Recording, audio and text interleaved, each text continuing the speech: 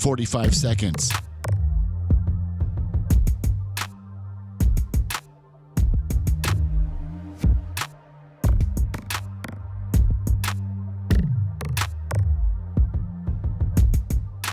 Seconds.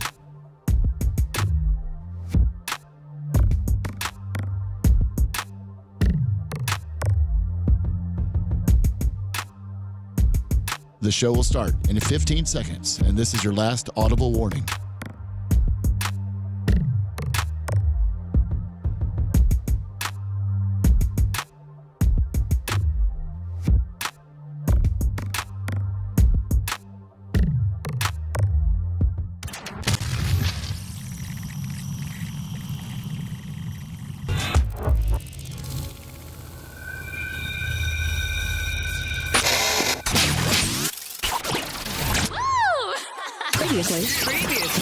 Previously on the Bubba the Love Sponge Show. Open relationship, but you can't. Well, I don't want to talk about best friends because that's.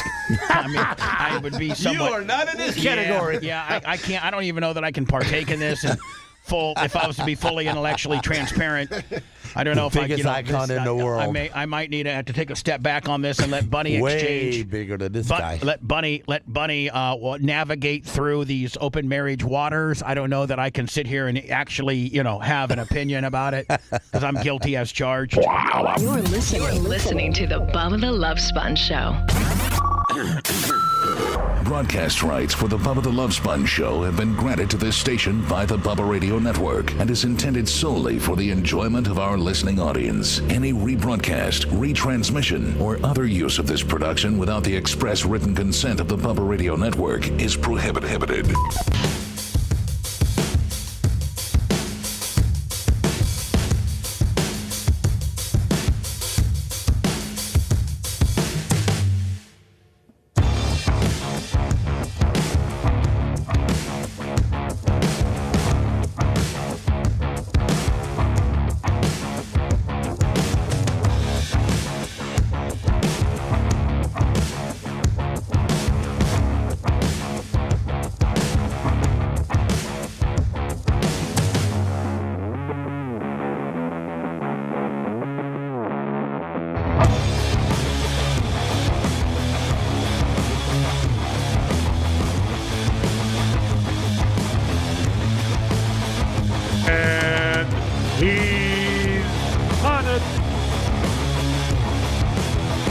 It is the Bubba the Love Sponge Show. Hi, how are you?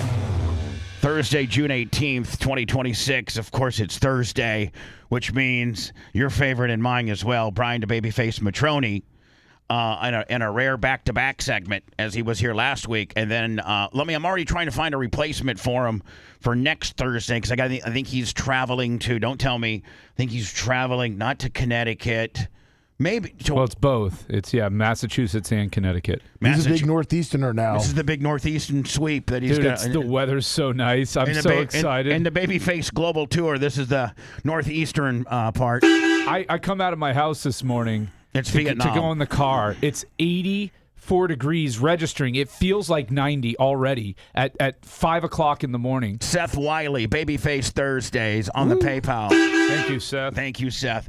It is, man. It's disgusting. So going up to the Northeast, it's going to be like high of 78, low of 60. It's going to be absolutely perfect. I can't wait. How close to the ocean?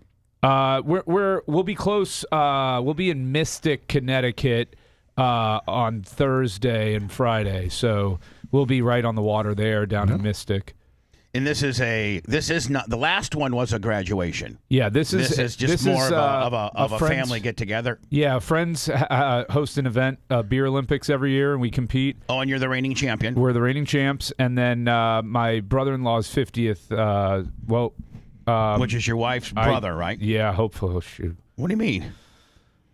Were you not supposed to say anything? Well, he sometimes listens, and so this could be problematic. Can we dump that? Yeah, we could. Gary can trim it out. I mean, he may not listen live, but hold on, we can. Gary will get the razor blade out when he reposts and take that right on down to zero. But if he starts watching midday, well, if I screwed it up, Well, there we go. No, you didn't. I know. There's no chance he's not going to listen this week. Nobody listens to us, please. Please. So today at 9:15, and I don't know if Tuttle's listening or not. I'm assuming he might. We got a 5:33. I'm always listening, Bubba. If I don't hear it live, I'll hear it on the replay. Bob, Mr. Sponge. So he was supposed to, and I'm gonna keep his slot at 9:15. He's gonna give us a World Cup update.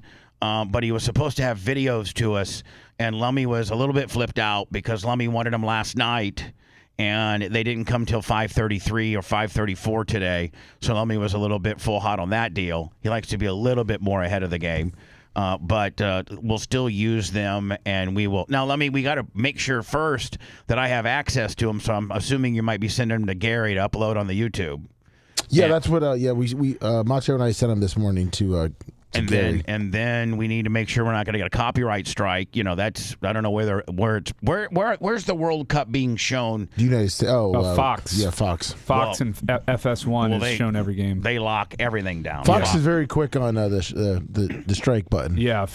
So now is there anything Gary can do to take a video of a video? A lot of times that won't get us. That for some reason they don't have like the algorithm watermark within the video when you take a video of a video. I know a couple of times we've been scrambling around and you've told me to get my cell phone out and video my computer screen, and that really never seems to work out. But I'm thinking that video of the World Cup highlights that Tuttle may be potentially talking about might add to the story. So. Can Gary work around a copyright if he has this much time? Again, we're 3 hours and 8 minutes away. Yeah, Gary definitely will take a look at it and do the best he can. I've been kicking my. Oh, sorry. Go ahead. No, go ahead, bud. I've been kicking myself all week because I knew what I should have done last week when we were here and dealing with something, and I hate to bring it back up, but Diarrhea Dan got off the hook. For what he did in that bathroom, and I should have diarrhea. You should have had a gimmick. I should have. Well, no, I could have taken a sample of his feces splatter on the back of the toilet and sent it away for testing. Got Lummy to get one of his monster cans or camel butts and gotten his DNA off of it. Camel butts. And because I used to live at this apartment complex called Millennium West Shore over by International When you were Mall. Single? No, this was when I was with Steph at the very beginning. When you guys were no kids, just being able to live in a high rise. Oh, it was so nice. But where was it? It was right by International. It's I know exactly where it's across the street. It's like where that extended stay hotel is. Yeah, and it's real. At that time it was like almost brand new. Oh yeah, it was brand new. It was I remember 10, 11 years ago. Yeah. And if you had a dog there, you had to pay a fee to have your dog's feces like DNA on file because because if anybody didn't pick up after their dog, they would send the poo away to be tested. And then it would be like $1,000 or something? It'd be like a $250 fine plus the cost of the testing if you didn't clean up after your dog. That's really foo-foo, ain't it? Yeah. So you had to have your dog's DNA on record. Yep. And then they would then match that against any strange poop, a non-picked up poop. Get it, send it into the lab, match it with whoever. Yep. Now, if you didn't have your dogs, they probably only gave you you get kicked out of the complex. They knew which dogs you had. You had to provide a photo of the dog. And they probably made that as a part of the lease, so it was like a contract at that point, right? Yeah. And it was a nice place, so people followed the rules. But you don't want $1,000 for little Fido's poopy, right? Jeez. So, but I'm mad because if they had that technology 11 years ago, then we certainly could have had Dan's tested and analyzed, and then he would have been busted. Listen, I've gone through everybody here. First of all, I have even living here. I've never ever, other than urine, I've never pooped in that toilet ever because I have my special toilet that's got the bidet, and quite frankly, I actually strategically try to hold my poops so that I poop exclusively in my bidet because I don't have to waste. I got one or two little slivers of toilet paper that I don't have to send down the I'm very septic sensitive at this point. Yeah, I don't blame you. Yeah, so if you don't have to send toilet paper down your septic, and you're not on city sewage and or water, and you're on a septic well deal, toilet paper and stuff like that is what ends up clogging your septic. So my bidet blows off all the fecal matter off my BH, and then you just use a piece of like 1, 2, 3 sheets to dry it off, and then you can throw that right in the wastebasket because there is no poop on it. It's just water. So I've never pooped in there ever, so I'm out. Lummy, I've never known Lummy, and even all the years. It's so clean. I dry out the toilet paper. I reuse it. And so it's save money on TP too. It's only Macho Man or Dan. Well, That's it. I believe Macho Man is not a liar. Macho Man is a man of integrity, and if Macho Man did it, Macho Man is also, he may look real tough, but he's a very sensitive person, and he just likes to do the right thing. And if he messed up and he left a little diarrhea remnants. We can call it Dan remnants because we know who it was. Lummy caught him vomiting in there. I like Diarrhea Dan, but Macho Man would have gone, oh yeah, it was probably me. You know, I like a lot of protein. And by the way, of all the people here, because he eats so clean, Macho Man has the most frequent bowel movements. He'll do 2 a day here, but he's a very courteous bowel movement guy. Hope he's not throwing a lot of toilet paper down my septic. I'm septic sensitive, and I feel as if Macho would said, "Yeah, that might be me." Now I will Macho, admit, on the other hand, was very adamant by saying, Yes. no, that's not me. I checked the toilet so I don't leave skids. There is a brush in there, so I that's not me. I didn't do it. And Macho Man has a history of being honest, and Dan kind of has a history of, sometimes not being so honest. well, I'll admit, and even Macho said it that day. It was the first time I ever went in there, to go to the number 2 to poop. Oh, you pooped? Well, so that's what pooped? So I saw it that day, and I even saw it, and I go, I'm gonna get blames. I'm gonna clean it after. So I started looking while I was going real quick for some cleaning material. There wasn't any except for laundry detergent.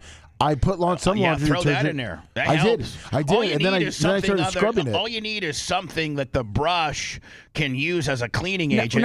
It didn't get everything off. So then I came out with Bob Cook, Greg, and Macho in engineering and said, I really had to go to the bathroom, but I did not do what's in there. You made a proclamation, meaning I inherited the mess. And Macho, luckily, he goes, I was just in there, and I know what you're talking about, and I saw it. I want it to be Dan more than anything, but Bubba, do you think there's a chance that maybe your house guests from the week before went in there and blasted? No, it was a week. That was a week. This is after them. I mean, this was before them. Oh. No, it wasn't. Well, no, I don't think so because there were 2 little kids, and because Merch Crick does laundry in there every day, and she would have cleaned it or noticed it. So it happened. Listen, I know it happened. Here's the thing: we got it pinpointed. Did it happen Monday during the program? Yeah, but if my point being is if Lummy, so. Here's what makes me think it wasn't. By the way, we probably should backfill everybody what we're talking about. So right outside the studio here in the new studios, literally you walk out the door on the side door, which leads to my pool, but you can just, it's literally 2 feet away, and it's even on the same sidewalk where you literally just walk out, make a quick right, and there's another door, and within that door is the washer and dryer, instant hot water heater, and then a toilet and a sink. That's what it consists of, and it's pretty nice. It's got a little marble, and it's nice. It's contemporary, and the guys here, if they need to use the bathroom, they use that bathroom. Now, a lot of us are outside peers. Brian, I don't think you're an outside peer. No, I'm a civilized person who will use a toilet. You are. You very much are. You're probably the upper crust of all of us here, and so whomever went to the bathroom and left the toilet, oh my God, I have a picture of it. It was but horrible. I don't think did I put it up on the show? No. Yeah, we put it up on the screen on Thursday for sure. Yeah, but we didn't put it anywhere on social media. Yeah. So we had somebody that really had an explosion. It was an explosion, and then it dried on the toilet bowl. And it ended up it looked like somebody shot it with a shotgun shell, with a brown shotgun shell. It looked like somebody blew chili. And so that's what we're talking about, and we're trying to figure out who did it. Now, We thought it was Dan. Lummy comes out and says he thinks it's Dan because he thought he saw Dan puking. No. Macho thought he saw him puking the first time, and Macho said he went into the bathroom before I went in there and saw chunks of puke. Okay. So wait, where did you see chunks of puke? I didn't. Macho did. Oh, where'd you see? Oh, he saw him in the bathroom, in the toilet. Oh, okay, in the toilet. I don't know what he's doing. Is he doing calf races? He's trying to get there? the camera up and running for Alex. Oh, okay. Yeah. All right. So we narrowed it down to Dan, like we did through whatever deductions we could do, and Dan was just absolutely adamant that it wasn't him. Was he like going off the Richter about that it wasn't him? Kinda. About a half a Richter, but it was very defensible, and it's not him. So that kind of leaves us in a conundrum. I've kind of forgot about it, but of course, Brian, not one to miss an opportunity to get heat with Dan. Diarrhea Dan wants to bring it back, and including. Sorry, I got to be respectful. Dr. Diarrhea Dan. Dr. Dan. Okay, Esquire. You should probably. Dr. Diarrhea Dan Esquire. There you go. And so Brian was actually going to try to get a DNA sample. That would have been so expensive. When I went, no, it's like a couple $100, but it would have been money well spent to prove that it was him. But when I went to go back in there to get it on Thursday before I left, Merch had already cleaned the toilet perfectly. Yeah. And it was all gone, and I was like, ah. But then I had to leave, run back to the office. So I was very disappointed with that. But the one thing I wanted to say was, the piece of evidence that Lummy just said that makes me think it wasn't Dan was that when he went in there on Monday and tried to clean it with detergent, it was already so dried and caked on. But it was like for 4 hours. It was in the afternoon after the show. Oh, it was after the show. Yeah. This was like probably like 10:45, 11 o'clock. We really think, Brian, that it happened between the hours of like 5:55 and 9:30. No, I'm sorry. Dan leaves at 9. Yes. So we really think that that's when. Now, did one of my guests slip in there and do it? But you questioned them, didn't you? Yeah, and I they did. both denied it? No, yeah, I did. First of all, Larry and his wife, they stayed in the big house, and they're like, they would have no reason to go out there. And then the other ones were like, no. I mean, two of them were kids. So I don't think kids. I can't remember what kids' poop look like. It's been so long since I've had a kid that age, but I don't think a 4-year-old and a 7-year-old could create that type of damage. No, that was splatter like a crime scene. Yeah, but that was high pressure splatter. Yeah, from an adult. My other thought process is who's so entitled that they would just leave it there, and Dan is absolutely number one on the list of entitled people that would not clean up after themselves. Hold on. Let's just. I don't think you have to put the last part in there. I think you can just leave the first part of entitled people. Yeah. I don't think you have to put the last part. Hello, who's this? Yeah. Can you hear me? Yeah, I can. Just wanted to give you a horror story. I used to be a custodian at a small regional airport in Colorado. The worst I ever saw was something akin to what you just described. It looked like somebody stood at the stall door with a double-barrel shotgun. It just unloaded. Well, I'll better your story. I was considered Flush Gordon and Colonel of the Urinal because when I was 13, 14, and 15, I worked 40 hours a week at the Warsaw Park Department, and the low man on the totem pole, I was seasonal summer help, and so the low man on the totem pole in the seasonal summer help has to go clean all the public toilets in all the parks, and people are probably way less refined in Warsaw, Indiana that are going to Center and Pike Lake Community Park with the beach, and then people that are at an airport. And I actually discovered a miscarriage. What? Oh, yes. You win. Yeah, you win. Thanks, buddy. Yeah, Brian. And I was 14 years old, and it's the Center Lake. Warsaw has 2 major lakes that that's open to the public. That my good friend Larry Plummer is the park superintendent of, and the 2 major lakes, and they're like standard small town fresh water lakes where they have a beach and then a concession stand and then a public bathroom. The standard. Yeah. That's the way most places are, and it's half of the population based on where you live in Warsaw or you have a favorite. You either go to Pike Lake or Center Lake. Center Lake at that point tended to get a little bit more of the white trash, and then the more affluent people went to Pike Lake. That's just kind of how it was. And so I was 14 years old. I can remember like it was nothing. I was working with my supervisor named Doug Bain, and he was the full-time bathroom guy. And then when he would get seasonal help, like me and other people, then he would take that guy with him, and he'd take the guy's bathroom, and we always got the probates or the interns or the seasonal help always got the girls, because in the 15 years that Doug Bain had done it, he had determined, just because of cleaning, tens of thousands of times that he's cleaned the bathrooms, that guys, for the most part, they may leave a couple of, like a shotgun blown chili gimmick like we got, or pee on the floor, or, maybe spit their tobacco on the floor. But that was about the extent of it. Women, on the other hand, so he took the boys' bathroom, men. And he'd always say, you take the woman's, and when we get done, then when you got done, he had the men's done and I had the woman's, then we would both have to take those. Have you seen, and they didn't even have the little fancy, how they pick up trash with these little tongs? Have you seen that before, guys? Yeah. Well, they didn't even have that back then. They had a broomstick with a nail on it. So you had to walk the entire beach because people don't pick up after themselves. And so this would be like at 6:30, 6:45 before the beaches opened at 7:30, and you'd have to clean the bathrooms and pick up all the trash on the beach, which from cigarette butts to, hot dog wrappers to there would literally be a trash barrel from me to Brian, and a family would just leave their McDonald's and everything just right there on the ground and not throw it away. These pigs. Most people are pigs. Let's just be honest. So I'm in the girls' bathroom, and they were always taking their maxi pads and their tampons and throwing, like doing the hammer throw with their tampons. I mean, it was just ridiculous, And girls aren't big poopers. They're really not. But they take their feminine hygiene products and they'll stick them on the wall and the whole 9 yards. So I have to come in there first. And this was way before the day and age where you had to wear, how now even mechanics will wear like rubber gloves to keep their hands clean. Man, we didn't get no rubber gloves.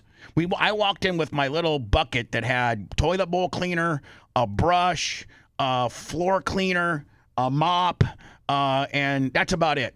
And a key in case I had to add toilet paper or something like that. I walk in, and guys would have 2 stalls and 2 urinals, and the girls would have 4 stalls and 1 sink. I walked in when I was 14 years old. We're talking like maybe, I don't know what year it was, maybe 1982, 1981, 1980, 1979. And I see what looks to be a baby that's about the size of a big person's fist, like a taller, bigger dude, like Captain Creamsicle, like the size of his fist, and it looks like to be a baby, and I'm like, well, and it's got all this mucus and all this blood and everything, and it's on the side of the toilet, not in the toilet, outside of the toilet, but kind of down by the base. Now, one thing, man, our boss, Dick Hammond, he'd come in and inspect our bathrooms. It's easy to clean the toilet bowl. You throw some chemical in there, you swish it around, then you wipe it all. But he was very much a stickler on taking a rag and wiping down the entire base. So the entire base didn't have everything was clean. The top, the sides. So I get to go to clean the sides, and I see this, what looks like to be like a doll, a baby little doll. It kind of looked like a little bunny rabbit. And I don't know that it's not real. I don't know what it is, because it's 6:45. The sun's barely up yet. The bathrooms aren't the best lit things in the world, and it's kind of dark and shadowy. So I go to pick it up. With your bare hands? With my bare hands, Brian. No. Yeah, Brian, I swear. You didn't use toilet paper or anything? No, I didn't know what it was. So it could have been a turd. No, it wasn't. I know, but I'm saying you don't know what it is. But it wasn't a turd. I knew it wasn't a turd, so I thought it was maybe some type of mucus-covered doll. Yeah, oh, God. I didn't know what it was. So I wasn't really afraid to pick it up because I didn't think it was poop. And at that point, I'd even take my little fingers and take off their little to find the part of their maxi pad that didn't have any blood on it and try to peel it off. Sniff it? Oh. No, not sniff it. Oh, yeah. Oh, yeah. This looks to be about a 22-year-old, maybe brunette. Nice little ass. Oh, okay. I'm getting ahead of myself. So I go to grab it, and you know how you instantaneously grab something, and either it's sharp, it's hot, it's slimy, it's just, not pleasant to the touch. So I go to pick it up, and I instantaneously feel like this mucus slime, and I just get on it, but I do not even move it an inch. Like, I instantaneously go back. Oh my God. So I go to get Doug, because he's just right on the corner in the men's bathroom, and I go, Doug, I think there's a baby in stall 2. And he goes, what do you mean a baby? I go, I think there's a dead baby in stall 2. And so he goes in there, and he has a flashlight, and he's looking at it, and he takes his little broom scrubber deal, and he kind of moves it out behind the toilet to kind of like where the door of the toilet now is, where you can get a better bearing on it. And we called the police department, because it was a baby, and somebody had a miscarriage in the bathroom and didn't even put it. And I think the reason why they didn't put it in the toilet is it was going to clog the toilet. Like, it would have created we got that too. It'd be like 2 PM. We had the toilets clean for the day, and we get an emergency call. There's a backup at Center Lake, aisle 1, stall 1 in the boys' bathroom, and people would stuff like, flip flops and softballs and lemons and oranges. They would try to back up the toilet. Yeah, absolutely. Yeah. Very rarely. We had absolute scum. We had a pretty industrial flush, so it could get most turds down, but people would back it up, and then the entire bathroom would be overflowed, and you have to go in there and tape it all off, and men working. But the police department came, so we went to go pick up the beach. Because at that point, and here's the deal, I cleaned all the stalls around it. I probably shouldn't have.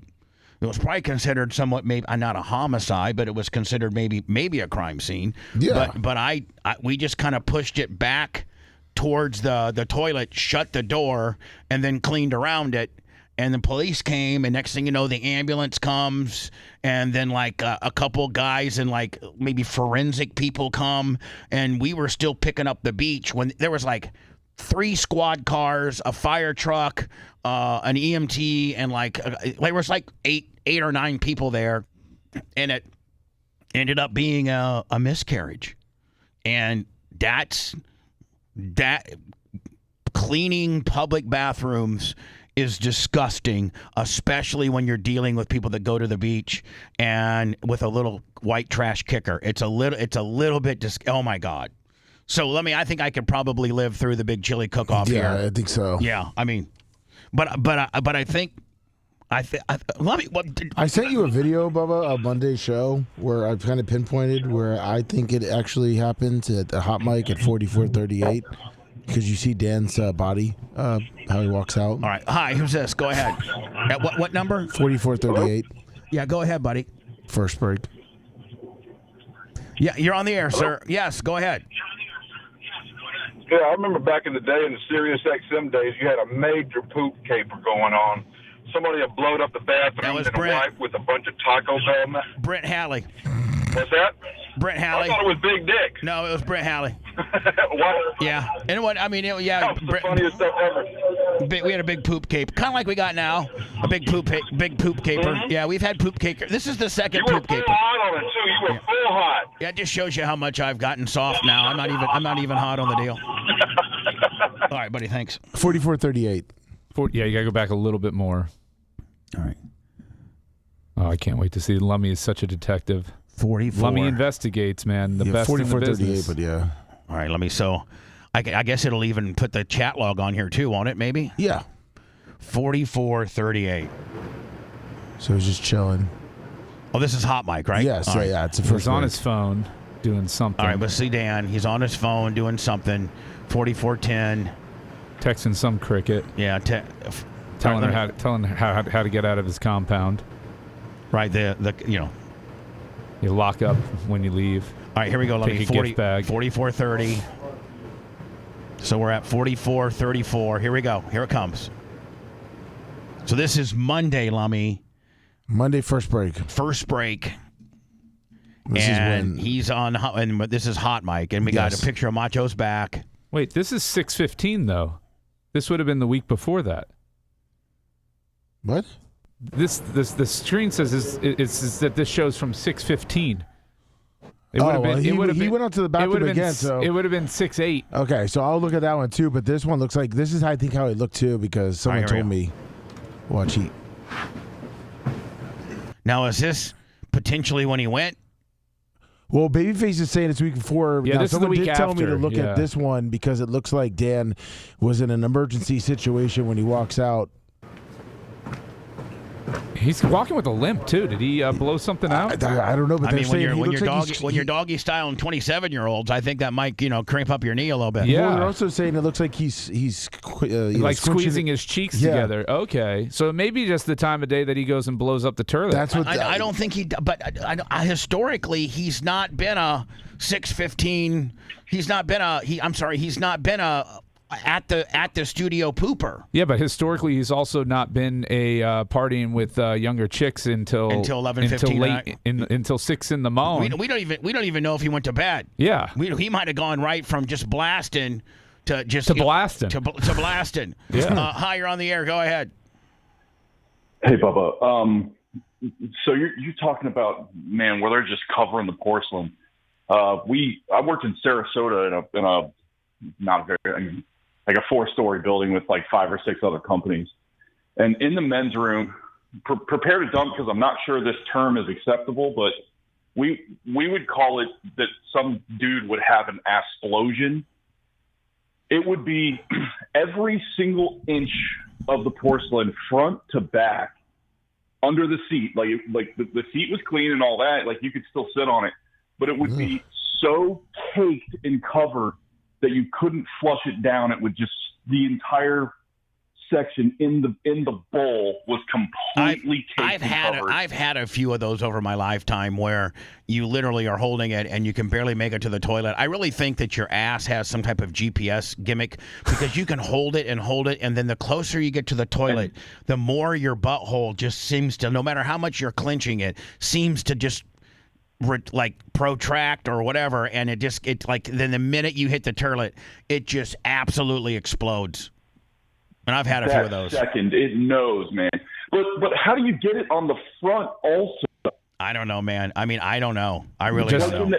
In the area that your penis would be, also completely caked. I mean, if you had so much pressure in back up, at that point, it's like a 360-degree sprinkler head. It's just going to go everywhere, and thank God the bowl's there to stop it. Maybe you probably even get some on your penis if you have that large of an explosion. If your penis is big, if your penis is big enough to when you tuck it, I think we all tuck our penises when we pee. I mean, when we poop, don't we? I mean, I tuck my penis. I just usually throw mine over my shoulder. You do? Yeah. I use a little life raft. I use the life raft and roll up. Throw mine over my right shoulder. Yeah. So I mean, I think every one of us. I think, and here's the deal. I don't know that my dad or my mom necessarily taught me how to tuck my penis, but I know that when I was growing up, I had this big swan when they were potty training me, and I would sit on this swan, and it was made for boys because it had like the little piece of like deflective plastic that was in the front part of it that you just stuck your little wiener down there, and it kind of automatically tucked it. I think it's like I think it's instinctual for us men to tuck our penises, much like when you have a cat and it's just 8 weeks old and you throw a litter box beside it and it just knows to go poop in the litter box. Yeah. So, all right, my man, I appreciate you. Thanks. Like, Lummy, do you tuck your penis when you poop? Of course. Yeah. But I don't know there's anywhere else you can put it. I don't think you can just leave it hanging out or throw it over the shoulder like Brian. I don't think you can. Please. I think naturally you just got to tuck it. And I don't really even think about, I don't clean my penis after I poop, but I'm thinking maybe I should. No, you shouldn't have to clean your penis after you poop. But here's the deal. Hold on. You're right. You should, Brian, you shouldn't have to clean your penis after you poop. But would you open up your mind on my one statement here?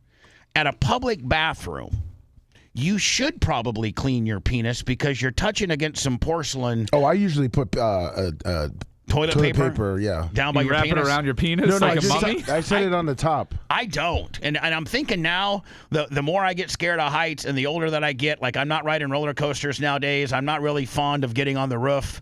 There's a lot of things I really won't do now that I used to do when I'm younger, most of which involve roller coaster and heights. I'm glad you joined our side. But I don't put a protective layer on my penis on a public bathroom toilet, but I'm thinking now that I probably should, or at least take some toilet paper and maybe wipe that area down before I mount. Maybe. Bubba the Love Sponge, Bubba Army penis condoms for when you're using public restrooms. Yeah. Penis shields. Penis shields. Is it called sheaths? Like what they put knives in, aren't they called a sheath? Yeah. A Bubba Army penis sheath for those people that have to, poop poop in a public bathroom. Put the Bubba Army penis sheath in the front part where your wiener goes and have a protective layer over you and that guy that had herpes that pooped before you.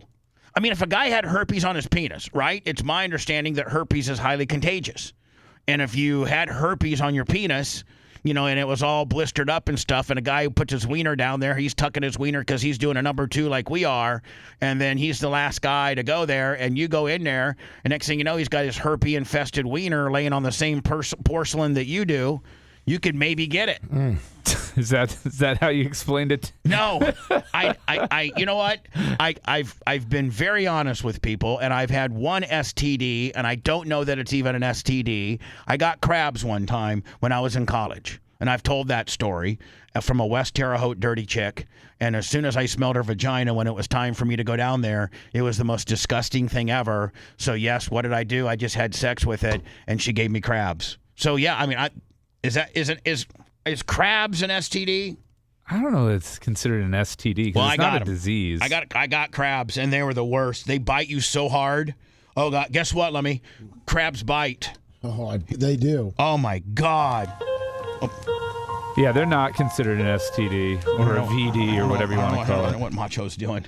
Macho, you over here hitting buttons? What do you got going on, Macho? Oh, I wanted to play the pee caper. Hey, talk about your crabs. Hello. Protection, please. I don't have protection, sir. I just disguise your voice. Yeah, nobody. You just sound like some block rocking, flame throwing trucker and or biker. Just the average dude. Just say that your name's Fred from Plant City, and that's who you'll be. Talking a high pitch. Be like, hey, this is Fred from Plant City. This is Fred from Plant City. Hi, Fred from Plant City, and you sound just like every other dude that calls me. So I don't think anybody's going to be able to pinpoint who you are, Fred from Plant City. Go ahead. This is back in 1979, but we had a big poop caper at the Boy Scout Jamboree up in Loudon, Campground Loudon in Wisconsin. I was trying to get, we had these like outhouses where, away from where we camped. It was the middle of the night, and I was trying to get there. We grab our roll of toilet paper and head there. Sir, please do not be on the track. Please do not be parked on the tracks when that train's coming. I'm close, but I just couldn't make it to the bathroom. Pooped in one of the gazebos. I don't know why. Didn't go to the woods. But then the next morning, they found it, and they pulled everybody. I mean, this is Jamboree, so there's thousands of scouts there, and they pulled us all out. We're questioning everybody. Ended up having police coming. They never found anybody, but because you laid a turd on the gazebo and they called the cops. Man, what's some that's rough. It was and, uptight people that have nothing else to do. All right, buddy. Good talking to you. Thanks. You wanted protection for that? Yeah, please. That was lame. That was lame. Pretty lame, buddy. It's the Bubba Love Sponge Show. The Bubba the Love Sponge Show. Hey, we'll be right back.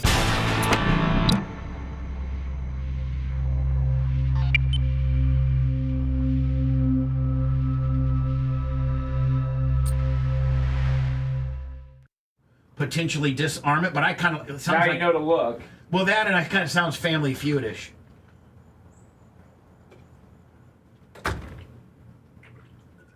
Let me. I'm gonna do an Omni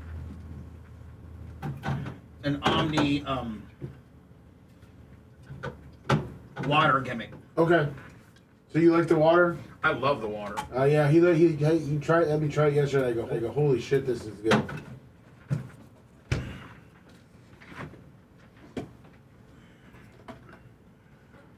morning, Bubba Love's Fun Show.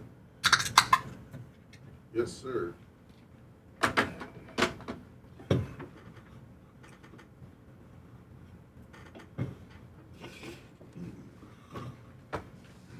So, Lummy, is it Omni?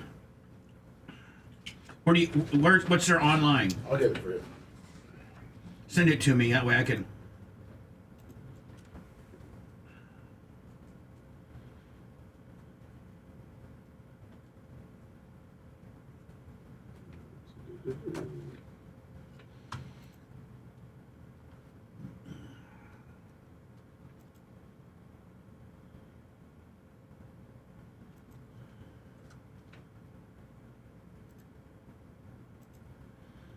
Lummy, can you send me the Send it to you. All right. Can you send me the Alex Scientology? I think it's on his Insta. Yes.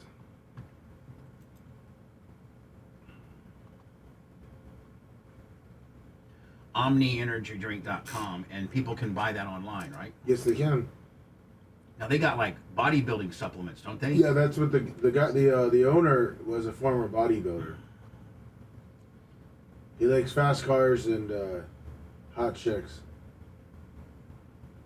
See right there, the under beverages. Yeah, I saw. Okay. So products they got.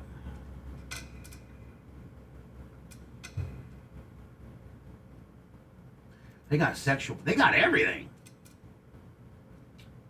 Yeah, they're based out of Sarasota.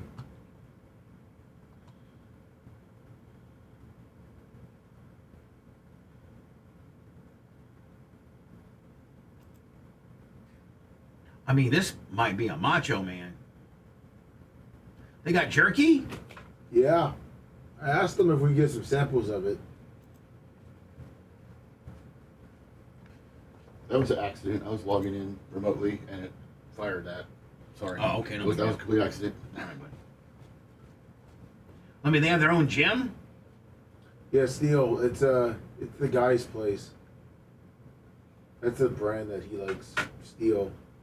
Oh, is it a no, it's a training compound. Yeah, it's like a gym. It's his place, like it's gym. But I'm saying it's Steel supplements. Still, this is Omni's just like underneath the whole Steel thing. Dr. Paul, is that the dude? I'm not sure. No. The guy that owns the place looks like fucking Batista when he was on steroids.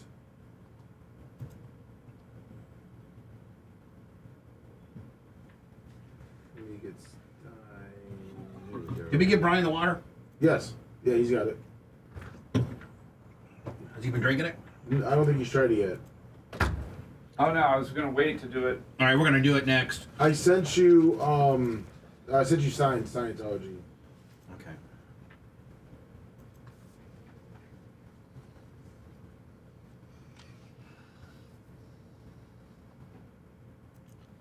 Austrian Alps water. Yeah. How do they get that here? Like a pipeline or something? Do you know about Zeno? Elrod Hubbard's a scam artist. They run it into the Atlantic. They're all over Europe.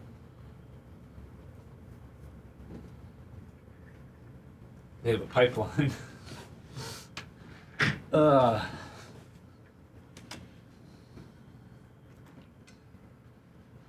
me get this air check to him. I will.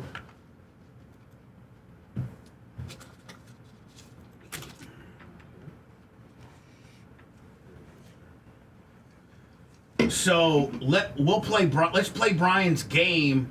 It's less of a game. No, I'm just saying. Let's play Brian's high spot. I'm going to do Omni, Billy Woods, the sheriff of Marion County, and then Alex.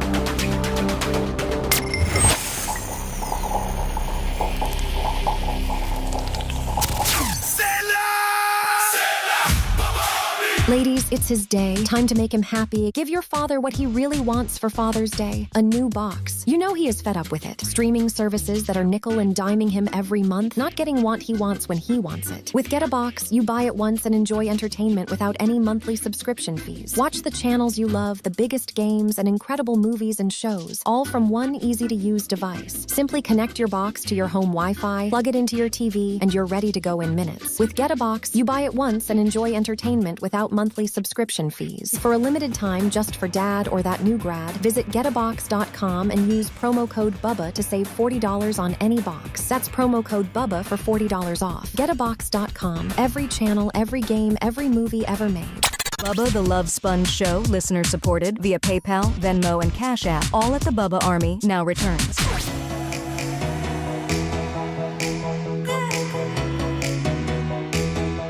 Babyface Thursdays, and quite frankly, he's trending great. Almost 400 thumbs up in 44 minutes. Wow. Thank you all. That's pretty damn good. Thank you. It's a new track record. It's not necessarily a new track record, but it's pretty damn good. Hold on. Let me see. I do. And it's a new track record. I mean, if you're looking at that, you're looking at 1,600. And that would be like second all time in thumbs. Make sure you subscribe and get notifications from our YouTube channel. YouTube, X, Insta, everything. Rumble, Twitch, MySpace, Facebook, MySpace. It's all at the Bubba Army. So please pick and choose and follow us where you can. Appreciate you. And Brian's trending. One of the ways that, oh my God, over 404 right now. Woo! I mean, the damn. poop talk brings in the thumbs up and Babyface. They just like Brian. It's a way different texture. He's a little bit of a ball buster. He's smart. He prepares. Brian is really, really good for the program. Thank you. And I love it here. And Brian will not be here next Thursday. It's not he's mad at us. He's traveling. He has to get a lot of his travel in when his daughter's on summer break because God knows it's tough to travel when your kids are in school, and then God forbid that you try to travel during the holidays when they're off, because that's an absolute shiz show. So thank you. Thumbs up. Give us the thumbs up if you're in our YouTube world, and appreciate you. So, Lummy, we're talking to and I had no idea this group, these people from Omni energy drinks. Energy drinks are just like maybe 1/10 of what these people do. They do it all. My God! And so, if you'd like to get more information with regards to what we're talking about right now, go to omnienergydrink.com. Now, it's all under the umbrella, I think, of the Steel brand. Am I not right? Yeah, Steel supplements. So if you go to omnienergydrink.com, you can get to Steel supplements, but my God, they got... Is that Macho that they're showing there? No, Macho wishes. Macho probably looks at that guy and be like, oh my God, that guy's got a little more size than me. Oh, yeah. I'm sorry, Macho. I'm not trying to talk bad about you. Anyway, they got muscle building. They got androids and test, fat loss, pre-workouts and performance. Lummy, I don't know why they're dealing with us. They should be dealing directly with Macho Man. I mean, my Lord, protein, sleep and recovery, health and wellness, sexual performance, bundles, samples, books. They got everything. They've got a mystery box. Stacks. Shut up, Brian. Now, in the beverage department, I'm currently drinking a 0-calorie, 0-carb energy drink, and it's called Florida. Mm-hmm. And it's kind of an orange. The can feels like... It's kind of like a Red Bull can. Yeah, but the can's got like a texture to it, and it's orange based, and it's really, really good. Can I try one of those later? Yeah, they're in the fridge. Awesome. Oh, yeah, they're in the fridge. And Brian, specifically pick out the Florida one. Yeah, I love the orange monster. So I'm hoping that this one, I'd rather support. It's cleaner. Those that support you. It's cleaner because it doesn't put aspirine. They don't have aspirine. Yeah. Whatever. Aspartame. They don't have that in theirs. That's good. They don't have aspartame. And I got to tell you something. I'm going to mention their competition. When you buy a case of Monster, it's like $42. I mean, it is. They gouge the hell out of you. And I've been a Monster guy for years, just based on taste. But even if we don't do business with these Omni guys, I'm going to start buying their stuff. And in particular, my first one that I've tried is this Florida energy drink. It's called Florida. Yeah, it's really good. It's called, like the Sunshine State. It's a white can. It's this one right here. And let me see what a case costs. A case, $27. Like, but that's delivered to your house. That's delivered to your house. Well, you know the good thing. So also what they do is if you don't like the energy drinks but you like the taste, they have a thing called SODI, SODI, and it's everything that's in it. So, but it's also not bad for you. There you go, soda pop. Yeah, right there. But it tastes exactly the same. It just doesn't have the energy. Oh, that's cool. Like it doesn't have the super caffeine, so for kids. Oh, so they got the Georgia. They got. That's what I'm drinking right now, the Georgia Peach. Yeah, so that's under the SODI deal. Yeah, that's everything that it tastes. It's 5 calories, 0 carbs, 0 protein. Now, is it energy or no? No. So for the SODI, for little kids, or they want a little carbonation. It has B12. It has it has vitamins in it. And they got a canned water. Yeah, I'm trying that right now. The Vitae or. Yeah. It's pretty good. Listen, I'm on my Florida energy drink because I've already blown through my Vitae. I already drank the entire can of it. It's a sparkling canned water, and we had another company we were doing business with that was not nearly as reputable as this particular company that we were doing, like the Aqua Beato deal. Yeah. And I never liked the name. I never did. I did not like the name, and they were kind of hard to deal with as far as, getting paid and what have you. They were stringing us along. We eventually severed ties, and I wasn't really into them, to be honest with you. Aqua Beato. But this, on the other hand. They did have the Trump water. Which was just a sticker that they put over their existing cans. But it was dyed orange. Yeah, but anyway, this company, this steel, over the overall umbrella of the steel supplements, based out of Sarasota. Based out of Sarasota, and I mean they got water, they got energy, they got jerky. Let's get some steel jerky. Working on it, yeah. They got beef jerky. I mean, they got everything. Go to OmniEnergyDrinks.com. Their energy drinks, the first one I've tried so far, this Florida. 10 calories, 0 carb, 0 sugar. Well, I'm sorry, 1 carb. 1 carb, no sugar. Actually, Brian, by energy drinks, sodium, 75 milligrams. That's low. What is the low. 1 carb in there? I don't know. It's got 1 carb. I can take 1 carb. And so, man, when you go here, whether it's, again, they got sleep stuff, they got health and wellness, sexual performance, they got bundles, they got books. They got clothing and accessories. You can get towels, hats. So I hope we can do business with these people. One, I love their water. The 2 things that I've tried, I love. I love their water. And I love their energy drink.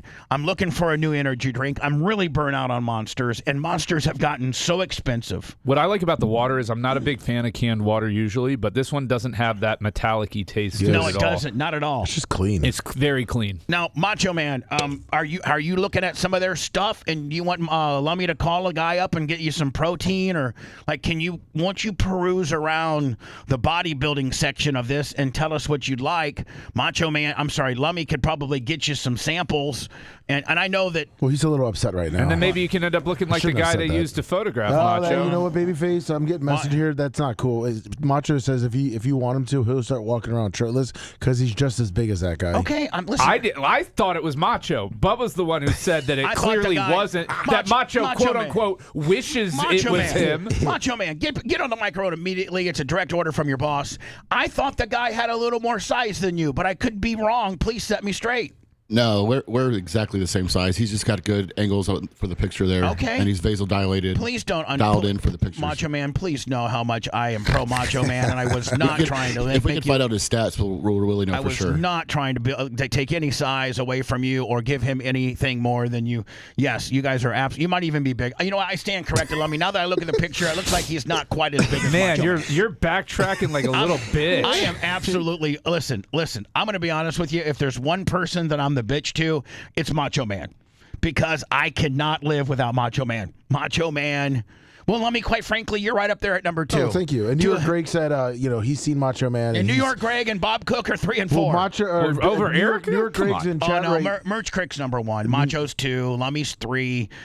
Greg is 4. Bob is 5. Gary Cantrell's up in there. Gary Cantrell. Gary Cantrell's probably 3. But we all know Lummy would do everything that Erica does for you plus more. Merch Crick number 1. No, hold on. Erica number 1. Erica number 1. Yeah, but Lummy wants to challenge for that. I think he could probably please you just as well. She's got some. I mean, I know he's got man boobs, but you should see her knockers when she's riding me out, and I look up there. Oh my God, it's just such a nice stimuli. Where's your face? Yeah, I don't know that I could have a guy with a full blown beard that probably weighs more than me. Not that I'm, Lummy weighs more than me because he's 6'6". I'm 5'10", and again, but I don't know if I can have a guy ride me out that's the same size as me, but 7 inches taller. That'd be impressive. Might break my pelvis. Yeah. So anyway, if I had to rank him, it'd be Erica number 1. Oh God, I don't know. Macho doesn't take care of your goats. No, it's Macho 2, Gary 3. No.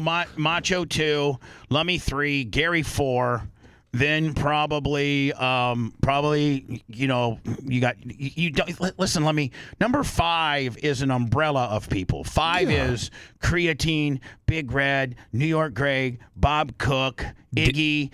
All the Nash. Dan doesn't come above those guys. He's a friend. Mushroom Mitch, Nick the Gun Guy, just all the great people. Joe from the West Side, Kenny Price. Just obviously John Costica. So 5 is kind of all those, like a downstream of all those great people. And if I let, Tease, just all the great people. So anyway, They're all above Dan. That's awesome. Well, I love it.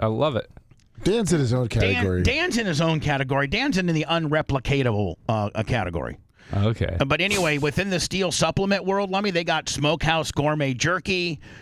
Macho, are you going to now? Are you a lot of bodybuilders when they get on their protein regimen and their the whey whatever you take and the bars and the Metrex bars and all that, are you open for a potential like going to a different brand if steel supplements ended up being really good, or are you locked in to your stuff? I'll have to run it by my trainer, but I mean I can sample it and see how it tastes and look at the ingredients. Please do. Let me maybe get a hold of your guy and say, can we get some bodybuilding stuff? Not for me and Bubba. Clearly. Me and Bubba just want the energy drinks and the canned water. And some jerky. Although I wouldn't mind seeing. And you guys make any brownies yet? Lummy. Yes. I mean, if you look at the sexual performance, they got the hard as F. I might want to get a hard AF. Click on that. Let's see what's in that erection formula. Yeah. Hard AF is...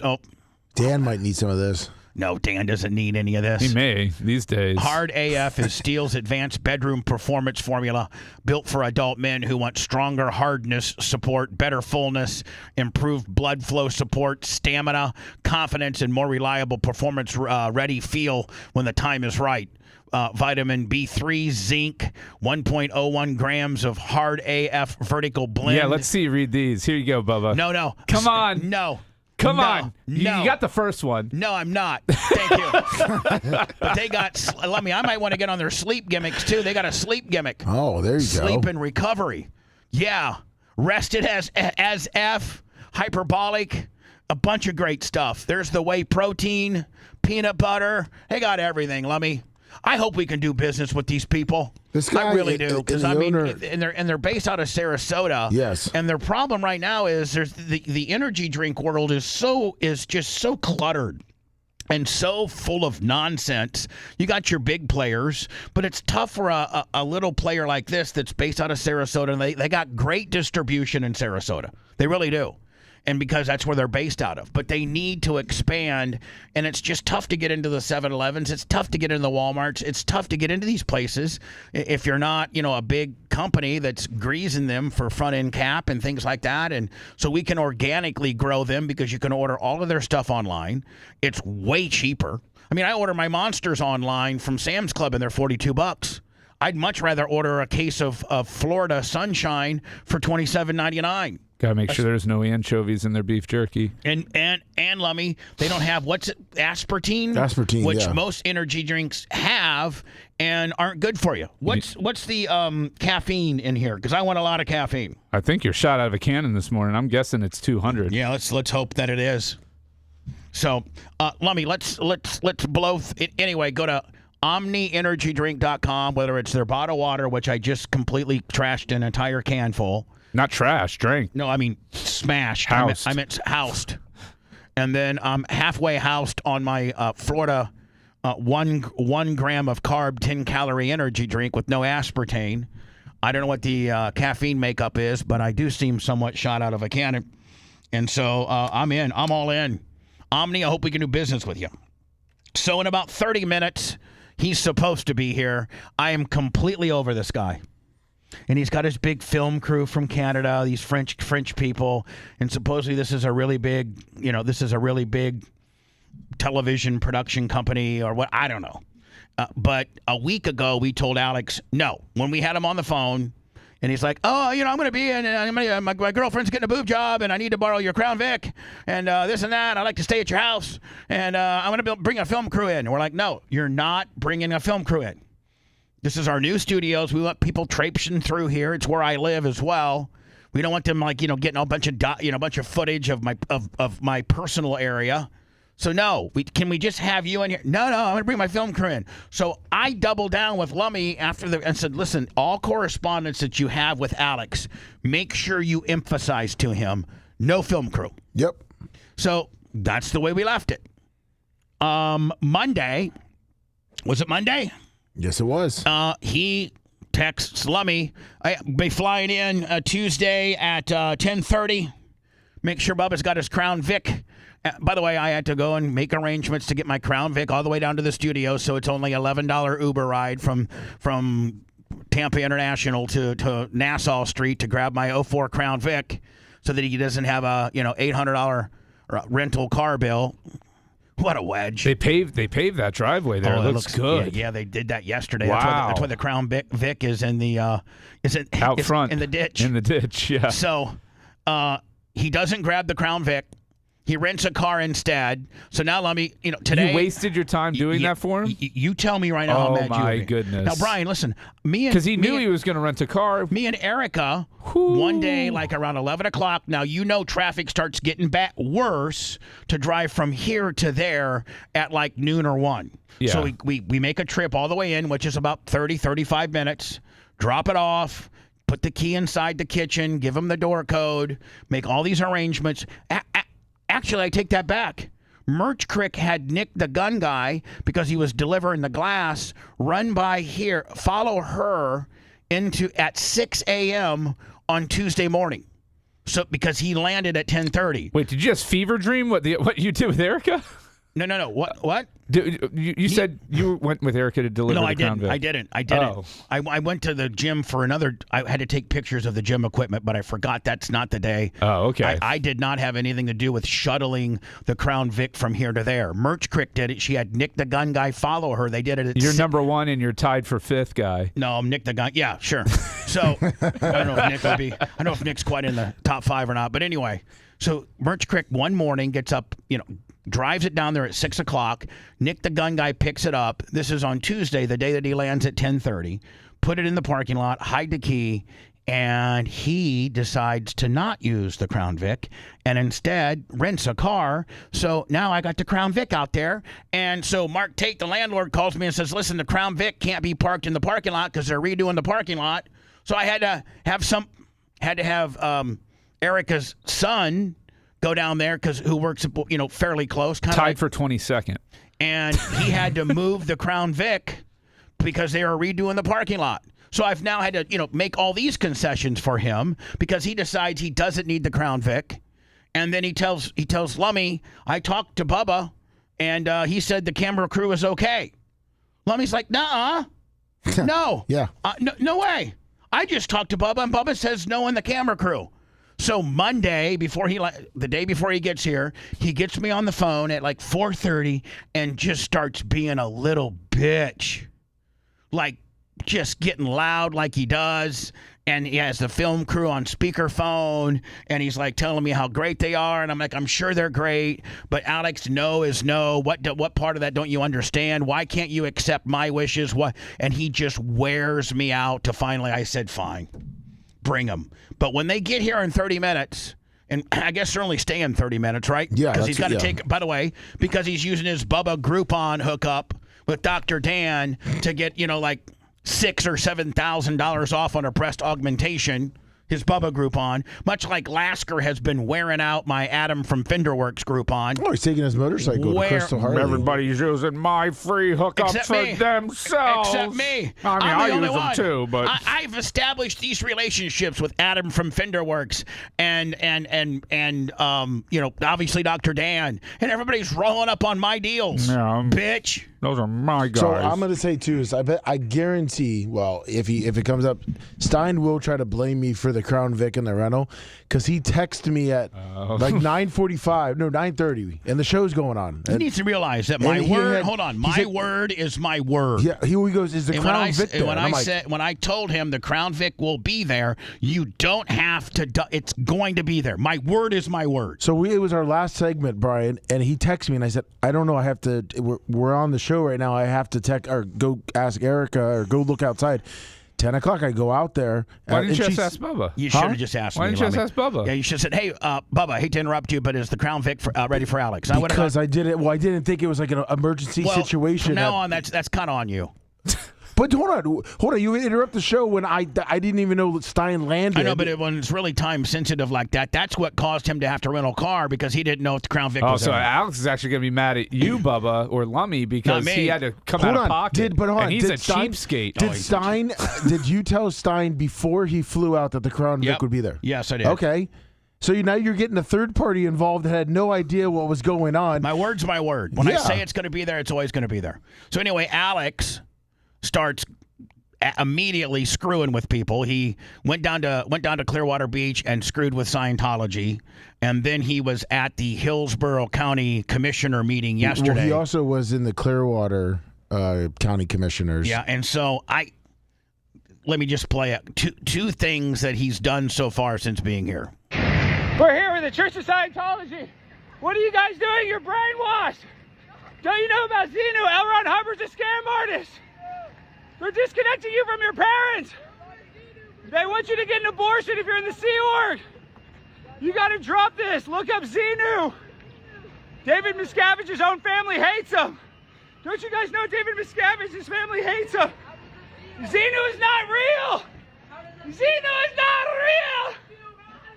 Isn't it crazy how many Scientology are down there my God. on a day? And they have to wear uniforms, and they're like little robots. Not real. This is what you guys do in Clearwater? Oh my God, this is the flag building. Oh, Xenu is not real. Xenu is not real. Xenu is not real. You're being scammed. They're taking all your money. Stop giving them money. I wonder if one of those little Scientology freaks, if they'd ever let loose, if they're really good in bed, because they've been so. I wonder where Scientology stands with like sex. Are you allowed to blast? Brian, any idea? Imagine that apparently though they force them to not carry children if they're in the Sea Org. Oh, really? Yeah, that's what Alex just said there. They're taking all of your money. Invest it. Oh, you nod your head. Yeah, you guys know about Xenu. Look at this guy with his glasses. What's this? Welders / It was for his talk at the Clearwater City Council. It looks like and that's not been released yet? I might have been right now. Smith. Look at that guy. He's turning around. Yeah, I guess that guy followed him, too. He's followed him around. That was fun. Church of Scientology, you guys suck. Suck it.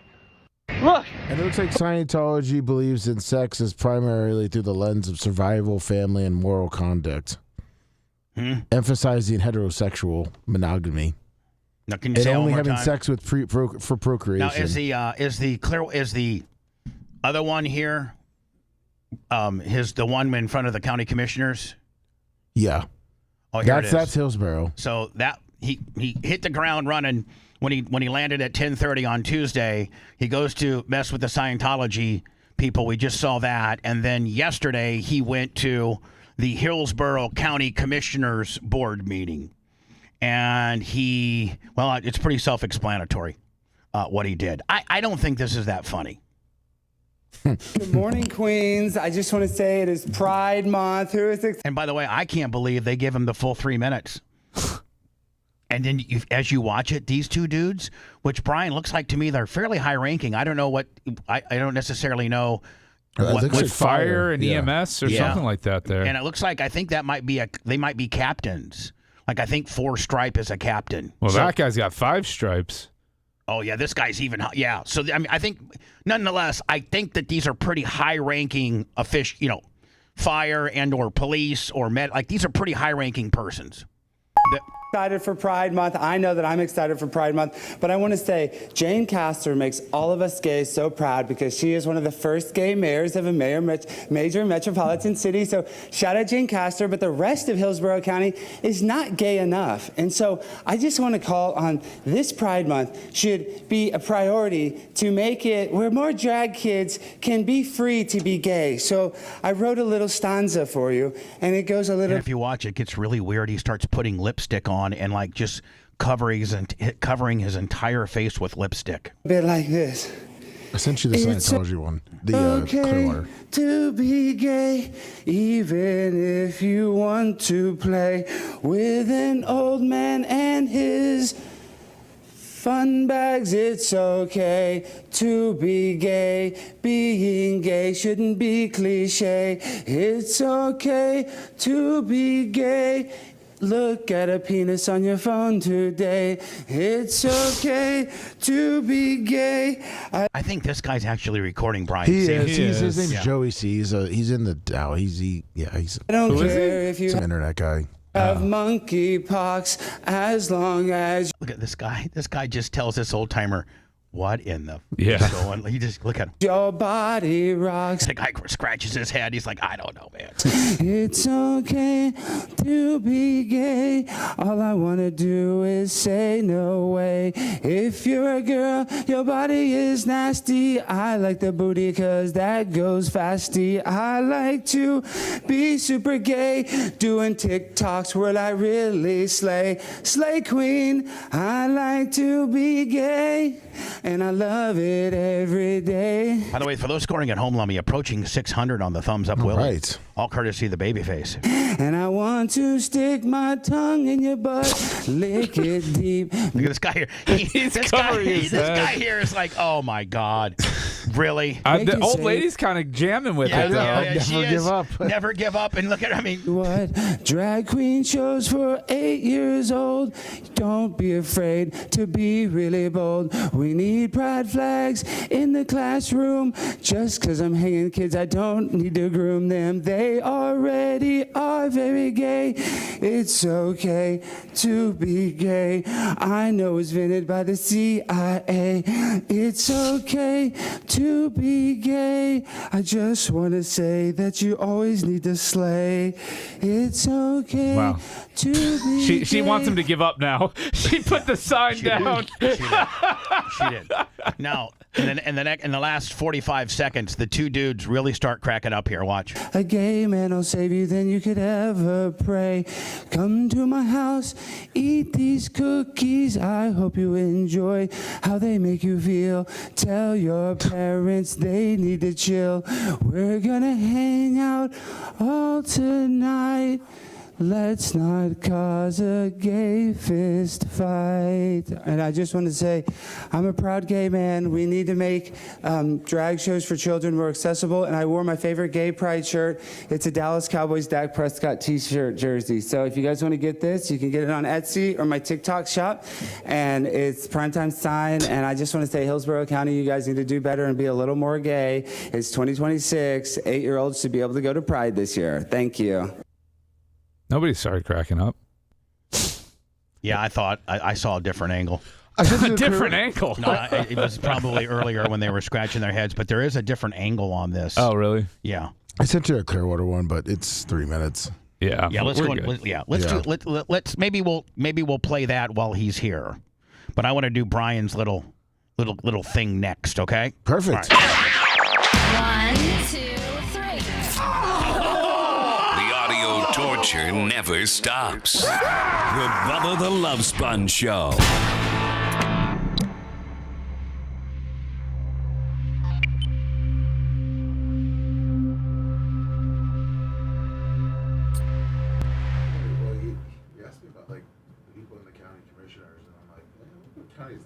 Scientology. L. Ron Hubbard was a Satanist. Hello, guys. My name is Alex Stein, S-T-E-I-N, and I have a serious grievance that I came here for. I just got off a fabulous Carnival cruise ship, other than the fact that I lost about $6,400 in the casino. It was a great time. I'm wearing this ridiculous mask. I got diagnosed with hantavirus, and I don't want anybody. And I got monkeypox, but I'm vaccinated for both, so I think that I will be okay. But I was planning on going on that beautiful Carnival cruise with my wife, Deborah, until she met a guy named Jeremy that told her about this really cool new age spiritual religion that can bring her. This is actually quite funnier. Clarity. And you know what? I thought at first, oh, this is a pretty cool thing. You know, it was all about self-help. I was watching Grant Cardone podcast. I was thinking about investing in real estate. And then the next thing I know, I'm looking at my wife's text messages, and she's sending scandalous pictures to Jeremy. And then she sits me down 2 weeks before we're supposed to go on this cruise, and she says, Alex, I know you're so excited for this cruise. You've been working so hard for this, but I can't go with you. And I'm like, Deborah, what are you talking about? Like, my parents are going to watch the kids. Like, what are you talking about? You can't go with me. And she's like, well, Jeremy and I are seeing each other now. And, you know, it is what it is. And Jeremy doesn't want me to go on this cruise with you. And I still, because I'm an honorable man, because I'm not What's up, Big Buck? because I'm not a person that's going to just What? down. Oh, I just said hi to Big Buck. I still went on that cruise. I lost a lot of money in the casino. And Frank Newface, you like the glass? I don't think it was very funny at all. Right, but I will say, Brian? Yeah, the glass looks good. Jeremy, Yeah, doesn't it? No, Brian, I don't think this is very funny. Do you? Not yet. member of the Church of Scientology, and I'm begging you guys. They're trying to take my kids and enlist them into the Sea Org. And I don't want some intergalactic space alien named Xenu telling my kids they got a bunch of thetans in them, and they're going to turn into the next Tom Cruise and be in Tropic Thunder and have one of the main actors wear blackface. Like, I'm not here for that. So I'm begging on this council, if you care about the community, we must stop the Church of Scientology. L. Ron Hubbard was a Satanist. He was doing disgusting things, probably with children, but even if he wasn't, he's done enough with the discommunication and the identification of calling people like myself a suppressive person, all because I don't want my kids to be enlisted into some sort of military wing of a Scientology church that I don't even understand. So I'm asking on the council today, please, I beg you, we must expose the Church of Scientology for their way that they treat families and make it so I cannot be a part of my children's lives. They do not deserve to go work on a boat for pennies on the dollar. L. Ron Hubbard shouldn't be exploiting my children, and Leah Remini exposed all of this. So I implore you to do something about the Church of Scientology. Thank you. Yeah, this wasn't his best stuff. No. I like when he calls out the mayor of Dallas and cheating and stuff. Yeah, I mean that. You know, it just didn't seem too prepared. Like, even his Scientology stuff was kind of weak. Yeah, I know. And let's tell him that. I mean, I think he's done a lot of funny stuff. That just this ain't it, kid.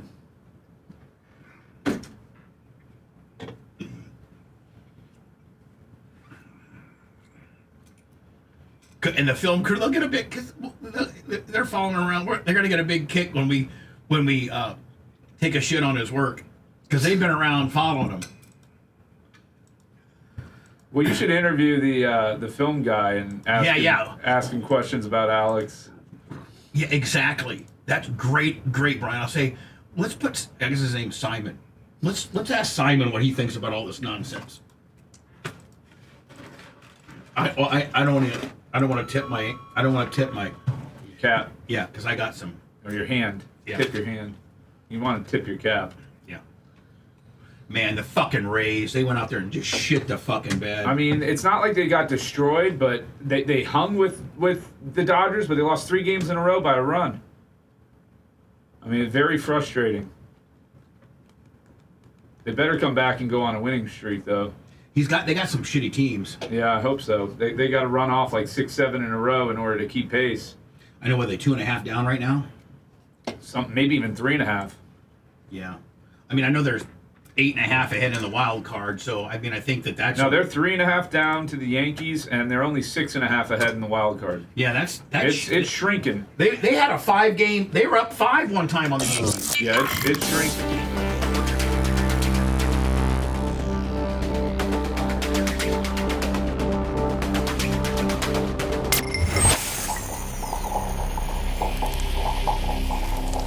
What is there not to like about the show? Bubba the Love Sponge. Guys are awesome. And I love the sponge. The show's cool. It's real, man. He makes me laugh my ass off every time I listen. I'm a full truckler fact man, so it gets me through the day all the time. Bubba the Love Sponge. You're listening to the Bubba the Love Sponge Show. Tuttle at 9:15 to break down the World Cup. Alex supposedly in 15 or 20 minutes. And right now, Brian the Babyface Matroni is, there was a name for it. You called it earlier, Brian. Yeah, 3-Question Thursday with Bubba the Love Sponge. 3-Question Thursday.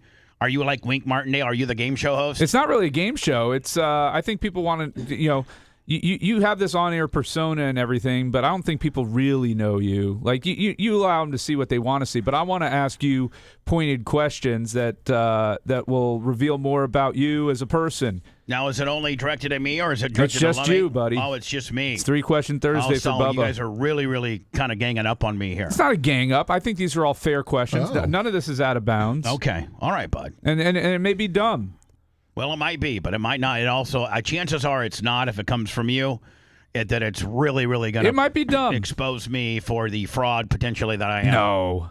For the grifter and the beady-eyed little fat ass, and just everything else that I have to... No, it's endure. silly stuff. Some of it's silly stuff. Silly stuff, ladies and gentlemen. Yeah. I love it. Silly stuff. All right, well, let's move right ahead. When you were growing up, did you have a special stuffed animal friend that you like every kid has one pretty much, and I was wondering what you had. I did not. What? No, my sister did. She had a thing called a Wowie, and it was her little blanket, and as it got more and more worn, it got less and less. Like it started out as a full-blown kid's blanket, like an infant blanket, and then by the time she was Wowie number one got to be like the size of maybe a handkerchief. And then we had to get Wowie number 2, and it was a Winnie the Pooh. So my mom would have to buy like 3 of them in order to be able to get them to last.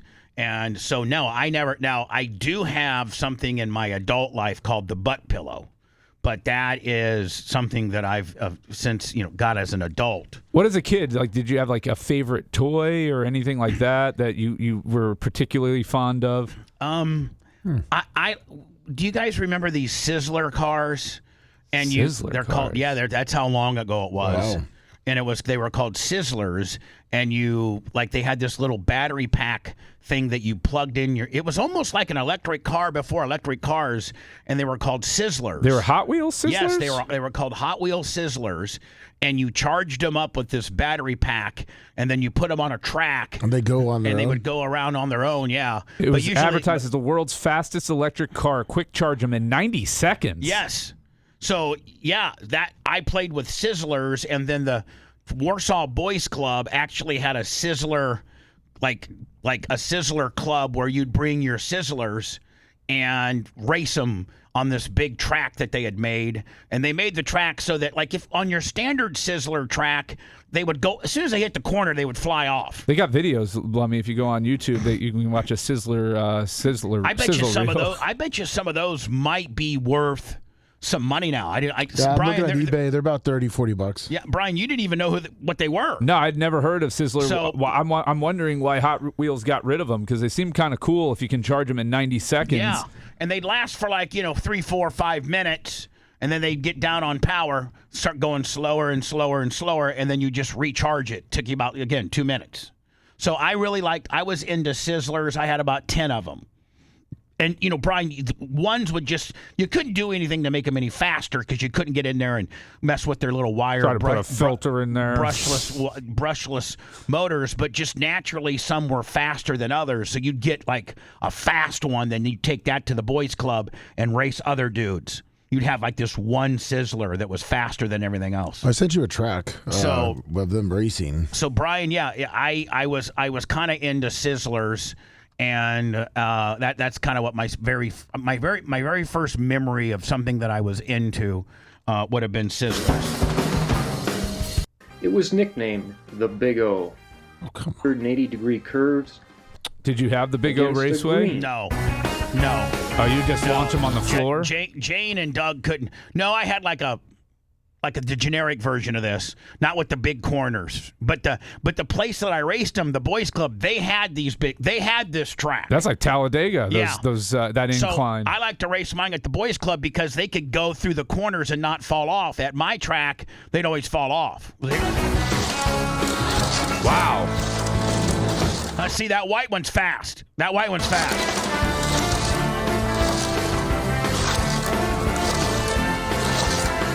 Those were pretty cool. Yeah, that's my first recollection of something that I was really into. Was Sizzlers. Oh, look at the other one's catching up, Brian. So you just sit there and watch them go. They do like a 10-lapper, You could have a YouTube channel now of Sizzler races, and people would watch it all day long. They would. I would. So, Brian, that's all right. That's my first. That's my answer would be Sizzler. All right. Okay. What accomplishment or thing in your life would you say you are most proud of as you sit here today looking back? Probably my afternoon drive show on Howard 101. That whole era of the group of guys I had, the sound of the show, the success we had. Probably, I would say my radio career from 2008 to 2011, when we were doing 2 shows a day, syndicated in 16 to 18 markets. And I was, I think the company was making like $6 or $7 million. Now I was not very present as far as being a good dad and a father, because I'd literally leave my house at 4:30 and not get back till 8:30, which means I had very much and little to do with the upbringing of our 2 children at the time. But that's probably my proudest time, with the whole Bubba Palooza concept and flying into big towns and selling out selling out like 2,000 and 3,000 seat venues. And then in Calgary in 2010 or 2010 in Calgary, we sold out like a 4,600 seat venue. So and I wish I would have been able to really take a step back and enjoy those times, way more than, because as you look back at some of the most precious times in your life, I don't know at the time that it's happening, you really take a step back and enjoy it. Yeah, like Andy Bernard said on The Office, I wish we knew we were in the good old days, but while we're in them. While we're in the good old days. Yeah. Like, you probably have that, if that same question was to go to you, you probably have a period or era that was really, now that you've gotten older, you look back on and say, man, that was a pretty special time that I didn't even know would be so cool until I get older and it's not happening anymore. So that's my answer. All right. And then finally. By the way, I like this, Brian. Can we do it every? Yeah, every I can time come up with some different stuff each week. I think people are going to love it because it's stuff that maybe I've talked about, but not definitely being asked it. And so this one, and I think I know where you're going to go with it, but I wanted to see if you could bring back one person to the show who was formerly on it. Who would it be and why? I got several. But if it's only one? Yeah, if you had to pick just one and bring him back to the show. Manson. Yeah. Oh, wow. He's so talented. I wish things would have ended up different with us. I don't know, and maybe Manson can maybe let his ego down a little bit and say, Bubba brought the best out of me, and he made me better as well. I think we can both say that. And, I don't think he's nearly as talented without me, and I know that he, talks a lot of crap about me and I think hates me. But I made the guy a lot of money. I took him to levels that he probably would have never been able to obtain by himself. When he was with the MJ and BJ show playing, he was buckwheat, And I just let him. I hired him under the pretenses of just, I'm never gonna, like, he'd do a bit for MJ, and MJ would call him up like, okay, Mike, let me tell you something. You need to do a little bit more of this and a little bit less of that, and then pick up that edit point on here. And I excuse me. My rule with Manson was, I don't want to listen to it. The first time you bring it to me is the first time it's going to play on the air, and it's the first time that I've heard it. So I do not want to tell you how to do any of your art. And his Ned character was arguably one of the greatest characters in all of radio, let alone what he did for my program. And so, and you know what, Brian, thank you for bringing that out, because I don't know that I would have ever broached that topic had you not directly asked me. Now, that's not to underscore how a really close number 2 would be Brent. Brent was, very well read, very knowledgeable about a lot of different things, was a great producer, and listen, to give him his due, even though he did me so wrong and he'll never admit to doing me wrong, Spice Boy was really good at what he did too. It just, that would be, my pecking order: Manson, Brent, Spice Boy. Now, is there any truth that Manson was offered and turned down some sort of writing job for Saturday Night Live or something of that nature? I never heard that. I mean, he never talked to me about it. It could have happened maybe prior to him joining me, when he was in that little bit of a limbo between when Mark Chase left the 93.3 FLZ morning show and before MJ got there. So that would have been like circa early 94. I did hear talks that he had applied for something like that, but at that time you couldn't be remote. Like, he couldn't be a writer from where he lives and submit your stuff. I don't think you can now. I think they require all of them to be there in the writer's room until 2 a.m. every single day. So there's a lot of thievery. I had heard that before he joined me, I heard that he had some discussions with them. But I think, living in New York and having a young family at that time might have been the deal breaker. But I did hear of that. And listen, whether he turned it down or it was offered to him, he certainly was very qualified for that position. He was an unbelievable writer. So that's my question. All right. That's my answer. And that concludes 3-Question Thursday. And I like to throw it out here. As I'm riding on my Skag, mowing my lawn, I was just, as a matter of fact, as early as yesterday, I don't put earbuds in or listen to music when I mow. I just mow, and I just have my thoughts, and it's a time for me to kind of just not have my phone with me and think about things. And, I actually yesterday thought about, I wonder if I was to try to make contact with him and him and I have lunch or just meet and try to mutually apologize for the time that has transpired, the things that we've said, the circumstances of what happened, and potentially try to reunite in some way, shape, or form. Now, there's probably no chance of that. Yeah, I would use it. There's got to be somebody in the Bubba Army that has maintained a good relationship with the two of you that could try to bridge that gap. Well, this will probably get back to him, and he can form his own opinion. Yeah, they'll talk about it on their show. And so, and here's the thing: they're going to talk about it on their show, and they're going to talk smack about me, telling me that I'm desperate and what have you. And it's just,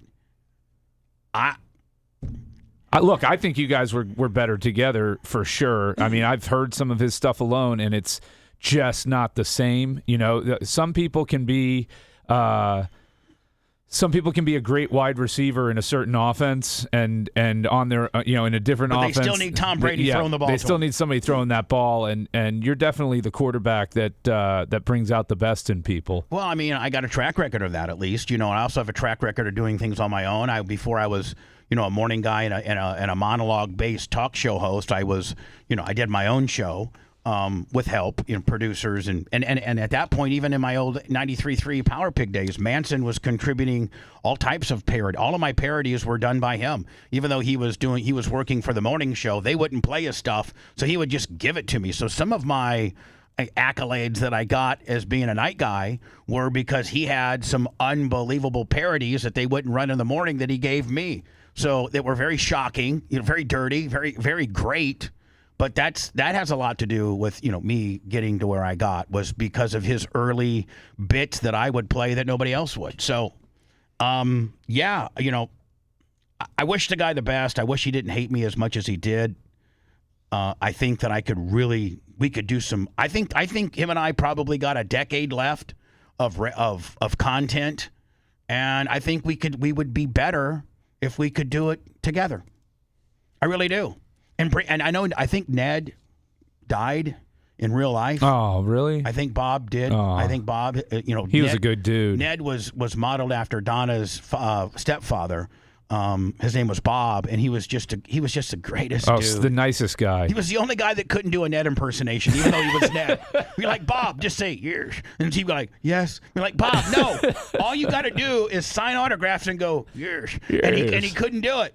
So, but I mean, we had such a great gimmick with Ned. If I was to bring Manson back, if I'm not saying if I would bring him back, if he'd be willing to talk to me about coming back, but there could also be that, he doesn't need me. He's probably doing fairly well.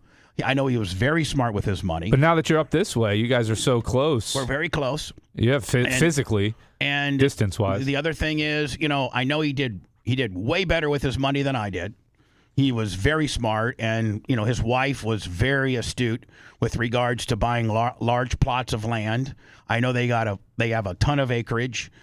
Acreage up here in this area is selling for lots of money, so he doesn't need the money. Maybe he just creatively would love the opportunity for us to get back together, but maybe not. I understand where he would not want that, and all the things that he said about me and how evil I am, and all my alternative motives and all my conniving and all the things that he says. He knows deep down how much I cared for him. He knows deep down how well I took care of him.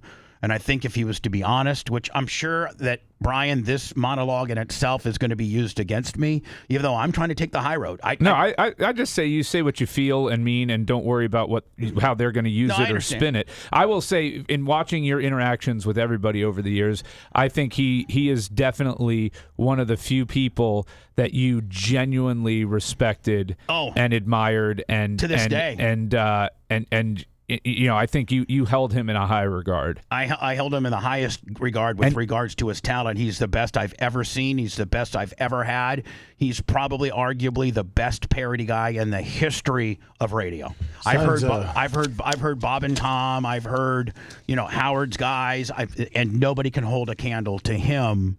Now, if we were to work together, we need, things are different now. Where 3-minute and 40-second parody songs need to be now about 58 seconds. So you don't need to have 3 different verses. Let's just get in and out. But but then again, I could understand where he still hates me, and that could never work out. But you know what? I'm leaving the door open. Signs coming down the driveway. All right, let's go to words, and we'll have that idiot next. Sounds good.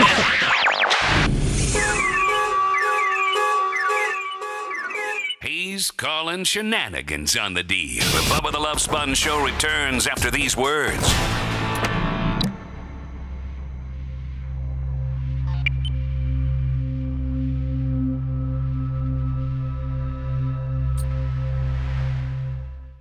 Needs to be a standalone by far. All right, well, this should be a shit show. It's going to be a fucking shit show. I love it, because when you're prepared for it, it will be. It's going to be. Oh, my God. But at least the thing came out about the car. So you don't. I don't want you attacking it on something. And thankfully, Lummy stepped up and said he did text me. So I could totally understand him not bothering you because he knew you were on the air and you had done him the favor, so checking with Lummy. So I would give him a pass on that.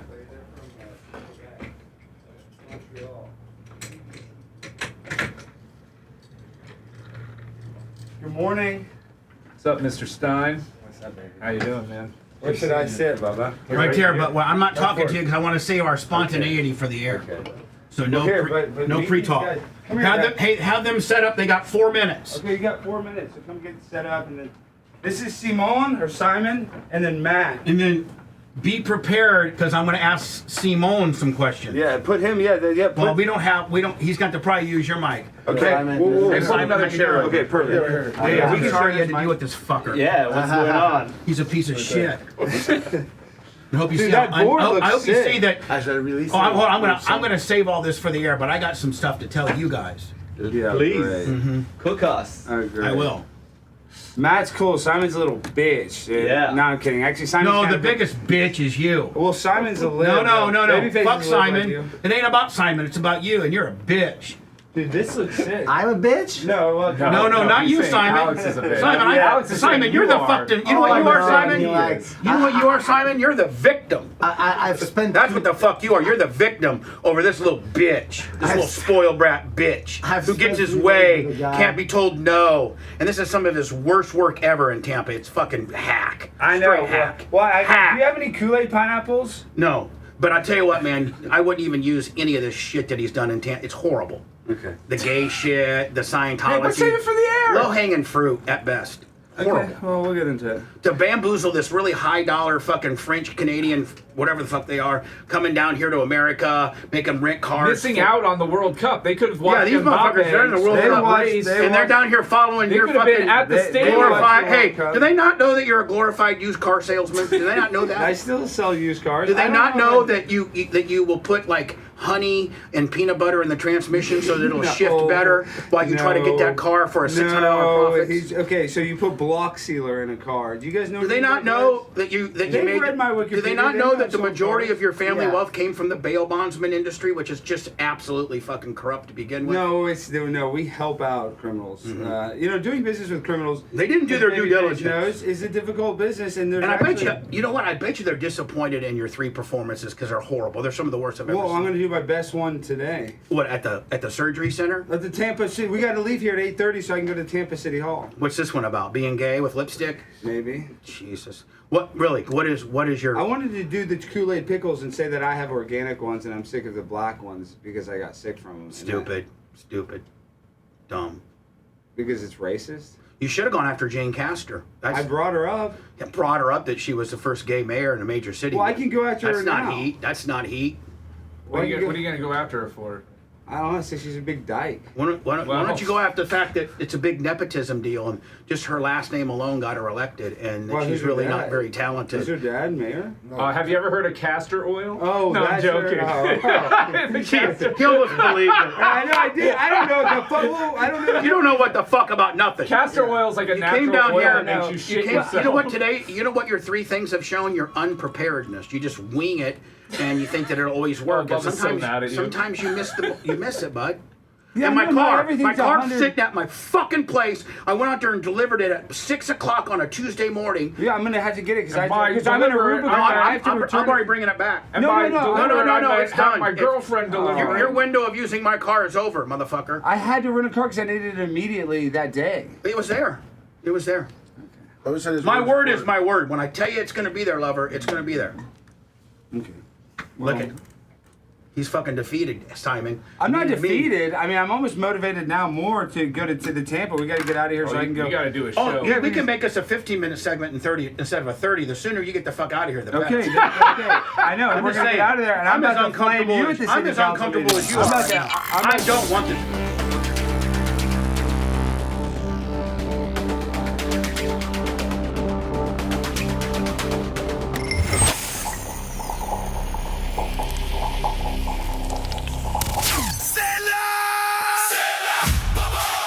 Attention all you Harley enthusiasts. You may have a Harley shop near you, but I promise it isn't as good as Crystal Harley. Even Gene Lasker gets all the service on his Harley done at Crystal Harley. It happened this June 27th, Crystal Harley's wholesale to the public. It's a blowout sale on all used bikes. I mean, you can save thousands on a quality used bike from Crystal Harley. It's a one-day only sale. Prices will clearly be marked Saturday morning and removed at the end of the business that very same day. It's a first-come, first-served basis. No hold. We will not honor hold wholesale pricing after the close of business on Saturday. Again, it's a one-day sale only. Saturday, June 27th. Bring your trade. They're very much welcome. Financing available. Live music, beer, and food available. For more information, it's real simple. Go to crystalharley.com. Yo, we're back. Oh, gee. Come on. Don't listen to him. We hate him. Oh, man, this sucks. What the? I'd like to move this thing along. The Love Sponge. Back, despite overwhelming public disapproval. It's the Bubba the Love Sponge Show. So at his convenience, because he threw a fit, because I told him no camera crew, and he absolutely threw a fit like a little bitch. And he trots into town using his Bubba Groupon and my hookup with the plastic surgeon, Dr. Dan Diaco, to get his girl, who I've never seen a man more pussy whipped than him, get his new little girlfriend breast augmentation at my hookup. Yeah. Using my hookup. Why couldn't he use a Dallas-based plastic surgeon? No, because he's saving $7,000. Well, they're not as good either, so. Yeah, sure. Number one. So anyway, Alex Stein, ladies and gentlemen, and I don't know how much wins left in his sales because I just cut the unbelievable promo on him before we went on the air because I'm very mad at him. He's my friend and I like him, but he's really this particular trip really accentuates how much of a user he is and how one way he is, and it's all about me one way. Primetime. Don't you know how to talk on the microphone? Well, I'm saying, Bubba, this is who I am. I'm not representing. I mean, I can't even really hear him. Yeah, he's got to pull the mic in a little bit. What, can you hear me? Okay, sorry. I've talked on the mic before. My Lord. No, you haven't, you rookie. Okay, well, listen. You hack. No, I come in and here. And your work show, you're a hack. No, and maybe that is true, but the reason that I want to include you in this because I've talk looked up on to the you. microphone, right up to it. I'm on it. What is it? You what were am I not. doing? Now you are. Jesus, you rookie. I think part of the problem is he doesn't, so he has to share the headphones with Simone. Yeah. And, I'd much rather talk to that fine gentleman than, and you know what? I feel so sorry for him having get bamboozled from thinking he was actually going to have somebody had some star power and talent, flies all the way down to wherever the hell he's been, taping this idiot for 3 days. My Lord. Listen, Bubba, I've looked up to you since I was a young man, since I was in college, listening to you on Howard 101. As you should, because I'm very talented and I say it like it is, but I very rarely have been the victim of your selfishness. Okay, and I apologize for that, but I'm juggling a lot of things right now. I do have about to be juggling them titties. Exactly, I'm about to be juggling titties, and that's busy.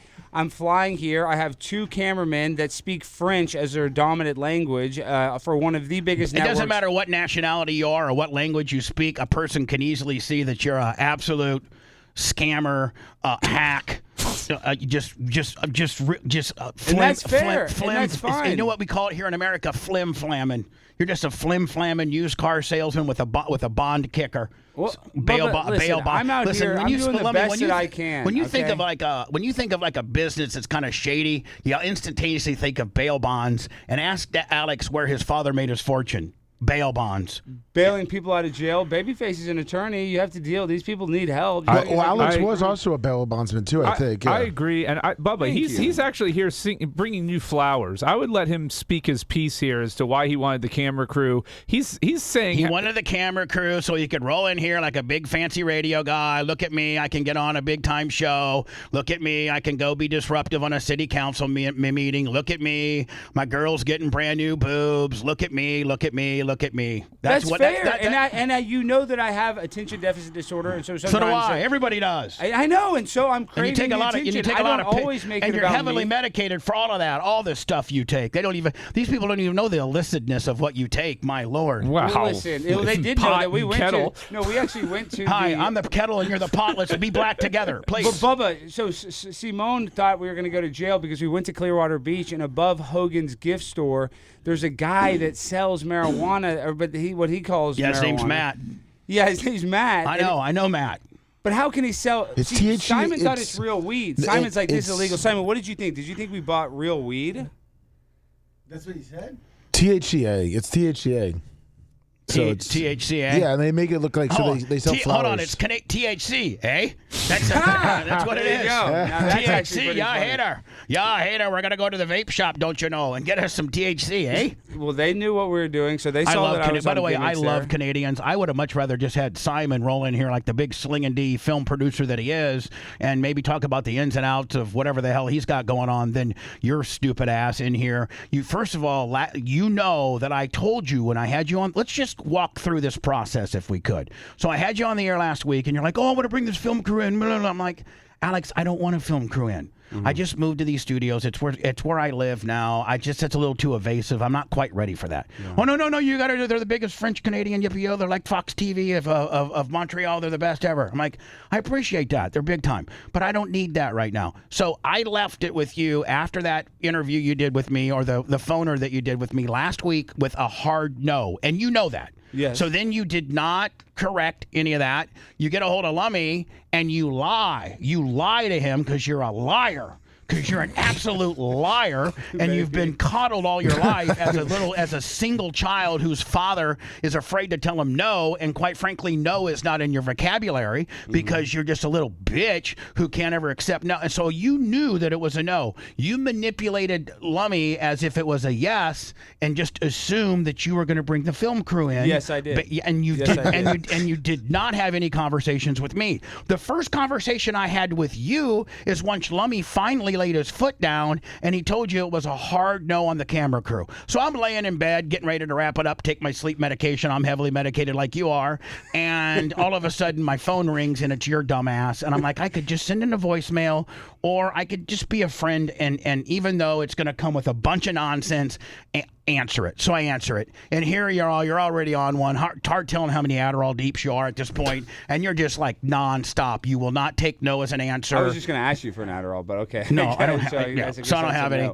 No. And so anyway, you're like, just keep on. Simon was there, and so I feel really bad for Simon because, like, Simon, poor guy, he doesn't know how much of a scam artist you really are. You know, whatever information he got on whatever he, you know what, they got you completely out of your element. Where you're the best at is when you're arguing with college kids and being disruptive in that manner, and you coming down here because you're getting half off on a boob job and be able to parade around here in a big time radio personality studio. I guarantee you, out of all the studios that you've been a part of, or Simon, this is one of the most impressive studios ever, so that makes you look good. And then you can be a host on, you can be, interviewed on my show, which makes you look good. And then, quite frankly, we've watched all three of your clear water.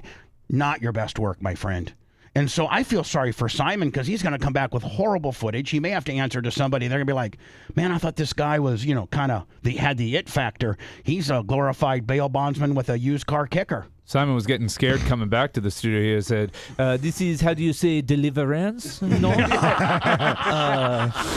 You squeal like un pig? And said fat guy was really mad about us being there to begin with.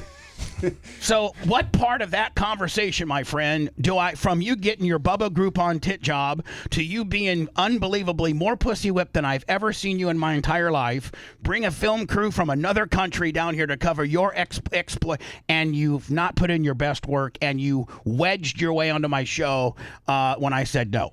And you didn't pick up my car, and it sat there for 2 days. Now it's in the ditch because they resurfaced the parking lot, and it can't even be in the parking lot. So now it's in the ditch. It's hard telling if some homeless guy's living in it or not. Oh, and I love that car. And I was going to drive that on camera. But listen, the car, everything you said, I think I would have trouble debating, right? I mean, I think you're right about all of it. And especially when it comes to my performances, they haven't been my best. Horrible. Like when you do one, like when I do a good show, like this interview, I think I'm killing it right now. I really do. I think we'll be able to clip this and really make you look stupid, which is absolutely going to get us some great views. But like, this is some good work for me. I'm rolling right now. But when I do horrible work, and I know when I walk away whether I did a good job or not, you can't be. Listen, this is me and you as friends. You can't be happy with the three performances you've put in, my friend. When Bubba gets done with the show and he knows he did bad, he goes in and yells at Erica. Yeah, exactly. Yeah. Or takes it out on Stein, her. why don't you go to UT or USF? I know it's summer session, but you should go there and try to talk to some of those. Anything. Do anything other than what you did. I got a girl that just had breast augmentation, so I'm juggling her titties, and I'm juggling these two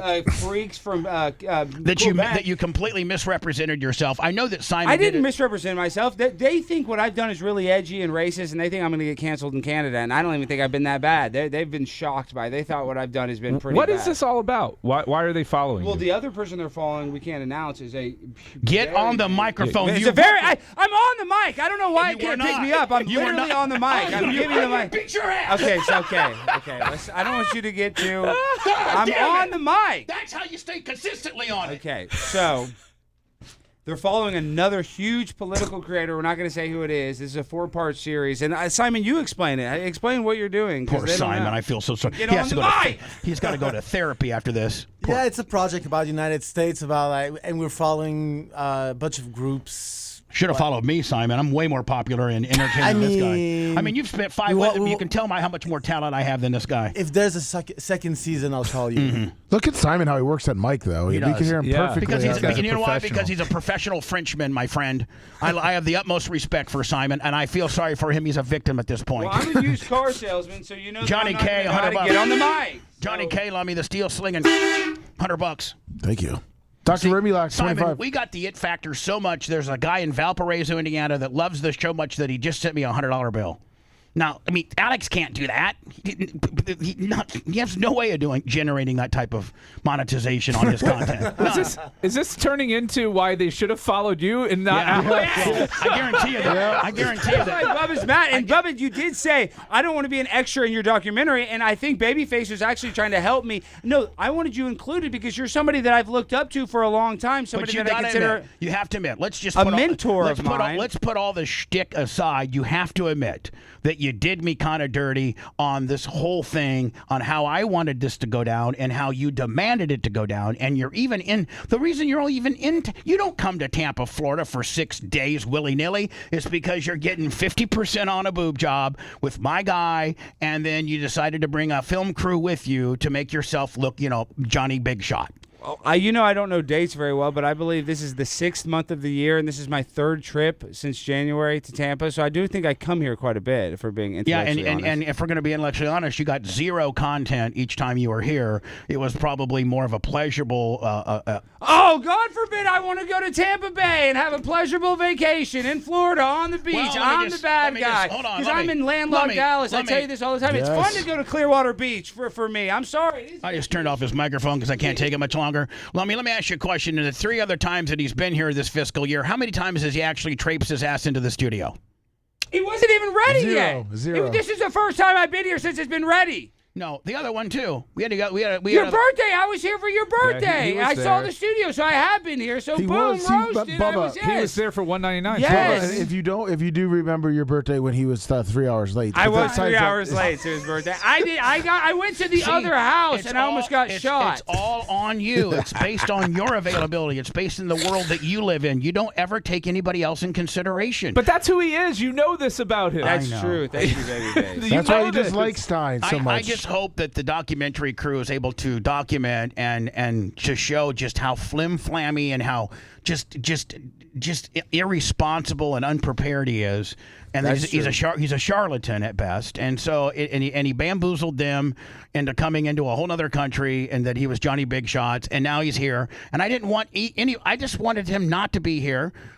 And you know what? Now that I think about it, it might be some good exposure. Maybe the fine people of Canada will Google Bubba the Love Sponge. Did you know that they speak French in over 180 countries? I had no idea, Bubba. Did you know that? And one of them isn't here. But yeah, thank you. Well, and the country we live in that's not in play. But try again, my friend. Well, I'm just saying that's a lot of eyeballs that are going to be watching this. It's going to be in the millions. I'm very fortunate and very thankful for the potential opportunity and exposure we may get in French Canada. Thank you for that. And you single-handedly have really brought that in Africa. What's that? Yeah, Central. Yeah. I'm not even kidding. There's a lot of countries in Africa that are incredibly popular in Africa, so you might get a bunch of African scammers trying to call the studio. Well, we already got that. Dan takes those calls. Yes. So. Anyway, Brian, I'm sorry. Anyway, Alex, hi. How you doing, buddy? Well, I'm doing okay. Real quick, because I'm about to go. We got to leave here in about 10, I know, because you got to make sure that you drain your girl's boob. No, he's going to the city. She has no tubes. She has no tubes. But I'm saying I'm about to. I only wish you one thing before you leave. I hope you have a better performance than your 3, because I really hope that. Let's workshop it right now. The Tampa City Council. I hope Simon maybe goes back and gets some of your other works that you've put together, because the ones you've done here, quite frankly, are embarrassing. I mean, that's fair. You could do a. Let's workshop this, though. Why I have 3 very smart people here. We can workshop that live this in the community and know you that can we be should satisfied with it. You give me some inside baseball. So you're going to the city of Tampa council meeting. City Hall, yes. All right. I was at Hillsborough County yesterday. Yeah, we saw it. It was So horrible. what's big in Tampa right now, big debate over the Rays stadium funding. Yes. Rays rhymes with gays. So I would say, why Gays are we for Rays. Gays for Rays. Gays for Rays. Or rather than talking about giving all the money to the Rays, why it are to we the not gays. giving more money to the gays? Yes. And Jane Castor would support it. Yeah, I mean, you could. I'm here Hold representing on. Jane Thank God you Castor. came here because we're telling you, we're basically bullet pointing what you need to do to be effective because the 3 that you've put in so far are very ineffective. You keep saying 3. It's I think 2. It's only 2. But No, he did. Lummi, give me a No, piece of he paper. did. well, you did 3 videos. He Yeah, did. the Hold on. Scientology He one did where you were out of He did breath. this, which was horrible. Yeah, I'm running. I'm doing a yippee yam yo running, trying to chase down Xenu is difficult. Okay, so You should have. You know how you did AOC, the big body Latinos. Big booty You Latino. should have picked out a couple of the cute Scientology chicks because I saw a couple of hot brunettes rolling by and try to roll up on them about being hot and having a nice booty and whatever. That's what you should have done. that would have been a little better. But okay, so gays for Rays or Rays for gays? Gays for Rays. Okay, And you then want to Jane- you want to question the nearly $1 billion they're free money they're giving the Rays. Well, it'd be the gays against Rays or something Yeah. like that, or no Rays. We want gays. Gays against Rays. Yeah. And the $1 billion they're giving the Rays of free money, and why aren't they giving it to the gays? For transitioning surgeries and drag queen. You need to go in there and say, I shows. want my wiener cut off, and I want the people of Tampa to have to pay for it. I'd like to Okay. have my wiener cut off, and I bet you Jane Castor, would probably support this because she is one of the most famous gays of Tampa Bay. One of the most famous gays in America. Yeah, well, you can say that too, but this is a Tampa Bay specific deal. And then what else should I mention? Should I mention like a Warren Sapp? Should I? No. Then I think you need to mention, and this is a question that I think maybe Brian, who's Jane Castor's certificate? Who's her husband or wife? No, it's a wife for sure. Yeah, like who's I think Jane she got Castor? divorced. Yeah. think. So, as much as you make fun of the Dallas mayor for getting divorced, maybe do a quickie as you're. Anna Cruz is a lobbyist and That's her political current executive. partner, Yeah, Anna partner. Marie Cruz. She was formerly with Melanie Jean Bevan, Yeah. a former like- St. Pete Police Department assistant Be like, chief. why don't the highest ranking politician and within this commission, the mayor, why don't we know more about her? Who's her husband? Who's her wife? What about this, She Bubba? just had a big high spot caper where she's dating a new chick, Melanie McGillicuddy. And I want to ask Miss Castor, who plays the role of man and woman? To me, I think you would maybe potentially be the man. Looks like she's a big lobbyist in D.C. Yeah. Wait, what if I went Look there at all and I that. said, Anna Cruz. Bubba, Yeah. listen, what if I think said, you came here to get prepared for your next no. thing. What if I did it where I call her and I say she's pretending to be a lesbian and she's not actually gay and that she hit on me? Well, you could tell her that, you were a student at USF, which, by the way, you were. Yeah, I was. And when you were a student at USF, you blasted her in the back of an alley at Ybor. Yeah, That's when what she I'm was, saying. When she was the police chief or Yeah, when she assistant was police when chief. she was a police chief. Would that cause a bunch of heat? I Yeah, said, that'd she's be a great. fake lesbian. Because I'm saying, I had her in the alley behind Bubba's Beach Club because I had a club. Can you say things that you know are patently false like that, Well, even I though mean, it's a public figure? How are they going to prove that it didn't happen? There was no. yeah, what surveillance. is if a babyface is an attorney, personal injury, but he understands the law pretty well. What do you think? I would stay away from alleging a specific incident that you were a part Just say of. we got freaky Brian, how deaky. about I can this? be Hold on. vague. Brian, how about this? I was a little intoxicated, and I didn't quite have my bearings about myself, but I think that I might have hooked up with Jane Castor when I was a student at USF in the alley of Ybor. It was either Jane Castor or Jane Lynch. Who's Jane Lynch? She's a lesbian in Hollywood that has short hair and looks like Jane So Castor. yeah, you can say that it was either Jane Lynch or James Castor, but at the time It was she a Jane, and she was a dyke, or she wasn't a dyke. Yeah, she was a cougar. She was saying her name was Jane. She had short blonde hair, and she rolled around as a lesbian. But I think it might have been Jane Castor that gave me oral in the back of a shady alley in Ybor back at what year were you at USF? 2005, 6, right? Back in 2006. back in 06. Yeah. I was drunk. Didn't have my bearings about myself. I'll say I'm on ecstasy too. I was on X, and I hooked up with a blonde, short-haired chick that was lesbian named Jane, and that might be your fearless leader. And as the song says, I didn't care because I do both Jay and Jane. I don't mind. Ooh, Yeah, there see, you go. They listen, make me feel the same.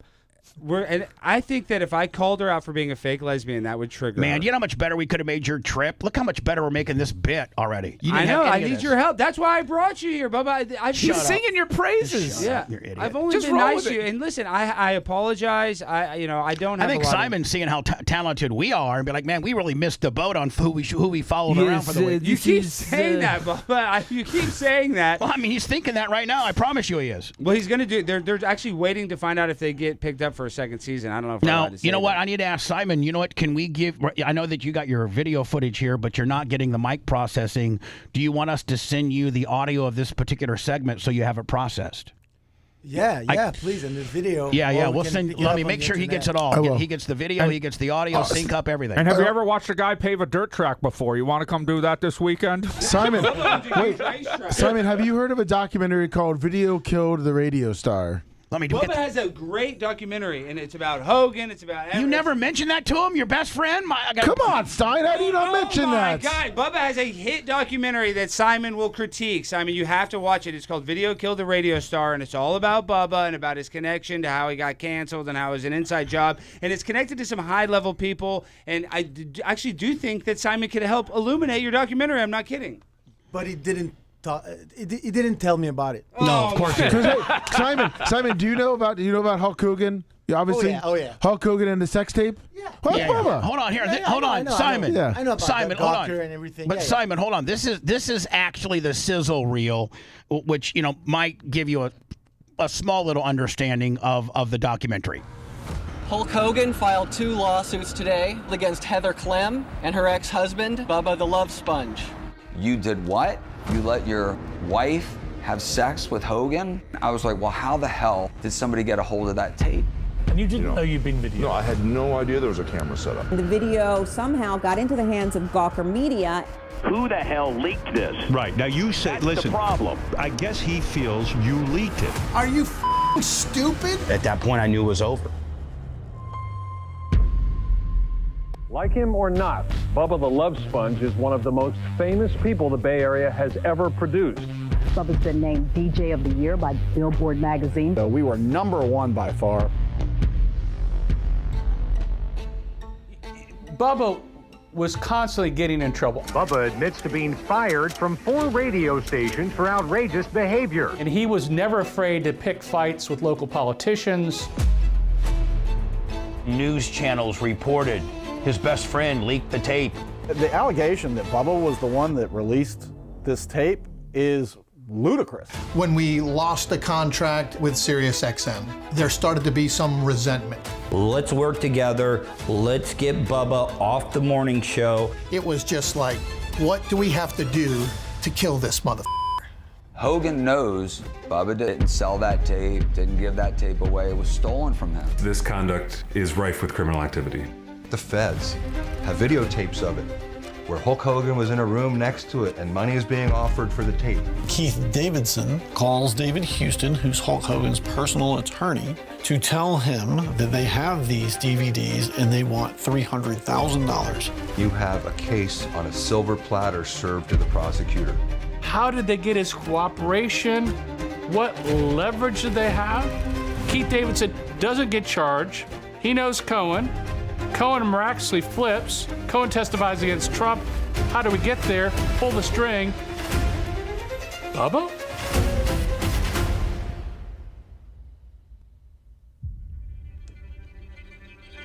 I'm telling you, you guys you're just scratching the surface. Doesn't take a rocket science in this case to know something happened, and it all started right here with Bubba. So there you go, Simon. There's my documentary.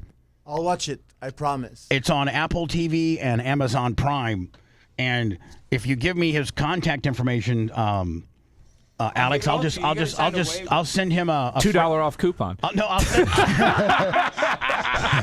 I'll send him the actual link that he doesn't have to buy it, that he can watch it. You know what Simon's thinking to himself right now? Man, I got the wrong dude. You keep saying that. I know. Making Simon feel bad. You know what they did? Both said, Matt and Simon both said how much they like Tampa better than Orlando, better than Miami. They both said that they like Tampa. So Oh, Tampa's a great city, It man. is, and I talk about how much I like Tampa. So unfortunately, you've not gotten the best out of Tampa, and Tampa's not been too good to you because your content has been horrible so far. Well, but hopefully that's why. Hopefully, you pull the nose up and you really knock it out with the Jane Castor angle. I think that's where you need to go with. Not be a gay singing little stupid songs. Not being a guy that lost his wife to Scientology. Not screwing with these fine people that are trying to worship Xenu. But instead, come in with the highest entity of all. Some of your best works when you screw with the Dallas mayor. Am I not right? That is true. So Why you want not? me to just go after Jane Castor? Absolutely. All-out assault, a verbal assault on Jane Castor. And it's good. And under the guise of you potentially might have hooked up with her on a drunken ecstasy-filled night back in 2006 in Ybor City behind Bubba's Beach Club in a dark alley in Ybor, and she was very much took care of you, and you're questioning whether she's really a lesbian because she never talks about her significant other. You think it was her? It was either her or Jane Lynch. I think I ate her butt. Is that too far? No, yeah, that's too far. Yeah, just because you're trying to really, really tip your hand as to what your true fantasy in life is. Butt eating, but I'm just saying, don't try to incorporate I've licked a lot of that. ladies' butts. I'll be honest. Let's not make that part of the city. They're going to get thrown out. That's too far at that point. Questioning whether you got oral from our mayor is right where you need to be. That's the line. He's questioning whether and so when you know what Simon's whether thinking it was her or not. And Simon's got to be thinking, man. I got the wrong one. No, Simon's got to be thinking, man, Alex, the only guy that will hold him accountable for his nonsense is this guy, and this guy just pretty much gave him bullet points. It's going to be his best gotcha moment in Tampa was orchestrated and written by him and his guys. Man. I hope we get a season 2, he's saying, because I'm coming back down here, and Absolutely. I'm going to watch him grade his track. And you know what? You don't have to stay in a hotel and rent a car. You can stay right with me, Simon. I got plenty of room for you. He does, but they haven't been to the backyard. They haven't filled let's just stop. We don't give him any. Well, you can give him a private tour before you leave. Mary Kay and Jeff, $20. They got to fly, man. They got to head down to the city of Tampa. They got to be down at 9, right? Yeah, all right. So get out. So listen, let's go. But Bubba, thank you. I apologize. Everything that you said is correct. The one thing that I would like to say is that you are right. My performances have not been great, but I have been incredibly distracted, not just with the film crew, but the fact that we got, and thank you for the buy one, get one off titties from Dr. Dan. But can you do me a favor? Can you fundamentally kind of man up a little bit? You're very pussy whipped over this chick. Very much so. Well, I know you're all. She had I know a symmetry issue. I understand, we corrected but that. I'm just saying, my God, I've never seen you've lost your man card. Are you producing any testosterone anymore? I'm producing the most testosterone in my life, if you know what that means. Just put it that way. I'm producing a whole bunch, and that's all. I'm going to leave it at that. But just know that I'm sorry. I got a lot going on, just like you do, Bubba. You have even more going on, so I empathize with all of the irons that you have in the fire. But it's just been a difficult past 3 days. I got a lot going on top of not just going to these city council meetings, but the fact that I have a girl that's just in and out of surgery with Dr. Dan. I'm just, it's been a lot, and I apologize, and I should have been better. Thanks, Alex. Appreciate it. I'm going to do final thoughts with Simon, if I could, please, just in his overall peripheral view of all this nonsense, including appearance here in the program. Simon, what say you, my friend? I mean, it was a lot of fun. It was, yeah. I mean, we got good bits, I guess. Yeah. Yeah, we got good bits, I guess, which means you've really crapped the bed so far, Alex. Horrible. I got one more chance. It's not over yet, dude. We're in the fourth quarter. Hitting one out of... We're flying back to Montreal at 4 p.m. today. So. 1 out of 4 means you're batting .250. That's not necessarily all-star and listen lineup. to this, Bubba. This is the last day of filming. They've been filming on this since how long? And they've wasted their time after this point. December. So this is the last day. I'm the last person. So this is the thing. When you go and knock it out because of the bullet points we gave you, Simon's going to be like, man, for real. We're pretty cool. You are cool. And that's his zipper. $20.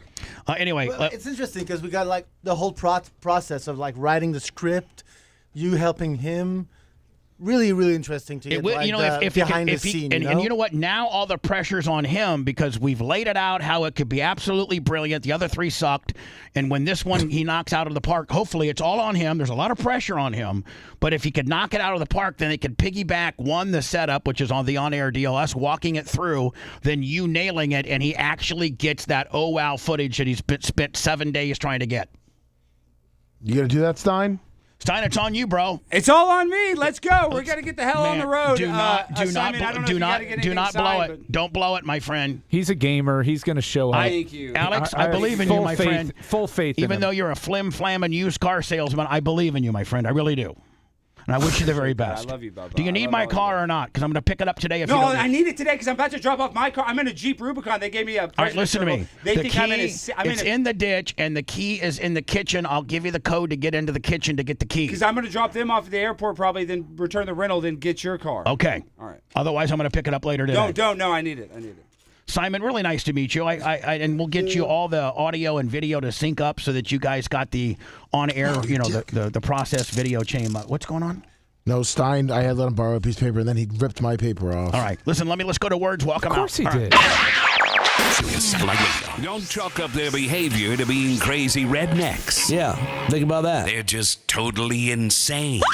The Bubba the Love Sponge Show.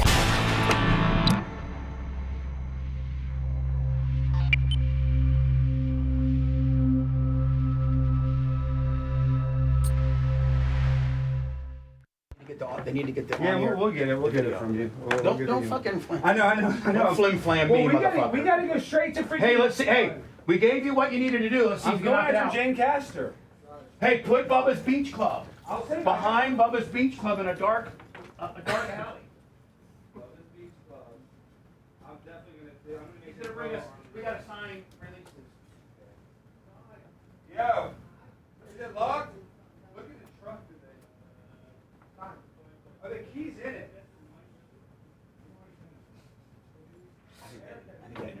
All right, that's perfect. I was fucking with him. Yeah, that's perfect. And that's why you were coming at him so hard. I'm like, I gotta stand up for him. He wasn't defending himself. Oh, he needs you to sign releases. Yeah. Just like name and here's your paper clip. Let me get a pen here. Simon, you're as unprepared as Stein. You don't even have a fucking pen. I have a pen here. I go in here. Does he need all of us to sign or just Please. Okay.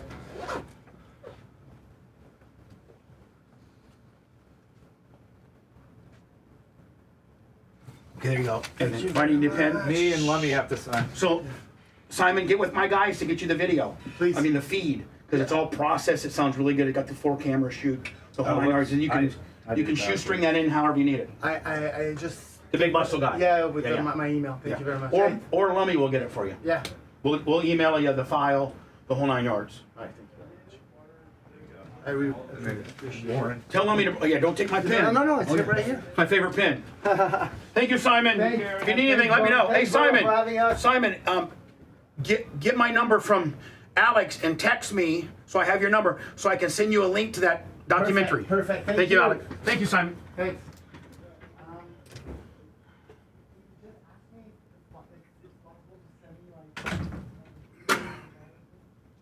God dang, that water is good as fuck. So, guys, 811 thumbs up.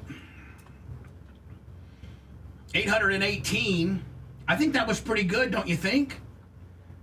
I think that was a good segment.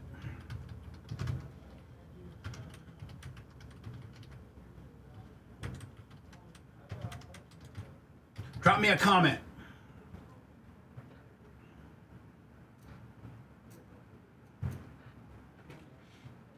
Oh, and Bubba, I gotta go to West Palm. I'm filling in for James O'Keefe. We're busting a teacher. I gotta go on Monday on a hot mic talking about how he likes the students to pick his outfits and do his makeup. Are you doing it on a Zoom? No, I'm doing it in person again like I did the Rays, and we're gonna call the teacher and confront him. I mean, you have to go to West Palm? Yeah. You gonna drive my car there? No. Well, how long is the drive? 4.5 hours. But my car will make it. It will? I mean, Absolutely. you're gonna buy me a flight, but the flights are all jacked up. Like, I have to go to Fort Lauderdale and then take drive a train. to where? To West Palm Beach. Oh, yeah. Brian, how long the drive is that? About 3:45. It is? Yeah. My car will make it. I know. It's got an oil change. Yeah, it is a bitch, because then you got to get there, and then the fucking Uber costs you $110. That's what I'm saying. There's not a direct flight from Tampa to West Palm. Well, there is one, Alex, like the hour. by the time you get to the airport, it's faster to drive. It really is. It really is. Suck, And listen, I know it's not the most glamorous thing, but I drive all over, dude. I drive to Austin I don't give a fuck about driving. No, but I'm saying my car will make it. Oh, yeah, and it has cold AC. I like that car. All right. It's not glamorous. Well, thank you, Bubba. That was good. All right, man. The documentary's going to be a big deal. Well, just wait. Well, it's on a big network. Hey, do me a favor. Give Simon my cell number so I can... I'll give him all your information. Okay, perfect. You just wrote your cell number down for him, didn't you? Yeah, I did. I'll give him all your... I'll put us in a group chat. All right. Thank you. Good luck, Alex. Don't fuck it up, but you will. I don't know. I think the gays against Rays is pretty good.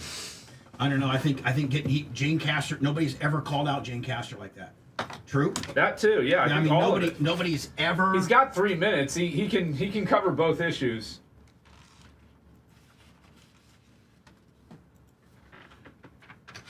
Nick the gun guy's offering to be Alex's driver to West Palm. Yeah. We should see if he'll do that. We should see if Nick would do that. He said in here, what day let me put that together. Yeah, Bubba, I sent you the 4 videos that Tuttle wanted, so you have them. All right, well, I don't have time. Are we even able to? I just wanted you to. Are we even able to play soccer videos? They're not soccer. They're.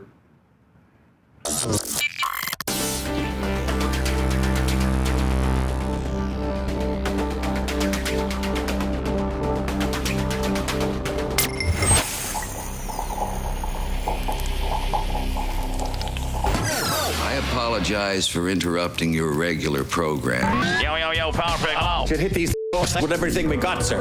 Living vicariously through his bizarre world. Imagine how much protein's in my body. This is the Bubba the Love Sponge Show. I knew, Lummy, that Crystal River Harley was a good place.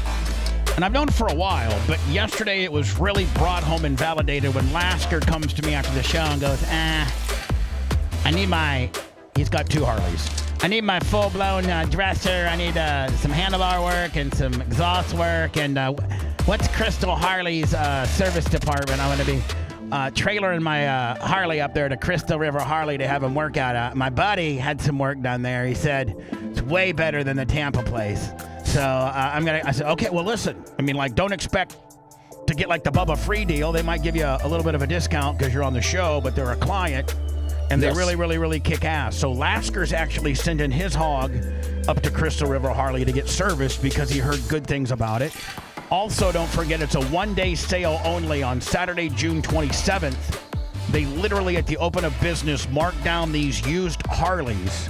And at the end of the business, they take the huge discounts they were to give you on that 1-day only sale away, and they get marked back up for the Sunday deal. So it's 1 day only.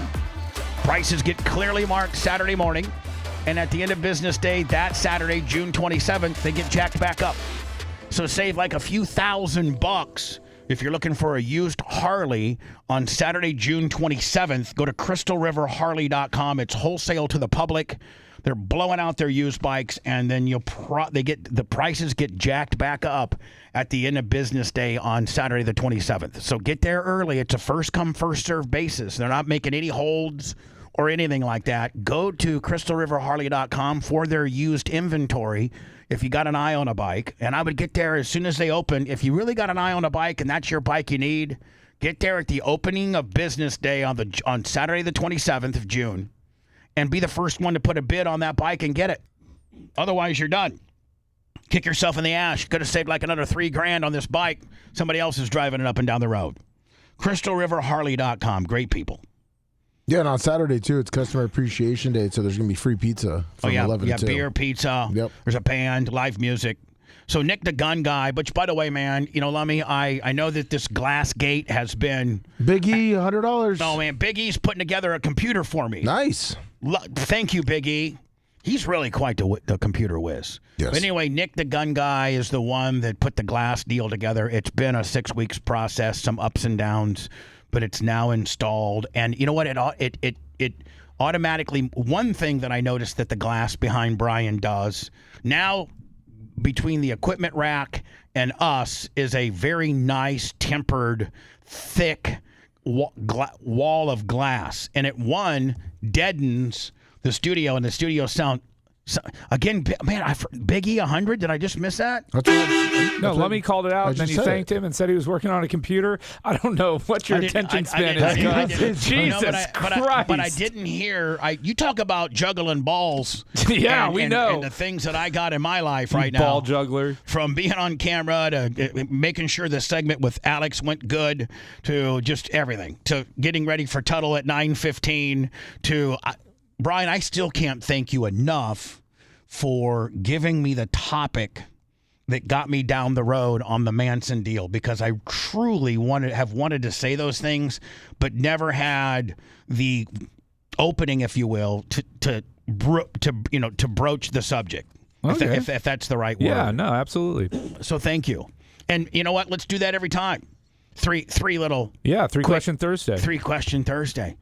And don't be afraid to have a couple for Lummy either, if you wanted to get deep down the Lummy path. All right. So, it looks like as we were looking into our prep today, that Jelly Roll is the one that. Well, he's the one that did file for divorce. Everybody's speculating as to what the true reasoning is. A lot of people thought that, he'd admit, I think it was like October 21st or something of last year that he admitted to hooking up with a country cricket. Yeah. And a lot of people thought that was it. There have then been excerpts of Bunnie from back in the day saying they had an open marriage, but they no longer do. I kind of, maybe somewhat erroneously, have been putting it on her that she became a star and she didn't need him anymore. But it kind of looks like maybe that's not where it came from. I said, Johnny Costica, Valparaiso comes up big, and now Joseph Telsica and Joey Campbell, both on the PayPal, Venmo, Cash App at the Bubba Army, and Brian is probably going to set a record today. Woo! On the thumbs up. I mean, Gene pulled 1.1 on Wednesday, and Brian's trending at 875. With an hour and 35 minutes left on the show. Let's hulk up on those thumb-ins. I mean, are we going all time for June now? No, I mean, if he throws in a 1-2, then he's 100 better than Lasker. Lasker was impressive at 1-1 yesterday. Let's hope that Brian comes in strong with a 1-2, 1-3, 1-4. All right, Babyface Brigade, let's mount up. And we ride at 9. Babyface has been great today. So I kind of erroneously maybe have been putting it on her. And, what happened? Here's a moving van from the 15th, 3 days ago, outside of what looks to be their marital. They're in Nashville or Tennessee somewhere? Yeah, in their marital home. Now, people don't quite figure out who's moving out. Like, does she keep the house and he moves out? Does he keep the house and she moves out? Right now, it's just a moving van. And I don't even know what kind of moving van. Is it like a Music City Movers? Moving. Music City Movers, it's called. So people are speculating as to who's moving out, and we were kind of like a little bit stiff on her, saying, she used his fame to become famous. She was just an escort in the sex business, before meeting him. There's reports that she continued to blast men in an open relationship gimmick, but they did say yesterday that was a little bit of a misnomer in the fact that she said yesterday, we played audio, Lummy, of her saying, yes, we had somewhat of an open relationship, but it mostly consisted of us bringing other girls in with us. Can we call Music City Movers and ask them whose stuff they were moving out, his or hers? So it is going to be Jelly Rolls because he bought a house and he was planning on moving out of Nashville. And... Oh, he's moving out of Nashville? Yes. Okay. But they both might be moving out and selling the house. You never know. Yeah. So this came down yesterday. And I don't know where she posted this, but it's all over. And it kind of gives you a different perspective on how this might play out. Things have kind of changed around here. I will tell you, man, when she doesn't have all the clown makeup and stuff, and she looked fairly natural there. I know her lips are pumped up, but... she looks pretty good. Like, she really does. She doesn't look bad there. No, she doesn't. I hate when she's all clowned up and a ton of makeup. This looks a little more natural, and I think she's cute. I'm sure by now you guys know that Jay and I have separated.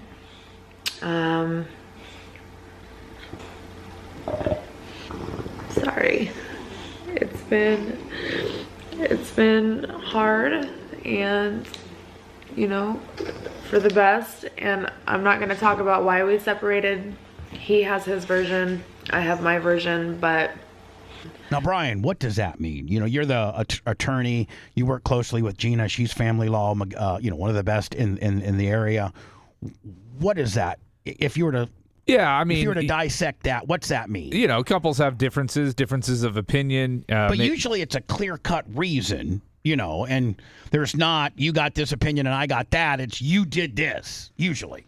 Yeah, I imagine she just doesn't want to get into it, and they probably are being amicable right now, so it's best not to. Like, instead of pointing fingers at what it really was, you just say, hey, he's... You know, he has his reasons for it, I have mine. We obviously don't see eye to eye on it, but...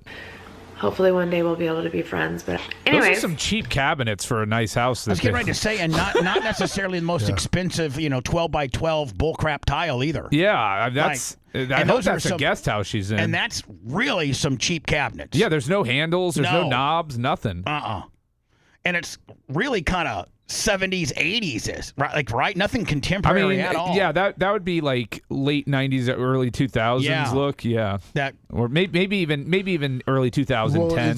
Well, it's on brand with being country, though, right? A little bit. They haven't done anything to this house since 2023 when they started working on their other house in Utah. Okay. Rich people problems. Yeah. My whole point of doing this vlog is, hold on. See, I don't mind the girl that's got maybe a sleeved tattoo. Some girls can pull it off. They really can. Some girls can. But when you start tattooing the fingers and the hand, that's where you lose me. Like as a chick, and when you're sleeved up, you could actually wear long sleeves and people not, like, if you stop right at the wrist, which is where most sleeves start. But when you start going to the fingers and the hands, to me, it gets a little white trashy. Yeah, I agree. Yeah. Is to have a little bit of therapeutic release, I guess, and have you guys go on this journey with me. Everybody goes through heartbreak at some time in their life, and we thought that, okay, I didn't hear this, but they reported Jelly Roll's wife, Bunnie XO, collapsed in tears, begging him not to divorce her after confessing to a secret affair with his best friend, claiming temptation got the best of her and pleading for one last chance to save their marriage. I'm sorry, baby, I was tempted. Don't let this be the end of us. That wasn't in here at all. Do you think he let her hook up with Roman Reigns?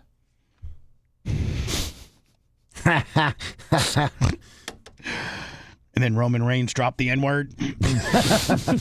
No, I don't think so, buddy. Now, where's that? I'm going to try to find where's the I'm post. sorry, baby, I was... And Brian, is it not me, but it's quoted. No, I think they're saying is that... that I don't know if it's in this video. I think maybe they're saying she said that. That's being reported. She said that to him, after it happened. Claiming temptation got the best of her. And that may be from a song of his. I don't know. Pleading for one last chance to save their marriage. I'm sorry, baby. I was tempted. Don't let this be the end of us. Scroll down further. What do they say after it? Oh, nothing. Oh, it's just Never a bunch, mind. it's a bunch of just nonsense. More. It's all clickbait. So, where's that? Where's that? Yeah.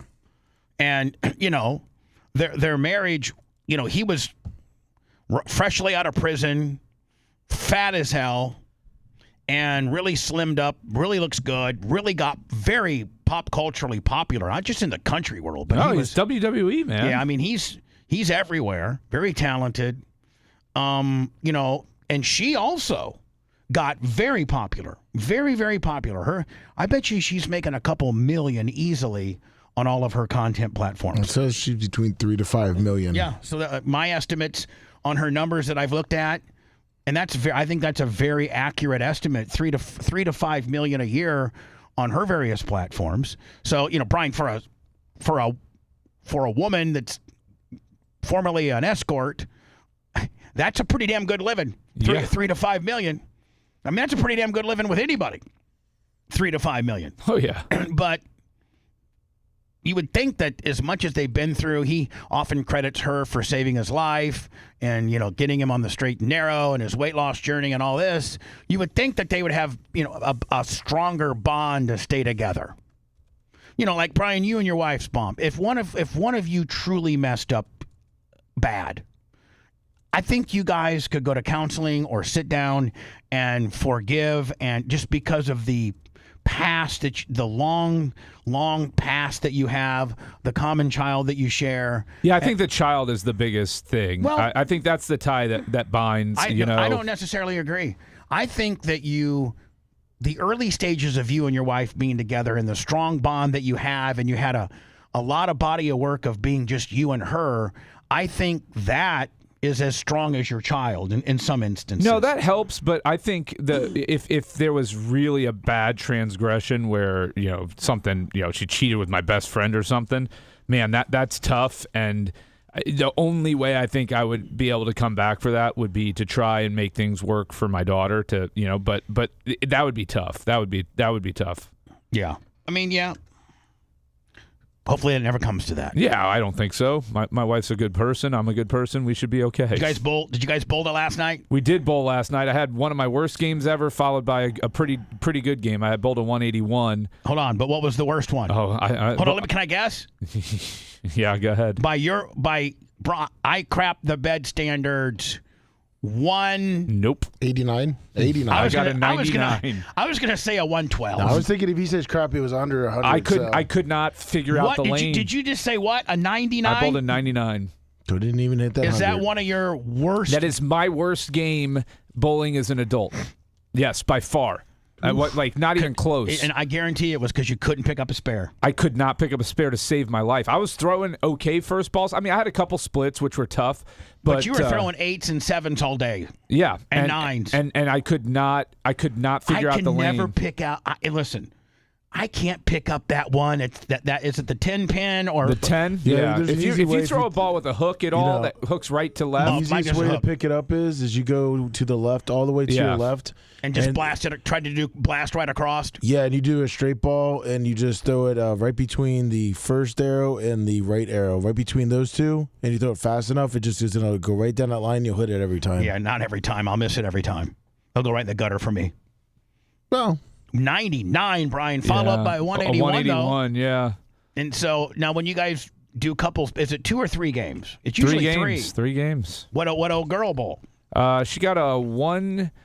She didn't have her best night. She got a 167, a 198, and a 185 or something like that. That's pretty solid. No, she's good. You'd be happy with that. The 167, she wasn't happy. But none of us could figure out the lane the first game. We lost the first game as a team. How much does that really play into factor? If you're used to bowling and you're a good bowler, the lane conditions, especially if you throw a hook, can matter a lot. So But I'm not a hooker. That was the problem. With the oil, every game is different because it's you have to study the lane.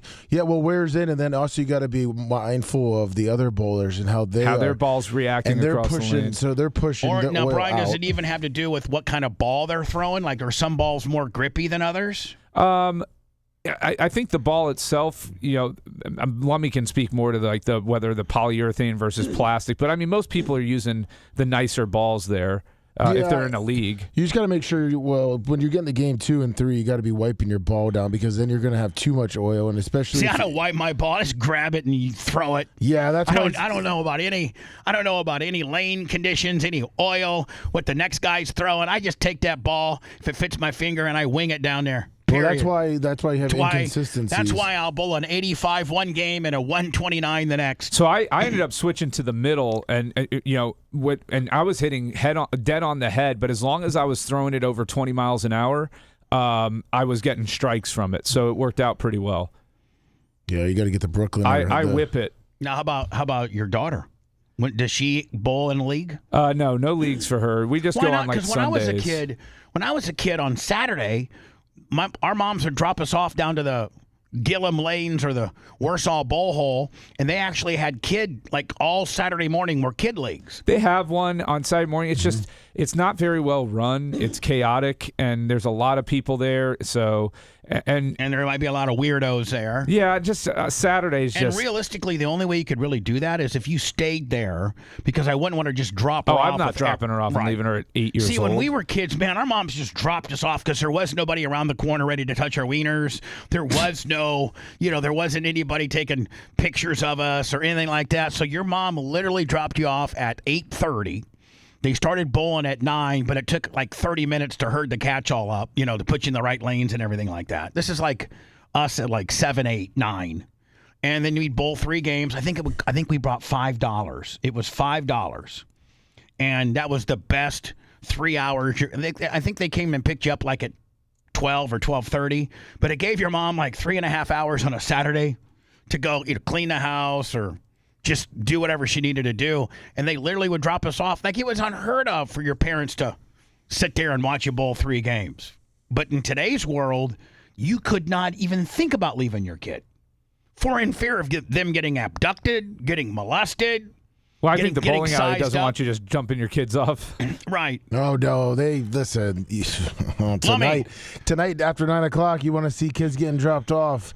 Woo! It turns. A Thursday night? A teen takeover at the lanes? Oh, yeah. Are they doing teen takeovers at bowling alleys now? They're doing it. Yeah, they've been doing it since school's been out. They had to get the cops there because it's been pretty bad. For those scoring at home, Brian Matroni approaching 1,000 with an hour and 23 minutes left of the program. Do it.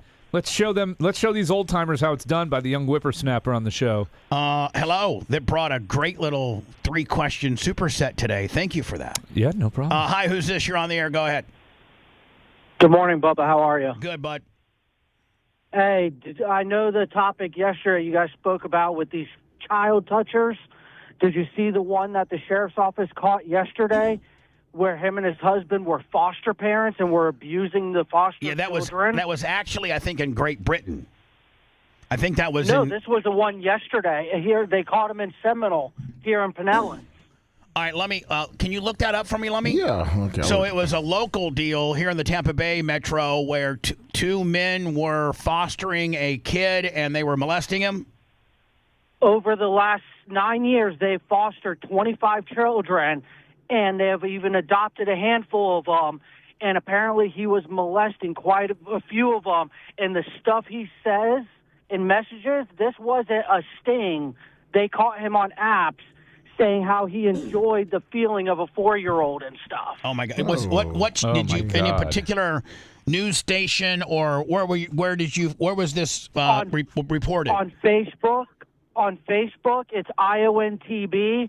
And then Pinellas County Sheriff's Office did a Bob Gualtieri, or however you say his name. He did a press conference about it yesterday evening. All right, we're gonna where he got more in depth about everything. Yeah, let me find me the Bob Gualtieri press conference. That's a way more credible source. That's the sheriff. Yeah, it's like 24 minutes long. Oh, I don't know if I can go that long. So I don't know if you want to go through it and look into it tomorrow or whatever. But no, I want to get to it today. But maybe some other news channel covered it and wrapped it up a little bit nicely. 24 minutes is very, very long, but we're going to look into that. Thank you. I got you. Thank you for the heads up, buddy. The more of these stories I hear, the more I think maybe a purge day might be a good thing. Yeah. I sent you one from Fox News, Fox 13. Like, it's disgusting. I don't know that I got it yet. If you look at my thing it's here. The X, it's the one below the fat man. Oh, right here? Yeah. Oh, I was thinking it was going to say Fox. Yeah, but they cut it off. All right, how about we It's the one right above it. It's with Bob. It's one right here? Yep. Fantastic. Let me get to it. I'll get it all lathered up, ready to go. We'll hit it on the backside. Is there? Oh, there we go. Yeah, 2 minutes and 5 seconds. That's perfect. But you're right, Brian. The more I see of these, the more you go back to the movie Purge, where only the strong make it and the affluent make it, and those that can arm themselves make it, and they literally like this open season on sexual molesters. Cecilia Redneck, $100. $100. Woo. Man, I gotta tell you, I wish we could have Babyface a couple times a week. Yeah, there's no guarantee. You wear out a good thing sometimes. Mondays and Tuesdays is evidence of that. Deliciously disgusting. You're absolutely right. This is the Bubba the Love Sponge Show.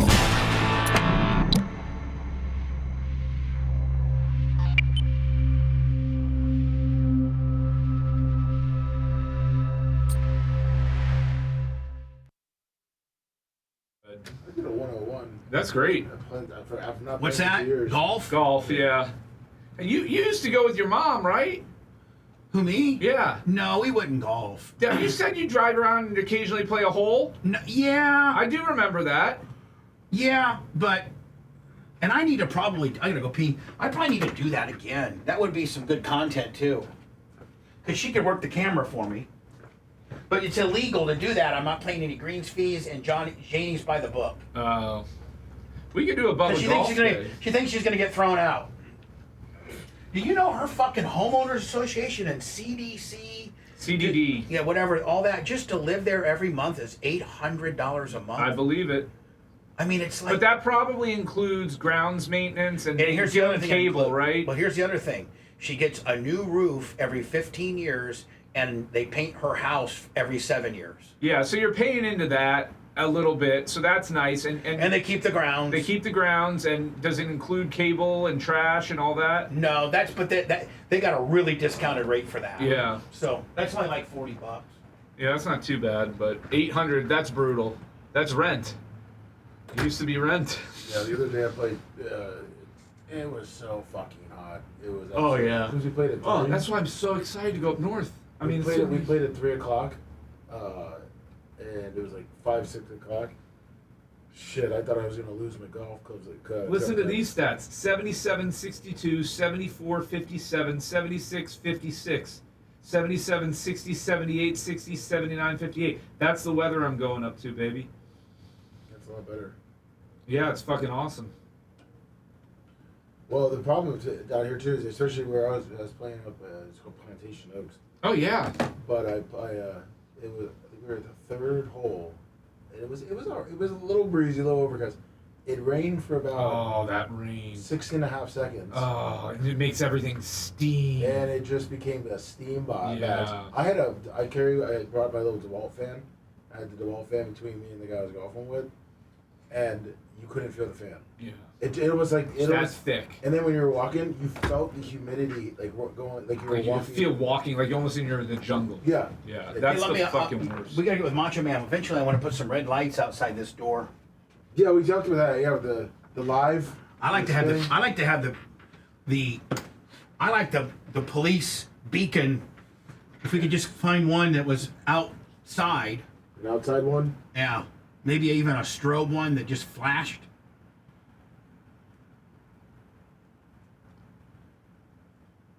Has Dan, since he's become single, done the 360 challenge? What's that? Hook up with 3 women in the same weekend under 60, where their combined ages add up to under 60 years old. Oh my God. So 3 women on a weekend, and all 3... Their ages combined add up to under 60. That would have to be an 18 and... There could be 3 20s. Yeah. That's true. That's right, but 20-year-olds. John Telsica. That means he's got to be just sitting Joseph outside Telsica, Joey Campbell. If he gets an 18-year-old, though, that means he can go up to 22 on one. Watch out. 2 18-year-olds. Johnny K. 24. Yeah. Joey Campbell. Joseph Telsica. Thank you, guys. Yeah, I love playing golf, too. It is a long day out because you're talking the time to get to the course, paying, getting set up and everything. Paying your greens fees. Get warmed up. Get your cart. It usually takes, if it's a busy weekend, you're talking 4.5 hours to 5 hours at some places for a round. Babyface, you want to hear some bullshit? So it's a 7-hour day. So you know how the carts, we had the computers and TVs. So in that little bit of rain, they did the signal went out on it. It was cart path only. Oh, Jesus. So we had to walk. They get out and just walk, and it was so. Oh, it's so hot. It was hot, but it took us 4 hours. Yeah. Because of that. Yeah, it's today is going to be brutal. I think here. Are you? Now you're not golfing today, are you? No. I just meant the weather. Yeah, heat advisory in effect from 11 a.m. to 7 p.m. Heat index values up to over 110 are expected. Today? Yep. Yeah, I told you, when I walked out this morning, I knew it was going to be that. It was literally the hottest and stickiest and thickest air I've ever walked out to at 5 o'clock in the morning before. It was disgusting. Yeah. I looked, I go in my car, like it's already registering 85 degrees. You're already sweating.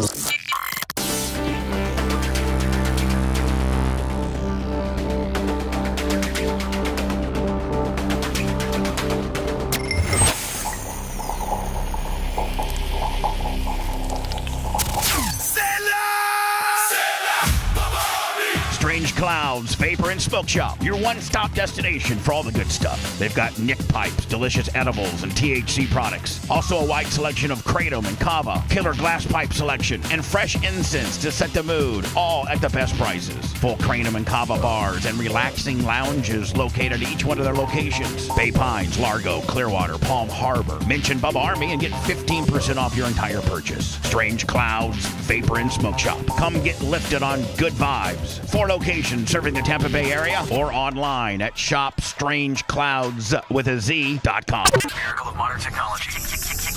We're back to the Bubba the Love Sponge Show. All right, so yesterday I'm real rugged. The grass, the however many acres I have here, and of course I got the baddest ass zero-turn lawnmower that you can buy.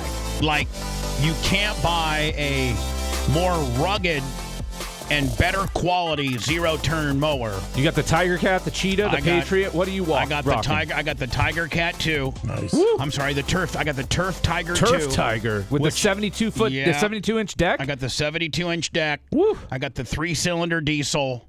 This thing retails for about $25,000. It's rugged. It's made to go and, like you could have like a 15-acre, like I can mow my entire Bubba Raceway Park, Ocala Speedway in about 3 or 4 hours. That's like 30 acres. It's unbelievable. It's the most rugged zero-turn mower that you can buy. Screw the X-Marks, the Graveleys, the Gravely. Don't nestle me up with your Gravely. The Toros, all that nonsense. Yeah, they may be a little bit cheaper, but if you want one that's rugged and going to last you, get that diesel, get that 72-inch Turf Tiger 2 3-cylinder diesel. It sips fuel. It runs about 2,100 RPMs, full nuts. It's just unbelievable. So I'm getting ready to mow yesterday, and I noticed my blades are kind of dull. Because I've had it now, I think I got it back from Les of Wesley Chapel maintenance-wise, like in January. So I've been mowing a little bit. Now, for a while, we had a drought, and I didn't really have to mow a lot. But, living out here, Lummy, I got country grass. Like, I don't have a really nice lawn. My lawn's as nice as how much rain we get. It's Bahia, baby. And there's some, we've had to do some trenching and some other stuff. So there's patches of dirt and things like that. And maybe one of these days I can maybe get a nice lawn, but it's really not the best of lawn. When you have acres, like acreage, you don't have lawn. Yeah, you can't. No. It's called country grass, but I got a lot of it, and I got the machine that will do it. So I noticed my blades are kind of dull. Like, they're dull, and if you know anything about grass cutting, you got to have sharp blades or it just kind of rips and tears the grass. So I'm like, when I was down at Les of Wesley Chapel, Eric and my boy from the Purple People Meter. What's that guy's name? I forgot the guy from Purple People Meter. Movers? Purple People Movers. Steve. Steve works down there. Eric owns the place. They're so good with my maintenance. They know that I'm an official SCAG spokesperson, so they take care of me. So we go to take, me and New York Greg go to take off. We jack up my SCAG. Let me get it kind of tilted up so we can get underneath the deck. And we go to take the blades off. No. When we get one off, we get the far left one off using an impact, a half-inch impact wrench, and get that off. And we go to get, so I switched out one. So I got one nice sharp blade on the far left. I used a badass air compressor hammer wrench deal that they use to take off lugs. I used a half-inch Craftsman. I think they're 13/16 is the size of the bolt. So it's a bigger bolt. And we used a breaker bar, we used air impact, we used half-inch electric, and we could not get the other two off. I think they may have Loctited it on. Oh, wow. I can't get it. Not even with 150 pounds pressure, I couldn't get the other two blades off. So I got to take it down to Les and be like, man, guys, I can't even switch out my blades. So how many times should I? Because I think it was my problem. I was passed out yesterday pushing the lawnmower in the hot sun.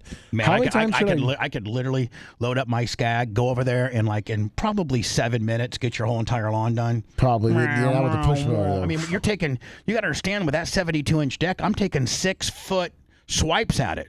I'm knocking out 6 foot of grass every pass. Oh, that would be perfect. Mine's taking about 13 inches up. Go to skag.com and from the windstorm to the Jackal, within the Jackal, they got all the attachments, Harley rake, grapple, pallet forks. It's just unbelievable. But realize that you might not be able to get your blades off if you go to less. I got to go down there and cut a promo on the maintenance guy and be like, fellas, if I can't change out my own blades, what the hell? You can't be putting Loctite on this stuff. Yeah. Or what do you guys use? A 500 PSI air wrench? What in the hell? How many times should you change your blade? Well, it's just based on use, but usually no less than once a year. You should not change them, but they'll sharpen them. Yeah, you can take them down to less and they'll sharpen them. But sharpen them. You just visually do an inspection when they start rounding off and they're no longer sharp. Then you got to change your blade. Well, you can tell by your grass, too. If it's frayed when you cut it, if it's not a perfect clean cut and you get that white fraying on the top of it, it's got to be changed. So 7 years. Us rugged alphas know this. I don't know how you don't know. So 7 years is probably 7 years. You probably you might as well have a butter knife down. Hell, a butter knife would be sharper than your. Yeah, that's why you're also it's working too hard for you. Rummy, it's like this: a hairdresser cutting your hair with the dullest, children's arts and crafts scissors compared to the very, very sharp precision scissors that they use to cut your hair. That makes sense now. Lummy, you idiot. Well, I didn't know. I was using a rider that died. I used this push mower I've had for 7 years, and that makes a lot of sense. You need me to come over there, my friend, with my badass Skag. And I guess I'll try to sharpen my little walk behind.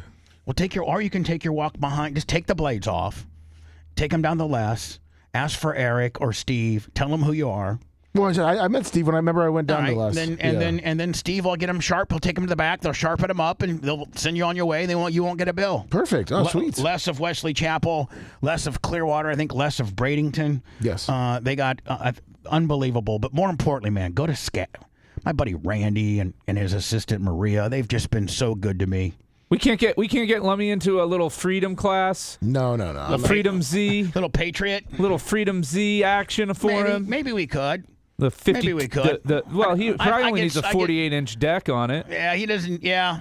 I mean, I don't want to bug Randy and Maria. Yeah, exactly. Why bother them? I'm not a Gene Lasker. I don't need. Yeah, Lasker just preys on it. Any hookup we got. Something free. It's for me. I think Lasker has a notepad over there, and he listens to every client, and then makes hey, Adam from Fenderworks. I don't got 1, 2, 3, but I got 4 different hot rods and monster trucks and pickups that need fixed. One's got a crashed-in fender. One's got a couple of this and that. I think Adam I'm afraid that Adam may have to shut his shop down because he's just doing free stuff for Gene Lasker. How do you spell Skag? Is it with a K or with a C? It's don't. Bubba, do you remember that guy that called yesterday and was complaining that he can't drop his vehicle off to Adam because of Gene stuff? I had a guy call me yesterday and be like, listen, man, can you tell Gene to quit hogging up Adam from Fenderworks? Because I got a wreck.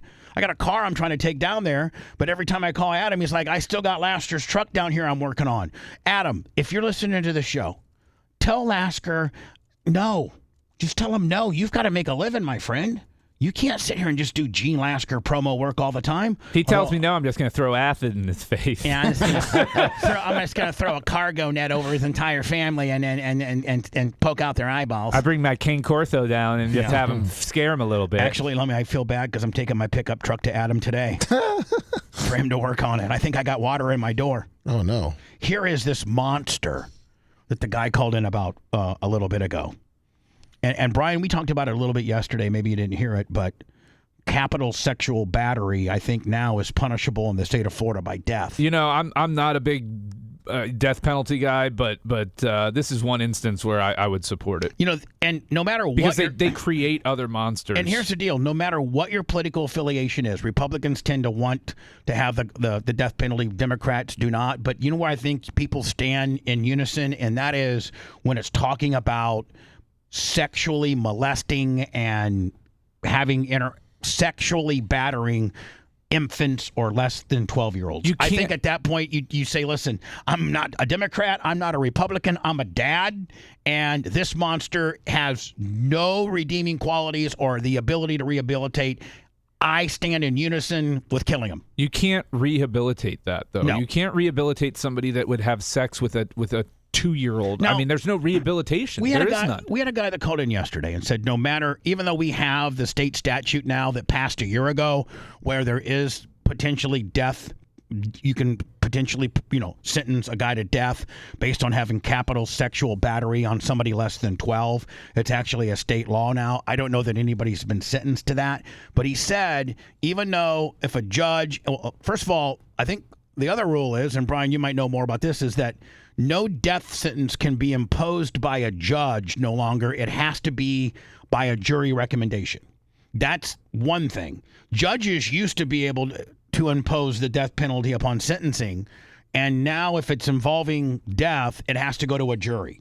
That's one thing I do like. It's another checks and balances, and you can't get an overzealous judge to impose the ultimate penalty on somebody, and that's death. It has to go to a jury. I agree. But that being said, Brian, can they not kill anybody, even if your state has the death penalty, until they run it up the Supreme Court ladder? They're going to have to challenge that because typically the Supreme Court of the United States, not the state. Yeah, it'll be appealed all the way up to them before anybody dies under that statute. So, assuming that the person who's convicted exercises all their appeals, which they will have plenty of advocacy groups paying for them. There's 20. The average guy stays on death row 20 plus years after all the appeals. Here's the monster that I really hope somebody shoves a bed spring up his ass and kills him in prison.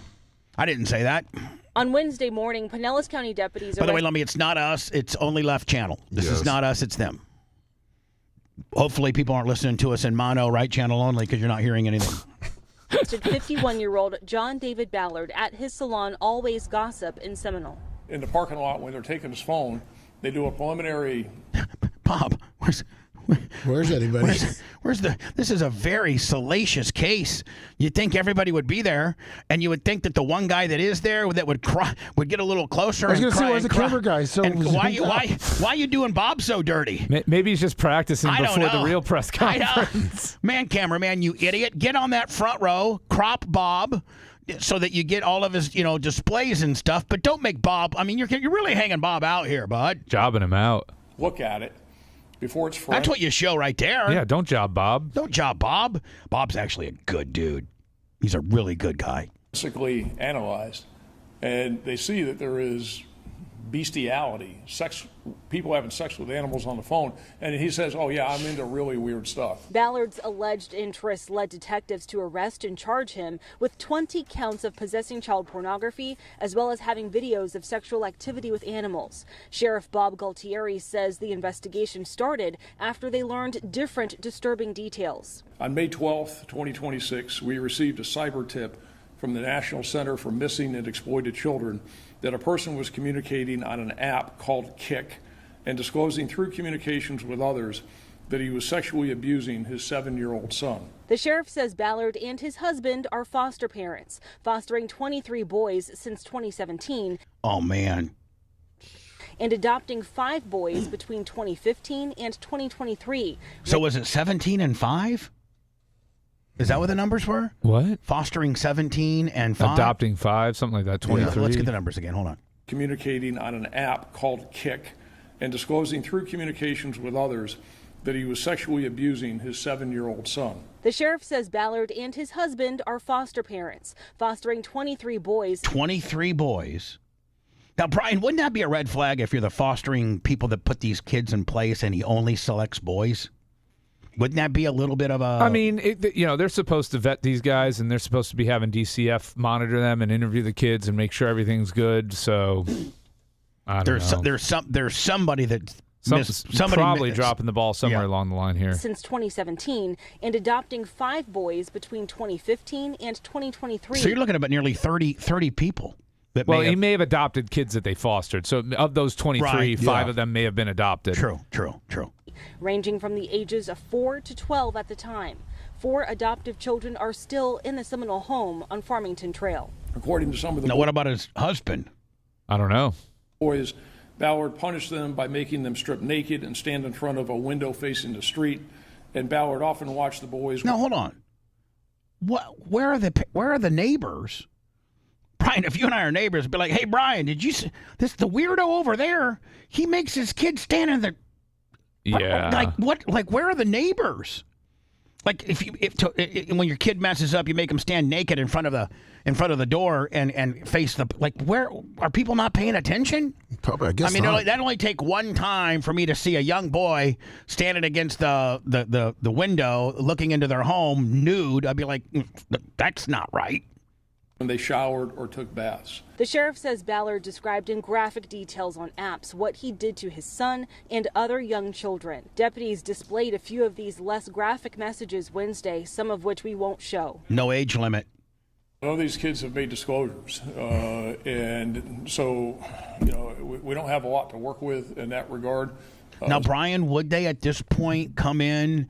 And I know it's a very sensitive. Oh, yeah, they're going to interview the kids. I mean, they're going to get a child psychologist involved and all of that. Yeah, for sure. I mean, you have to because you got to get. And all the other ones that went through that system there. They may have already been a little bit older. Yeah. Right. That have aged out. So this is maybe just the beginning. This might just be the absolutely, just the tip of the iceberg, meaning like there might be a lot here. Yeah. Some of the kids are still in the system. The sheriff says the couple also wrote a book about foster parenting and were very involved in the foster family community. The child. Well, I mean, it's like new inventory, right? I mean, it's like, all right, well, we're into this sort of weird, really, really sick stuff. And, when a kid times out or he gets old enough to move on, we got a whole new pipeline of kids. And these kids are so vulnerable. A lot of them come from broken, devastated homes. A lot of them are drug babies or alcohol babies. And a lot of them have been like, maybe this might be their third home, so they've just been passed down through the system. Yeah. Like these are very broken and it's very, very, very mentally fragile people for the most part. Yeah. Lasker went through the foster system and he eventually ran away. Because it was so bad. Yeah. Welfare system and the workers and the people in that system are doing all they can. This is his fault for what he was doing. Now, I don't know the mental fabric of a person that's wired this way. I can't even begin to try to act like I do. But one would at least ask a couple questions, and that is, one, did your husband or wife or your significant other, did they know about it? And two, did they participate? And I got to think that if you are in that environment and it's happening to the degree that it did, you got to know about it. And then is that a crime in itself that you've allowed it, you've known about it, you've had knowledge of it? Maybe you didn't participate, but chances are you probably did. And even if you didn't, like, Brian, is that a crime not to have to safeguard and to, not report what your significant other is doing to the degree of this? Like, this isn't like, my husband or my wife drove home DUI last night, or, my wife cheated on her taxes, or, this is like. Yeah, I mean, they're going to investigate this fully and figure out what they did and didn't know and what they did and didn't do. Yeah, over an 11-year period. Yeah. I mean, how do you not? I mean, your wife, if you were into something bad for 11 years, your significant other, usually if you have a good enough relationship, they know what you're into. They know what you're doing. And to say they don't, they're lying. This is, so I think this is just the tip of the iceberg, and I hope that they kill this guy. Like Brian said, he doesn't believe in the death penalty for the most part, but there are some instances where he'll actually would agree. This person cannot be fixed. He is the 0.001% of whack jobs within our world, and he has no redeeming quality. He's a broken man. Yeah, we don't need him. And he has how many young people's lives will never be the same for what they had to go through at the hands of this monster. Well, monsters create monsters. Well, it looks like the husband may have not had anything to do with it because they have let the other 4 children that remain in the home. Well, maybe. So, hi, you're on the air. Go ahead. Hey, Bubba, I'm blown away. I just went to Omni Energy Drinks to see the flavors, and they're actually giving away a 3-can variety pack for nothing. All you got to do is pay the shipping. Just fill out your information and pay the shipping. Well, I got to tell you, if my energy and I feel a little sharper today, it's because of maybe if it's because I switched it up with instead of my standard Monster, I went to an Omni gimmick. Brian nailed the fact of how many milligrams of caffeine they have. He said he was thinking 200, and let me validate that it did. I drank 1 can of the Florida Omni energy drink. I love it. I hope we can do business with them, but even if we don't, I'm ordering some. And you know what's even crazier is I think that they do the same business that you do with your shipping. So whether it's Shopify or ShopPay, if you click your checkout, it automatically fills your information. So if you've ever done a business with you and your Bubba Army merch, then it automatically knows who you are when you go to checkout. I mean, we don't have a Bubba code yet with Omni, but we need to get one. They're working on it. Well, we are working on it. So, Joe, real quickly, and thank you for the Omni testimony, but real quickly, and the key word real quickly, what's happening in Joe the Supermarket's world? Stuck in the hospital still. They can't find a place. It's not that they can't find a place. There's places that'll take me, but there's a hang-up with my insurance. So they're working on that. I had to give them 12 months of bank records to show that I absolutely have no money, and they've got those. So now they're just in limbo working with insurance, and that's the major hang-up right now. Are you in the current facility? Is it decent? I mean, the room is nice. I'm by myself. We had no cable, no signal to the TV for Friday, so I got to miss our first USA World Cup game. I got to miss the Knicks win the finals. I got to miss my favorite wrestling program on Sunday night. And then by Monday, the guy said, I just got the ticket to have it fixed. Meanwhile, all the staff was telling me, they're working on it. Any minute it'll be fixed. That's exactly what I wasn't really looking for, Joe. I mean, one day a cable. I mean, they're feeding you or housing you. They're taking care of you. So one day a cable. Let's be grateful for what we got instead of what we don't have. Oh, I am. You just asked me, so I told you what was going on. That was I should focus on the positive and not the negative. You're 100% correct. I have a great nurse today. She's hot as hell. She smells so nice. All right, Joe, you're getting a little creepy. You're a little creepy. See you later, Joe. Gotta go.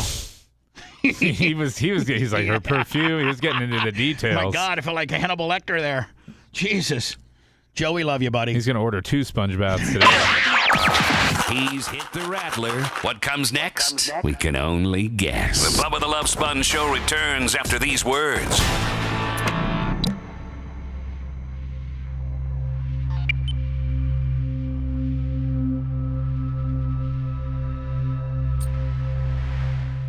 I'd like to have it now. Let's see if you can. Brian, you're at 1-1. We're over 1.1 thousand. Yeah. So you're shattering records at this juncture. We are. Let's keep it going.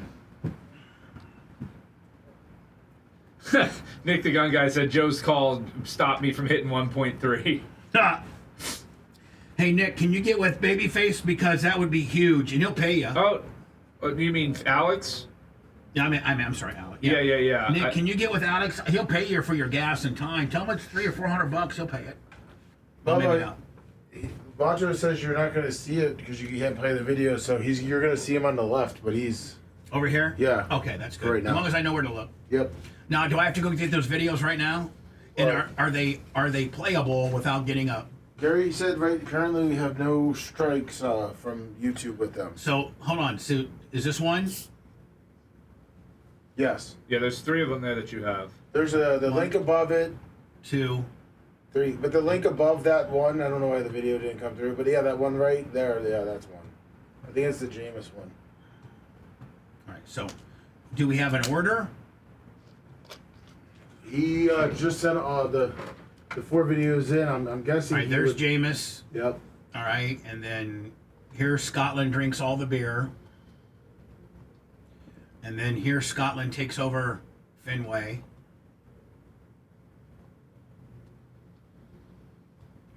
And then here's British supporter talks about American food. So when he tells me what he wants to talk about and hit it, make sure all the volumes are up. Volume up. Preparing. Volume up. Preparing. Volume up. So, oh shit. Okay. So I got the 4. Lummy. Okay.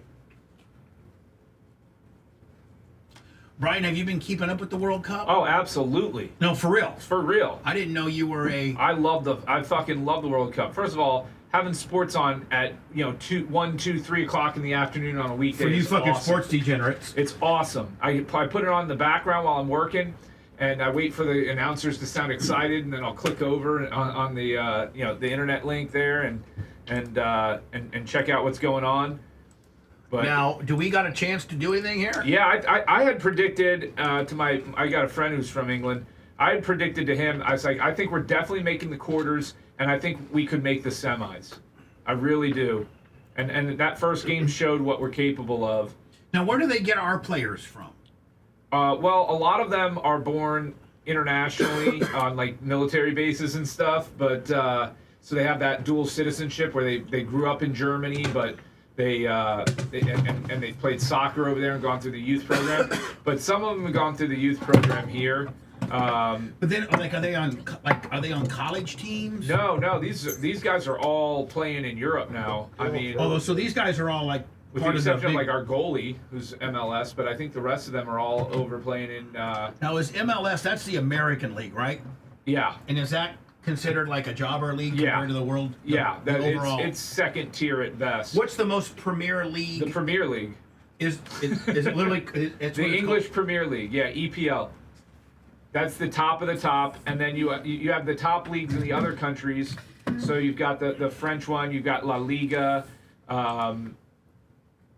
Serie A. What league is a Manchester United? That's Premier League, English Premier League. And that's the IT league, right? Is that the equivalent to like the soccer NFL? Yeah, and what's so cool about it is, Bubba, you can advance. Like if the Rowdies were playing in Europe and they got good and had good investment and stuff, they could move up the ranks and enter the Premier League. So it is very democratic system there, where if your team does well, let's say you finish in the top 2 of the championship league below, you move up to the Premier League, and that's like it'd be like a USL team going up to the NFL. Oh, okay. Which is unheard of. No, it doesn't happen in American sports. But it would be great. Yeah. Yeah, Pochettino made a real controversial statement in the media the other day. He's like, America rewards losing. That's the problem with American soccer. So, is there any of those XFL guys or whatever, USFL?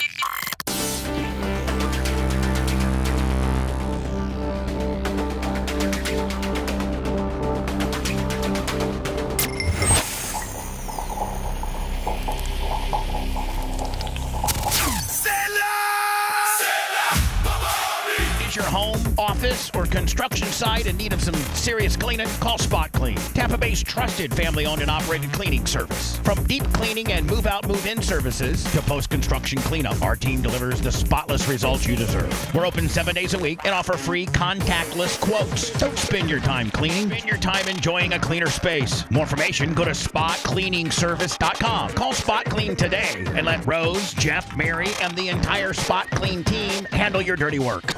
The Bubba the Love Sponge Show, listener supported via PayPal, Venmo, and Cash App, all at the Bubba Army, now returns. I got a quick shot at you and Brian's area, and you got a Omni Energy water, you got a Gatorade, and an Omni Energy Sody. Just a sody. I hope you clean all that up. My spaces, if you noticed, since we moved in, has been perfect. You've never complained about it. And maybe every time you leave, you take a little Windex, wipe it all down, make sure your seats, parallel. Of course, make sure everything's cleaned up. We mopped yesterday. I mopped this place a lot because I wanted to look good for TV, but I thought I was ready to start yelling Brian, at people. have you noticed how clutter-free the studio is? Yeah, it feels clean in here. Like the old studio, you kind of felt like you were walking into an old dingy dungeon. Yes. I started freaking out yesterday when we were walking in with the glass because everyone had their shoes on, and I started telling people, take off your shoes while we were doing the glass because I didn't want you to get mad. And listen, so everybody that comes, just shuffle your feet on the red carpet.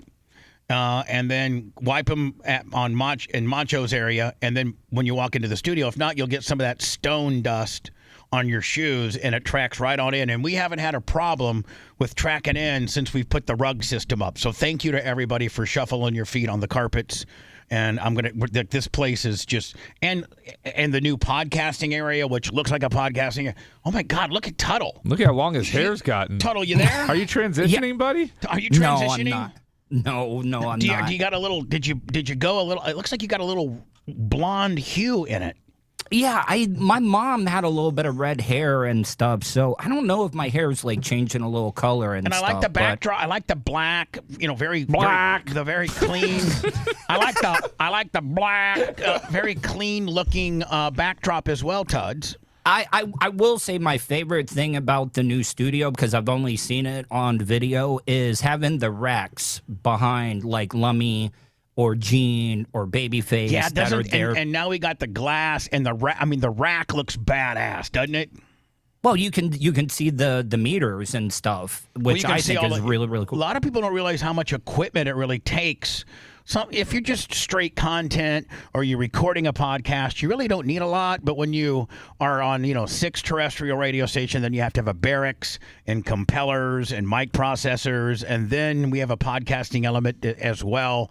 So we have to have just all of that equipment in order to be able to live in the two worlds that we live in. And so, when we were designing this place, I'm like, man, I want the racks to be behind, the Babyface position and the Lummy position. And now, because we don't have the big stage and room is a little bit of a commodity here, and I think this is much more efficient than having busts, physical busts of people. But we have now the virtual Hall of Fame, which shows you the likeness of the person and, But Lummy, should we eventually turn that to regular photos or should we continue the bust deal? Well, I thought we were going to have the one TV just for the bust.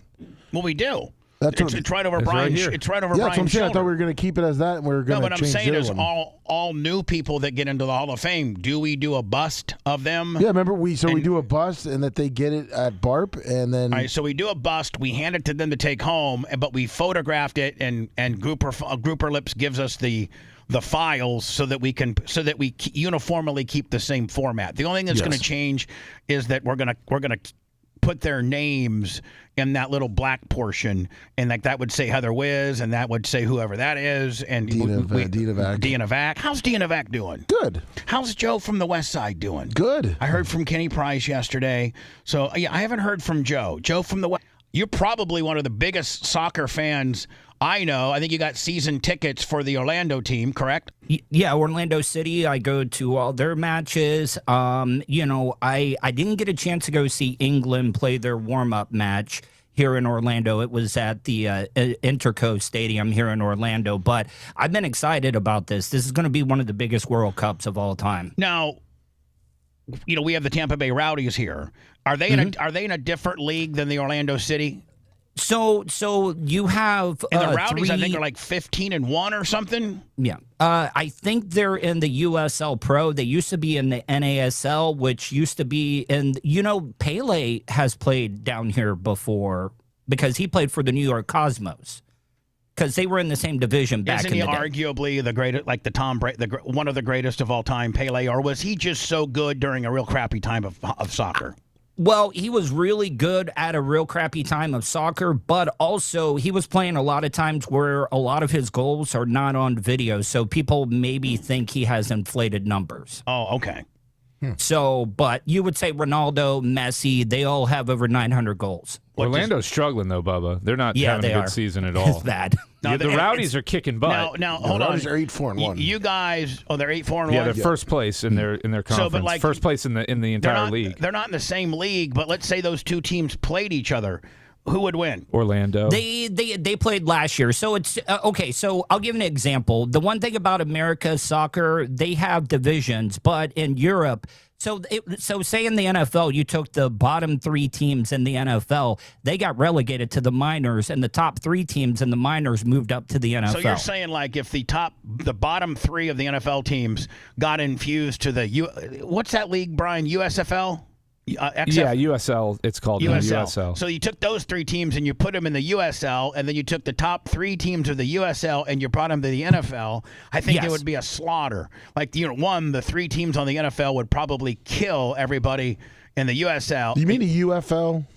USL's the one that Rock, the one that Rock owns. UFL. Yes. UFL. Which is the only minor league football. We used to have the USFL, then the XFL. That's all now morphed into the UFL, right? Yes. Okay. So I think the top 3 teams in the UFL, if they got propelled to the NFL, they'd get killed.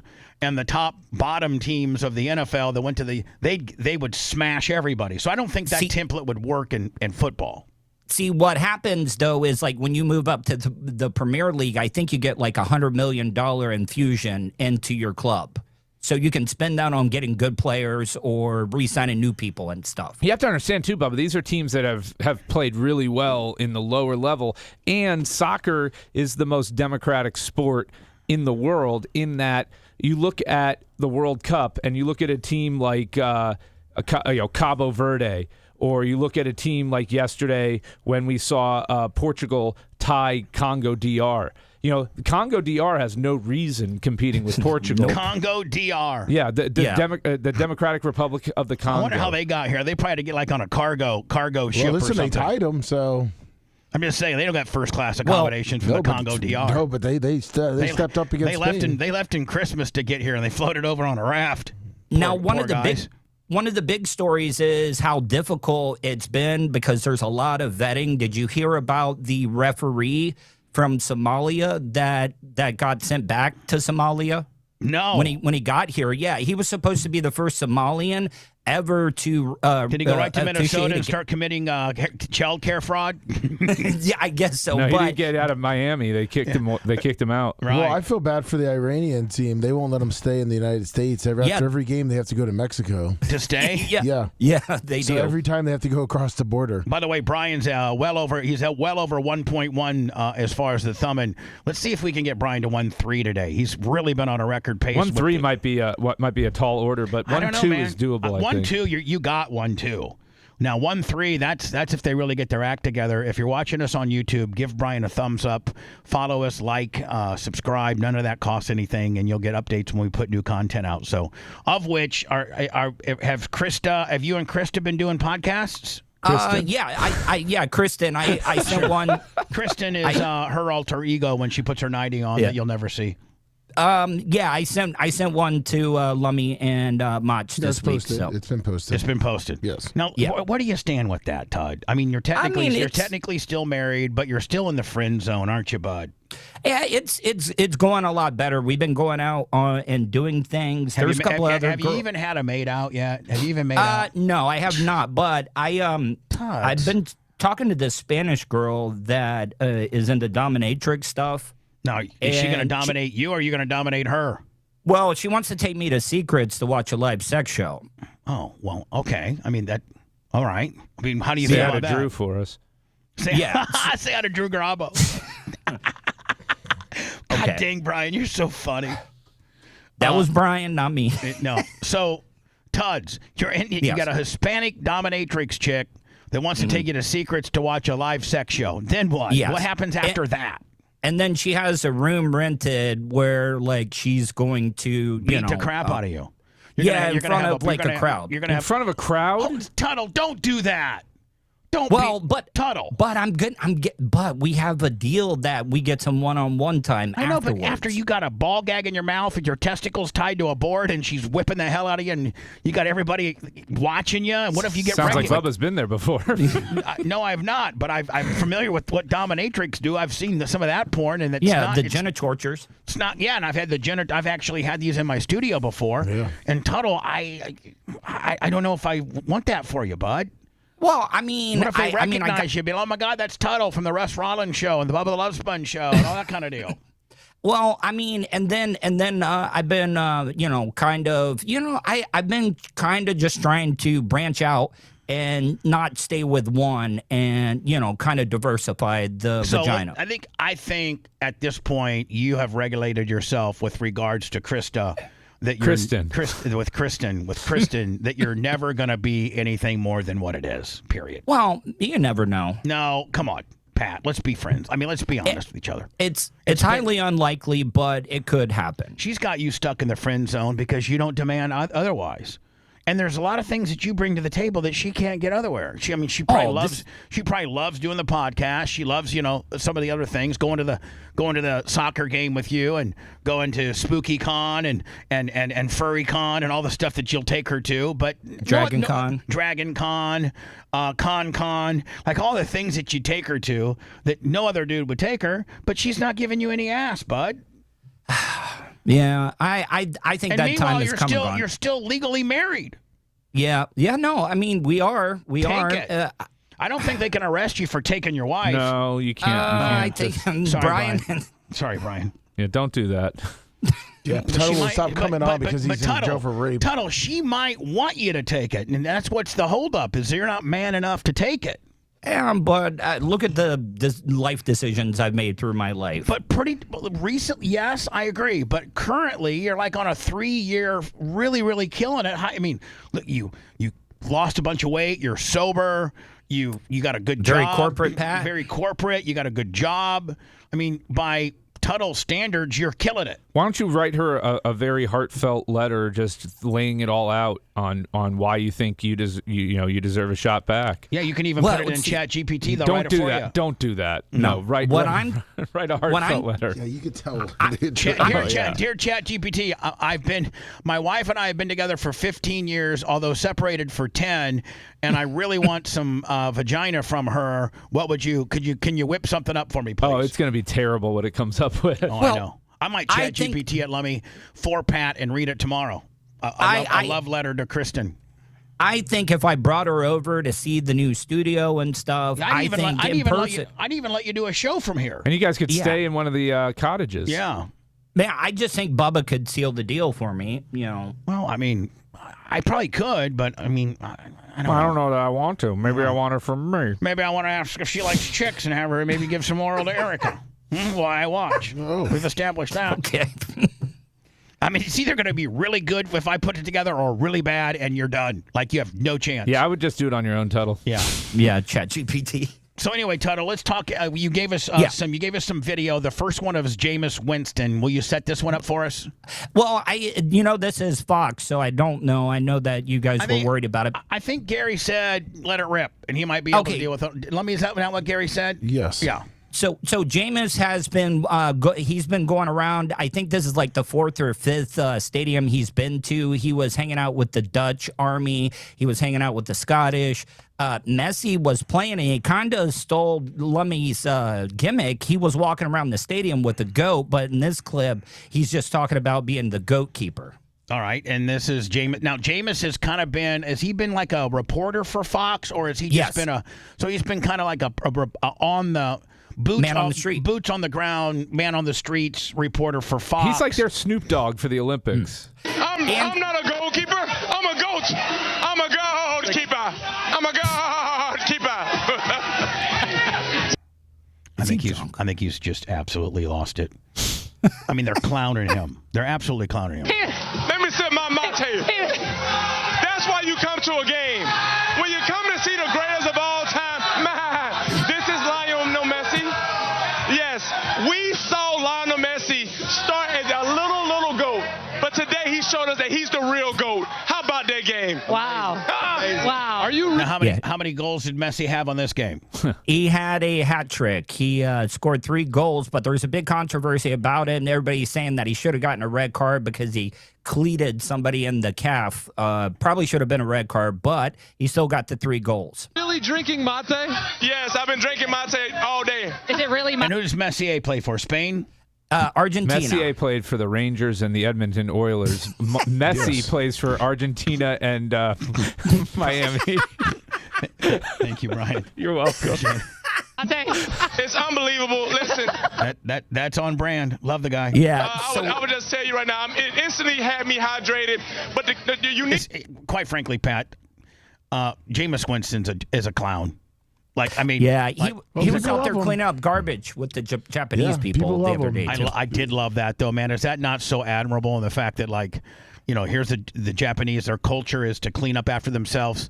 Americans just throw beer and peanuts and whatever. Like, we're all guilty of eating peanuts and then kicking it down to the next level and make the guy behind you, make you look stupid. And so none of us clean up after ourselves for the most part. And the Japanese brought their own trash bags and helped clean the area that they sat. I mean, what a great culture of people. People love that, and people love Jameis and Gronk's little 8-week show they have. The Japanese clean up their own miscarriages. Thanks.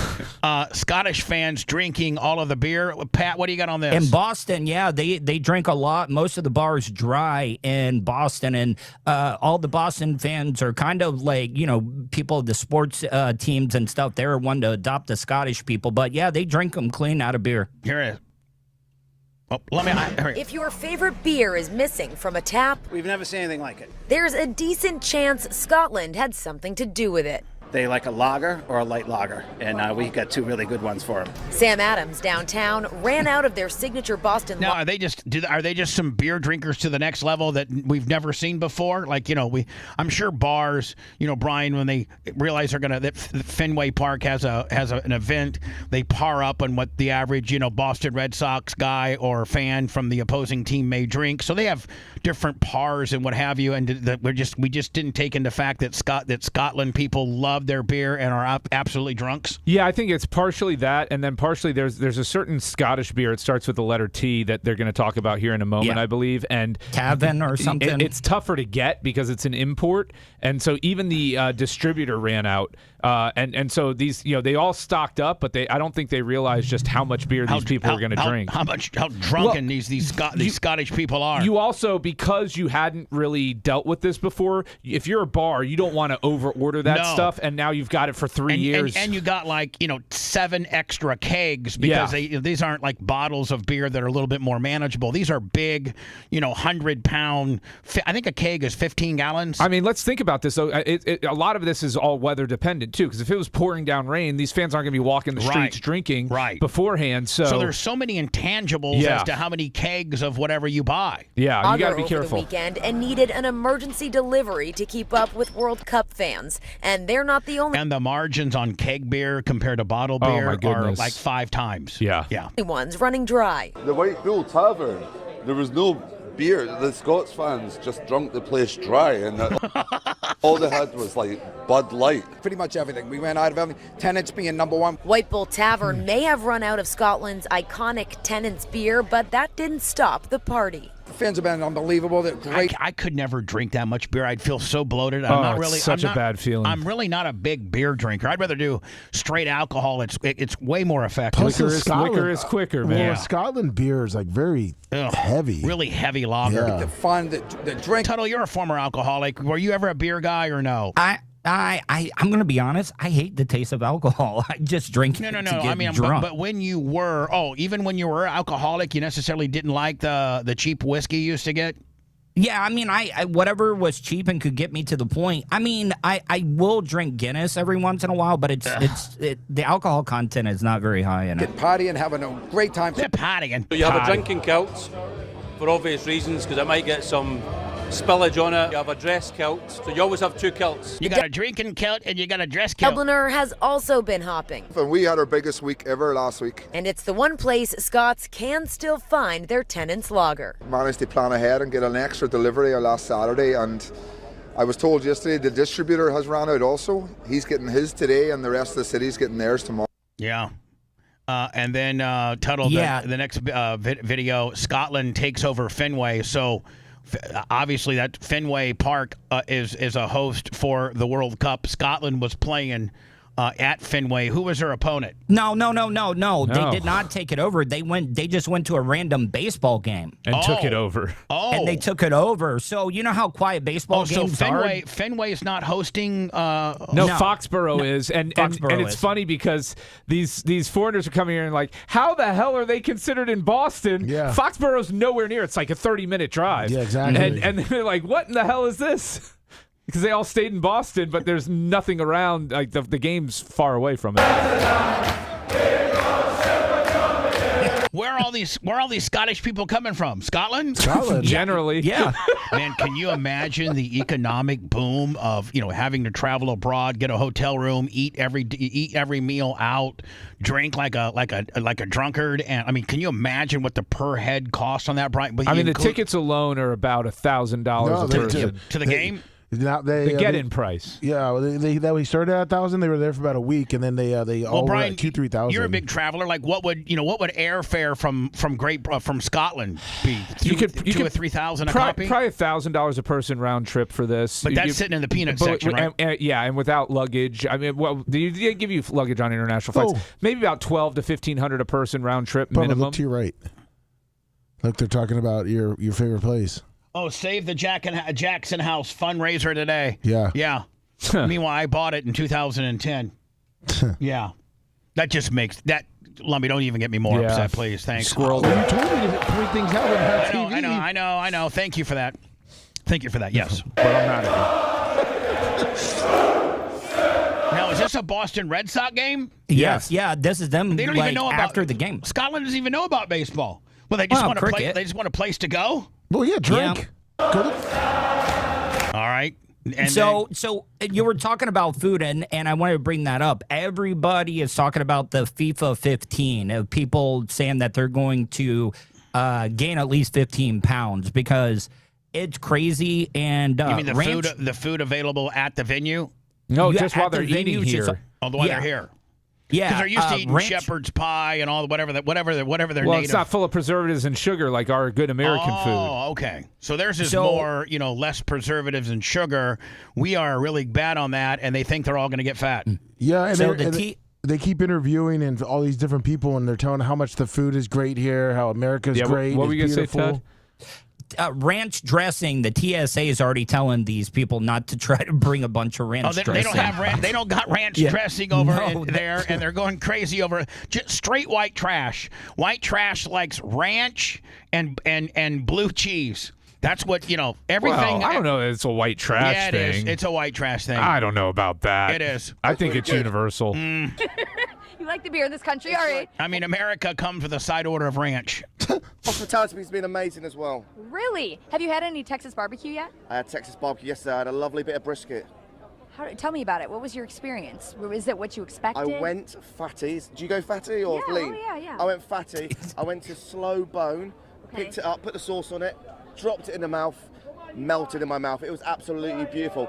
It's the best beef I've had in my life. Really? They're going crazy over barbecue, Bubba. Did you try any of the other best beef I've ever had in my life? With it or no? I had a pork chop. I had some pork ribs. I mean, this guy. I mean, he had my lord. I had mac and cheese. The mac and cheese was average though. Oh, yikes! And the other thing is, what's this Brussels sprouts gratin about? We have Brussels sprouts at Christmas in England. Why'd you have it on your barbecue? I don't know. I don't know. There's so many questions here. Yeah. Tell me what you're doing today. You're heading into Texas 5 right now. What's the plan ahead of the match? We're gonna get drunk before the game. Oh, there you go. We're gonna get drunk during the game, and then we're gonna get drunk after the game. But all that matters is England wins. Man, England looked really good yesterday. Really good. Tuttle, if you were to go ahead, I'm sorry. So I do want to. So America, United States plays tomorrow. They can clinch going to the knockout stage if they beat Australia and Turkey. But isn't Australia pretty damn good? Yeah, they're good, but I got one last story about the United States, though. Our main striker, the one that scored 2 goals, he's got a very interesting story about why he plays for the United States. So his mom came over here while she was pregnant with him back in the day, but the pilot would not let her fly because she was too pregnant. She had Balogun, who was our main striker here on American soil, but went back to England and ended up deciding to play for the United States because he was born here.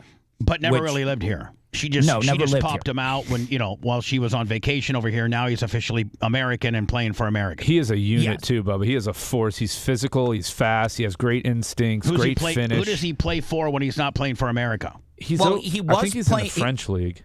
Monaco, but he was recruited by Arsenal in England. What's a guy like that Tuttle make? You can make, so they pay them weekly, and that's where they give out the wages. It's about 300, in between 250 to 300,000 a week. Over in France? France, England, European. I mean, where he's playing right now, he makes $250,000 to $300,000 a week. How many weeks will he work? Mohamed Salah was making like $540,000 a game, Bubba. And how many games will they have? I mean, they play like 40 regular season and 38 for that. But 540,000 times 38. That's only $20 million. Or maybe it was a week. I don't remember what it was, but it was a lot. I think it was a week. But I mean, if you look at what Cristiano Ronaldo, the people in the Saudi league, I think that's where he's at. Like, I think he gets his own private jet, his own mansion that they pay for. I think he gets like almost $1 million a match. Who's the highest paid soccer player in the world? Cristiano. And probably then Messi. And that's what, probably upwards to 40. Are they 40 and $50 million guys probably? Yeah, but I mean, if you look at their sponsorship deals, that's where they're making a lot of it. Ronaldo's estimated to make $235 million from his club contract, which is absolutely insane. Is that yearly? Yeah, he's playing in Saudi Pro League now at Al Nassr. Yeah, that's where all the money is. And then he's got $65 million from endorsements and commercial ventures. So he's earning about $300 million a year off of endorsements and playing. And I don't think there's any, like, what's the highest American athlete? Like 70, 60, some of those NBA guys make 60, 65 million a year. But I don't know what their endorsement parameters are, but I don't think anybody's even close to that, right? No, I wouldn't say so. No. You know. Tuttle, what else in closing? What else you got going on, bud? So, Tuttle, let me ask you a question. Who do you think is going to win the whole damn thing? We're just hoping that the Americans make it to the semifinals. That would be a huge victory for us, right? Yeah, it would be huge. I think England's going to be good. I think Spain's going to be good, even though that they had a really stinker of a match, first match. You don't play with your food like that. Spain looked so disinterested in that game, and it was a pathetic performance. Yeah, it was pretty bad. But, I mean, so now we're getting into the second week of the tournament. Everybody's playing now their second game. So it's going to get really interesting because you're going to see a lot of teams. Now, England and Iran, depending on where they place, they might be on the same side of the bracket where you could maybe see Iran play United States or United States play England. Oh, man, depending can you imagine if the U.S. is matched up against Iran, especially what we're going through right now? Oh, my man. But that would be amazing. England would be really cool. I don't know if they can play England on July 4th. No, I know there's can't. an outside. Oh, that would be huge. That would have been really cool on our 250th. Oh, yeah. Like, that would have just been amazing. You couldn't even have written that as a script. No. Tuttle, I just got a text from Brooke Hogan. I'm watching the show. This Tuttle kid is so cute. Poor guy. That's what Brooke Hogan said. We're watching. This Tuttle kid is so cute. Poor guy. Must be talking about the fact that you don't get any ass. She knows he's not special needs, right? She doesn't think this is some sort of segment. No, this isn't a special needs segment where we get a tax break. This is a grown man that is very much knows his way around radio. So he's been a radio journeyman for 20 plus years. Tuttle, U.S. Australia. What's your prediction? What's the result? 2-1. I'm saying United States. 3-1 U.S. Yeah. Really? I think. Well, U.S. is favored right now. Now, does that put us in the knockout round then? 100%. Yeah. If we win, it doesn't matter any other results. We don't necessarily guarantee to clinch our group because Turkey could beat Paraguay, and then we would have to play them. But is that what everybody's going, is trying to get to the knockout round? Well, this is the easiest to ever make it, though, because 8 of the third-place teams from the 12 groups are going to make it through this time. So, in the previous World Cups, it used to be 16 teams made it to the knockout stage, and now it's 32. At home, Brian Matroni is now officially at 1-2. We got 16 minutes to get a hun. Do you think he can get it to 1-3? That's when I'm talking about that. I'm talking about thumbs up on YouTube. Go to the YouTube channel if you happen to be nearly the 1,700 people watching, and give us a thumbs up. Brian's shattering June records. Thank you so much, Brian. So now, Tuttle. So what were you saying earlier before I cut you off? I can't. I was just talking about So Spain, I would say, is going to be up there. I know Croatia played a great match against England yesterday, so I could see them taking second and moving, far in. I don't know about Portugal, man, because I'm going to be honest. I think Ronaldo being on the pitch for Portugal is hurting the team more than it's helping the team. Yeah. Really? Yeah, because he can't do what a typical striker would expect from him. Dribble, possess, pass a little bit, create on his own. Everything has to be created for him. Nothing goes through him. If you look at Balogun, with what he did against Paraguay for the U.S., because they play a similar striker position, he was creating the plays. He was a part of the flow, and Ronaldo's really gumming up the works for them. So he's a guy that needs to be fed. He can't create his own. At this stage. He used to be able to do that. Yeah. He used to. How old is Ronaldo? 41. 41, yeah. Oh, I mean, are you like all That's old for soccer. Like all sports?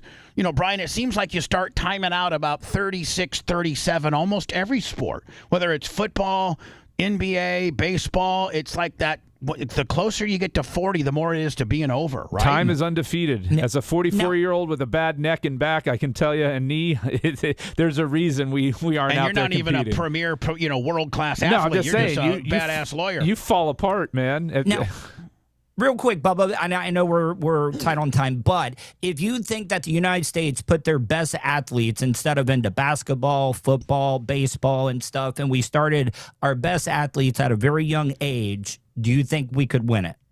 100% we would. If LeBron James was a striker instead of a power forward with his athleticism, are you kidding me? The bad thing about it is, it's not a sexy league here, and so the kids that are growing up, they're gravitating to baseball, football, basketball, and then even hockey's fourth on that. But and I was talking. We went and saw Steve Olinsky, Brooks' husband, play this charity game on Saturday, and we were talking. What was that guy named? Carl.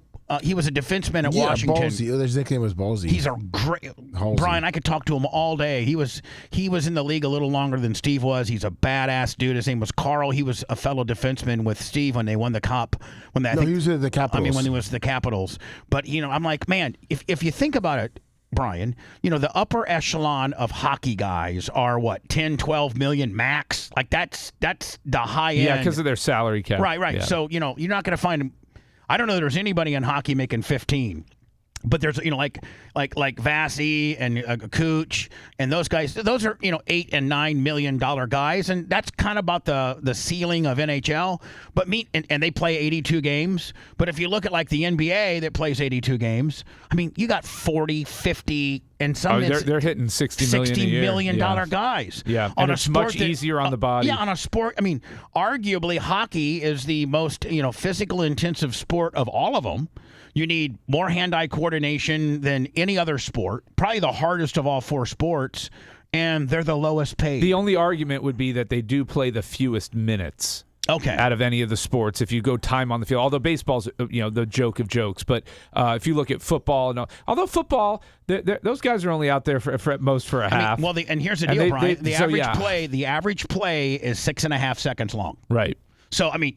Yeah, the football players definitely play the least, but it's also the most physical sport. Right. Tuds, we got to go. I wouldn't, Tud, I'm going to be honest with you. I wouldn't mind getting a State of the Tuttle like once a month if you could pull that off. I mean, I know Perfect. If it would be okay with you, I love having you.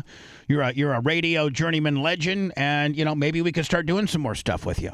Will do, and congratulations on the new studio and everything. I bet that's got to be a big weight off your shoulder and stuff. Maybe one of these days we could have you come stay the night and then come and do the show. Perfect. All right, y'all have a good one, and thank you for having me, Bubba. Thank you, Tuttle. Appreciate you, bud.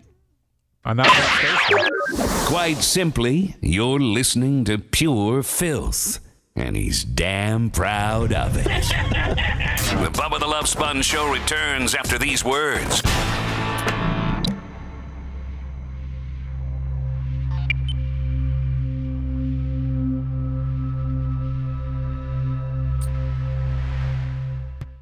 Or however Macho or who, he's got the best, cleanest sounding Zoom.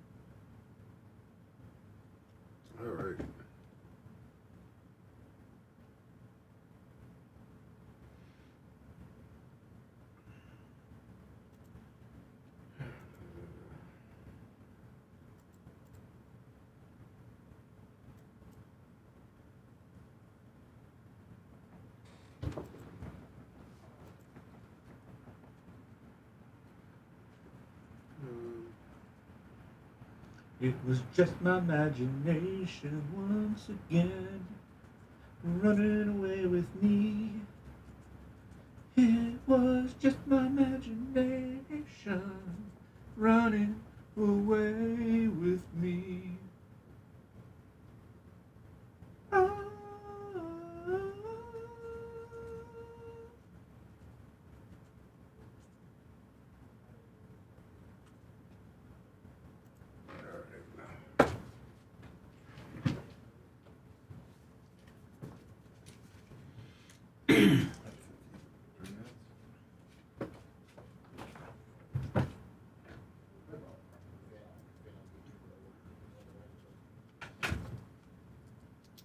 Brian, thank you, man. Great job today.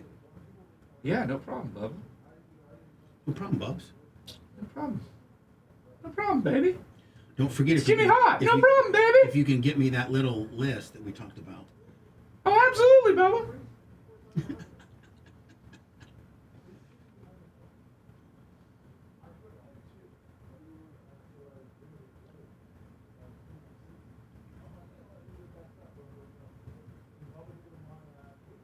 What's going on with this shit?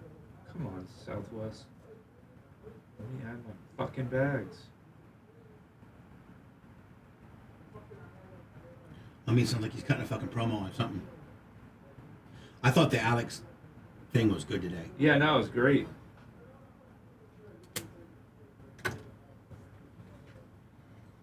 I thought it was awesome.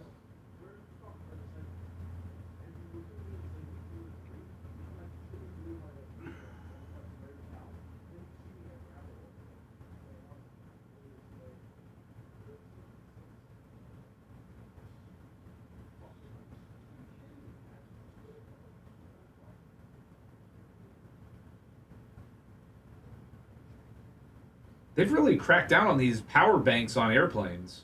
Oh, they have? Yeah. Like as far as like a battery? Yeah, like cell phone chargers and stuff. Right. I guess because a lot of the cheap Chinese ones are catching fire and shit. Oh, yeah.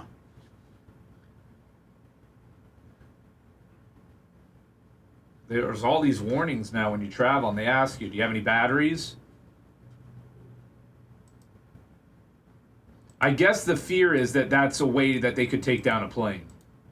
Yeah. You know, get something on and get it to start a fire. Much like how they overreacted with the shoe bomber. Remember that? Yeah. Remember, like, one guy had, like, some firecrackers in his shoe. What didn't even fucking get it lit. Like, it was a complete dud.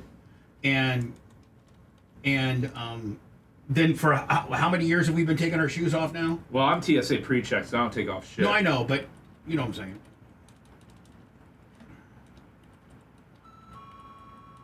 I wouldn't fly if I wasn't pre-check.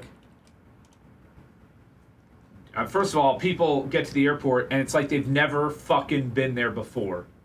It drives me absolutely insane. It's like you realize how dumb people are. Oh yeah, and how unfucking prepared they are. Like, I had to have my ID out? Yeah, we said it to you 4 fucking times while you're standing in line, you jabip. And then, I've got to take I can't wear my big coat. I've got my belt on. And then they have their still. fucking kids and their fucking. Oh, and they're taking 10 minutes to unload the shit on the fucking security conveyor belt. So annoying. I know it really. I know many people don't travel often, Tina, but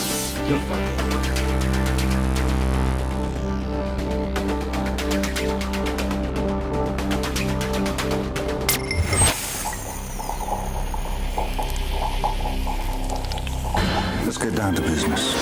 If you were locked away in an insane asylum, maybe it's time you let me get on with my job. This is what it would sound like. I don't think that Americans would find that funny. No, it is not a joke. We now return to the Bubba the Love Sponge Show.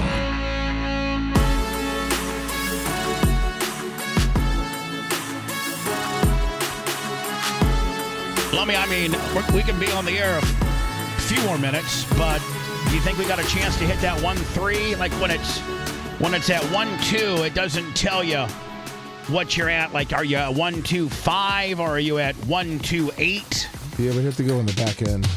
Yeah, go in the back end. I heard you like that, Lummy. I mean, it's Lummy. It's That was a pegging joke. Thank you. Little Thursday. Yeah, let's stop Paul and Lummy right now. He's going through it. Oh boy, I never have good timing with Lummy. In fact, the worst. The worst timing. What did Monch just say? Don't pile on Lummy. He's going through something right now. Yeah, Lummy, we heard you like flipping out, and I hope that. You heard that through the glass? Yes. Yeah, we could hear it. Jesus Christ. Well, hold on, buddy. Have I caused you any problems? I have no idea. Was it me? No. Oh, thank I don't goodness. think you erased Hold my on. whiteboard with all my best of notes on it, did you? No, what? Yeah, someone erased my whiteboard. Someone erased my second whiteboard that I was told to keep that if I had notes.